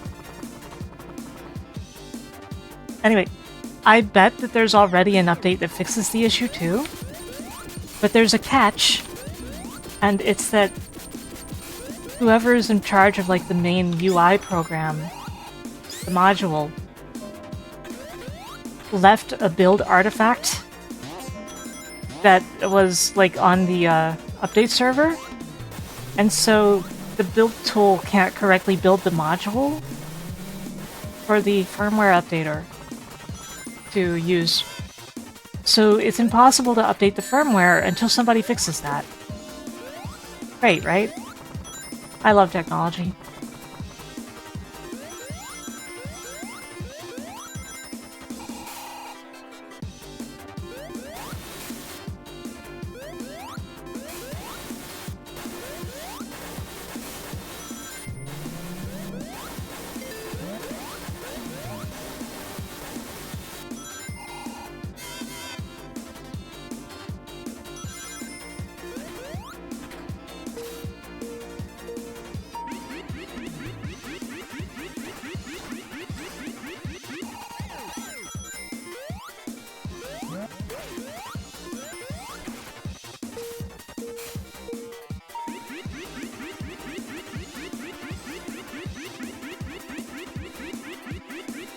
The thing is, the router issues I was having for a while, like a couple days, and it was irritating because like the router would die while I was asleep and nobody could reboot it because the router's in my room. And like, the thing is that the router restarts itself. And like, that was part of the problem. The router is suddenly restarting itself, but it doesn't manage to finish starting back up for some reason. So I would wake up and there would be a bunch of messages from hours ago of, oh, sorry, the internet is out, please fix it. And I would be kind of upset that I wasn't awake to do so. I don't want people to have to go without internet because I'm not awake. And it makes me paranoid because, like, if I go to sleep, is it going to happen again? Are they going to deal with that again? So it's a really annoying problem.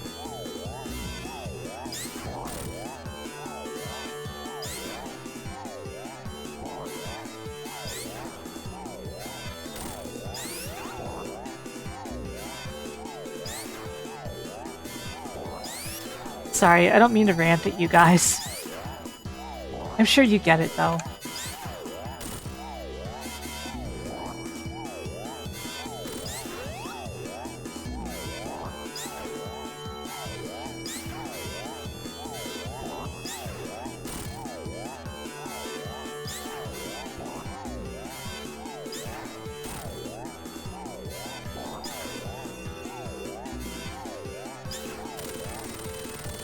But because that issue's ongoing and everything, that's why I won't be doing anything after Doomsday Zone. We'll be going on a raid after Doomsday.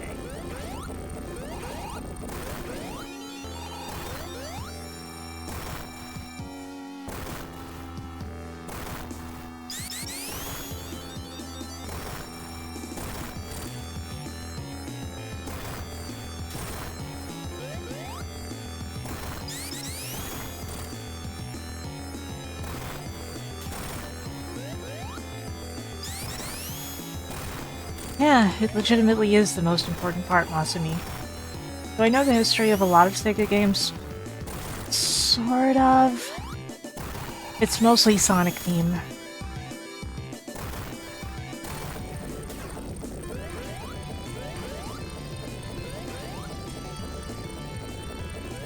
I know way more about Sonic games than I know about basically any other game, aside for the ones that I specifically worked on in some capacity. Like, I know stuff about Trails in the Sky that I'm convinced nobody else who wasn't involved in creating it knows. Because I've seen, like, the original design documents and stuff, and that game was very different during development. Tails, please stop. Land, Tails. I'm just gonna die because this is too difficult. Do I know about Phantasy Star 3's development? No. No, I don't. Sorry.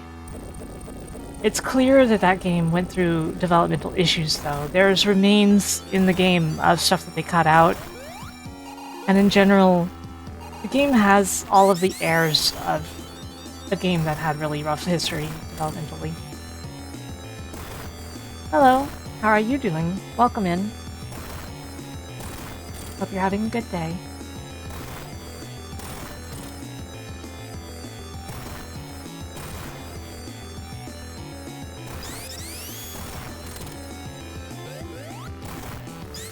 Yeah, I'm never revealing any of the stuff I know about Trails, but suffice to say, everybody knows that Trails started as one game and got split into two, just like East 1 and 2 did.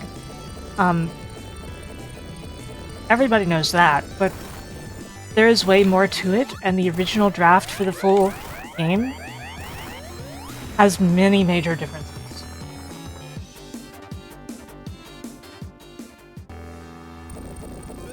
Even in terms of, like, what party members would join you and things like that.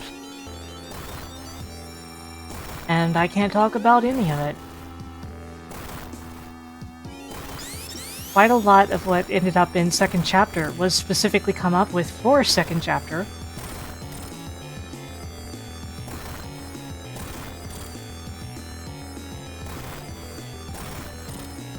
And in the case of Trails in the Sky, I think it probably turned out for the best. People know, however, about how Trails of Cold Steel 3 was also split into two games the same way, and almost nobody likes the end result.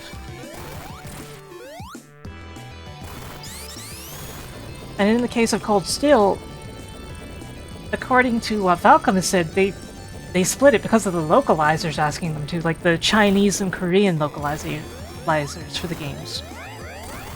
They're like, this is too much, split it.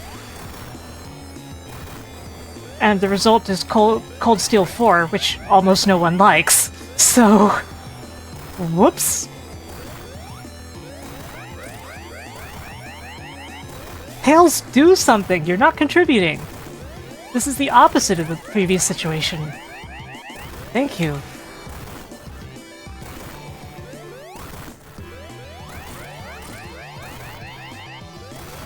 Yeah, the large game, which was already going to be the biggest game in the series probably, got split into two large games that are also the biggest games in the series, so...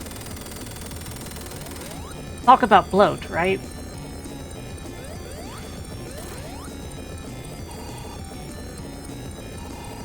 And sure enough, that's the problem people have with them. Like, they are really poorly paced and all that. And they seem to go on forever.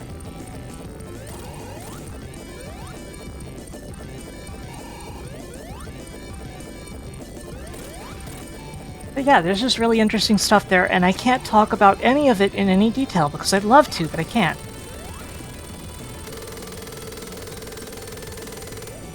Maybe if I outlive everybody who was involved in the game's development. As an old lady, I can tell you all the secrets. When they're all dead, so there's nobody to prosecute.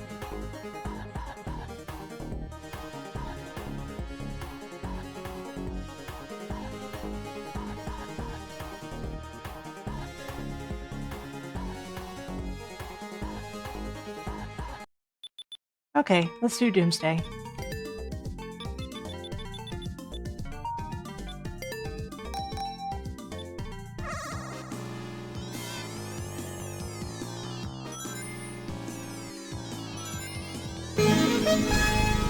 Thank you, no credit for the $5. Investing in my health. I do need it. My health has been in the toilet recently.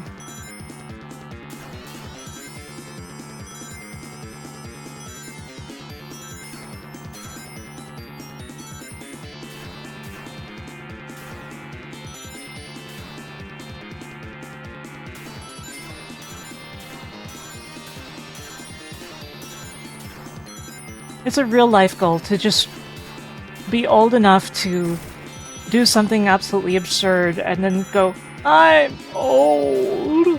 And everybody just goes, oh, yeah, that makes sense. That's fine.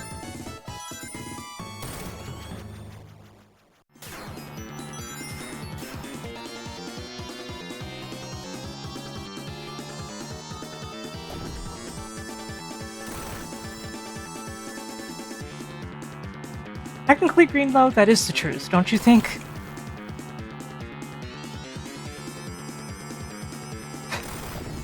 Yeah, I need to outlive my non-disclosure agreements. Exactly.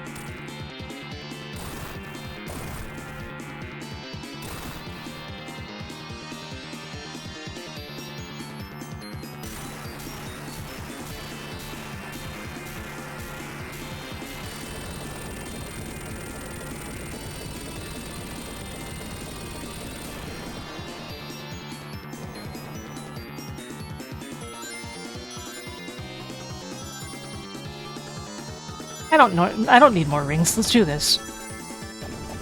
I'm like, what am I doing? Let's just do this.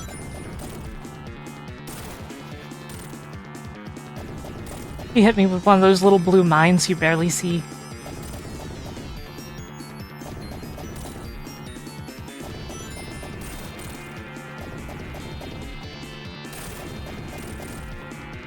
This is one of the only times they made an actually good supersonic fight.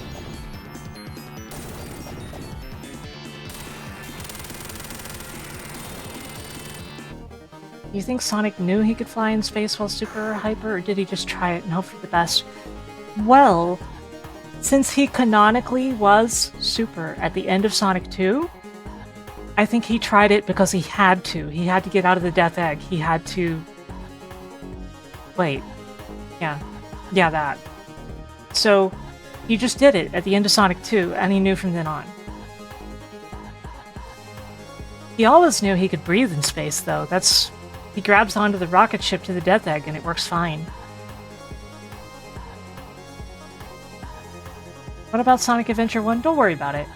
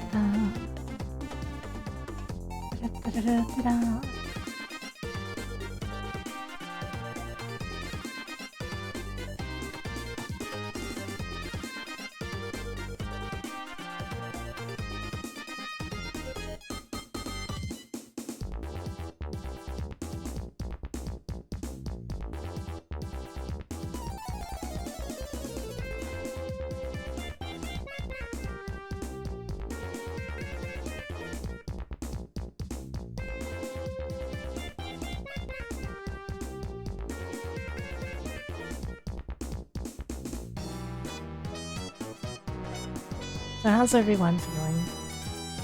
This is the end of the stream. We are going to be going off on a raid very shortly. But I thought I'd ask how you're all feeling, because I care about it. I may not be your therapist or anything, but I care about you.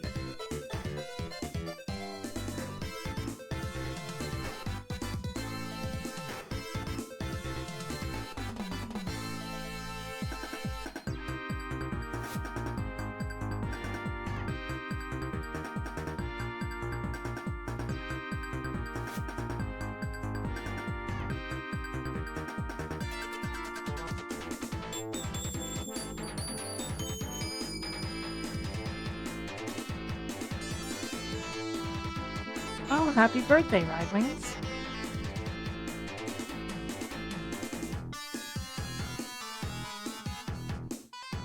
This was one of my less successful Sonic marathons, and there were a bunch of problems and everything, and I'm kind of frustrated, but I still hope that you guys were able to enjoy the stream and the various things I talked about, because I sure did talk about a lot of different things today, not just Sonic history like I usually do.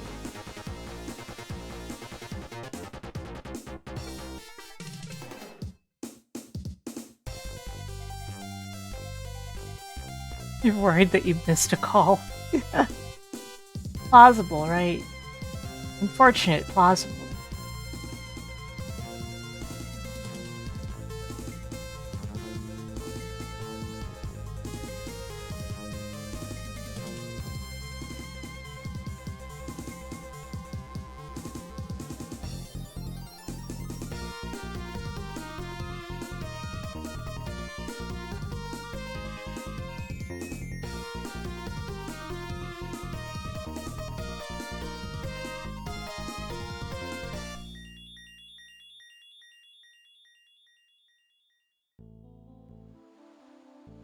Okay.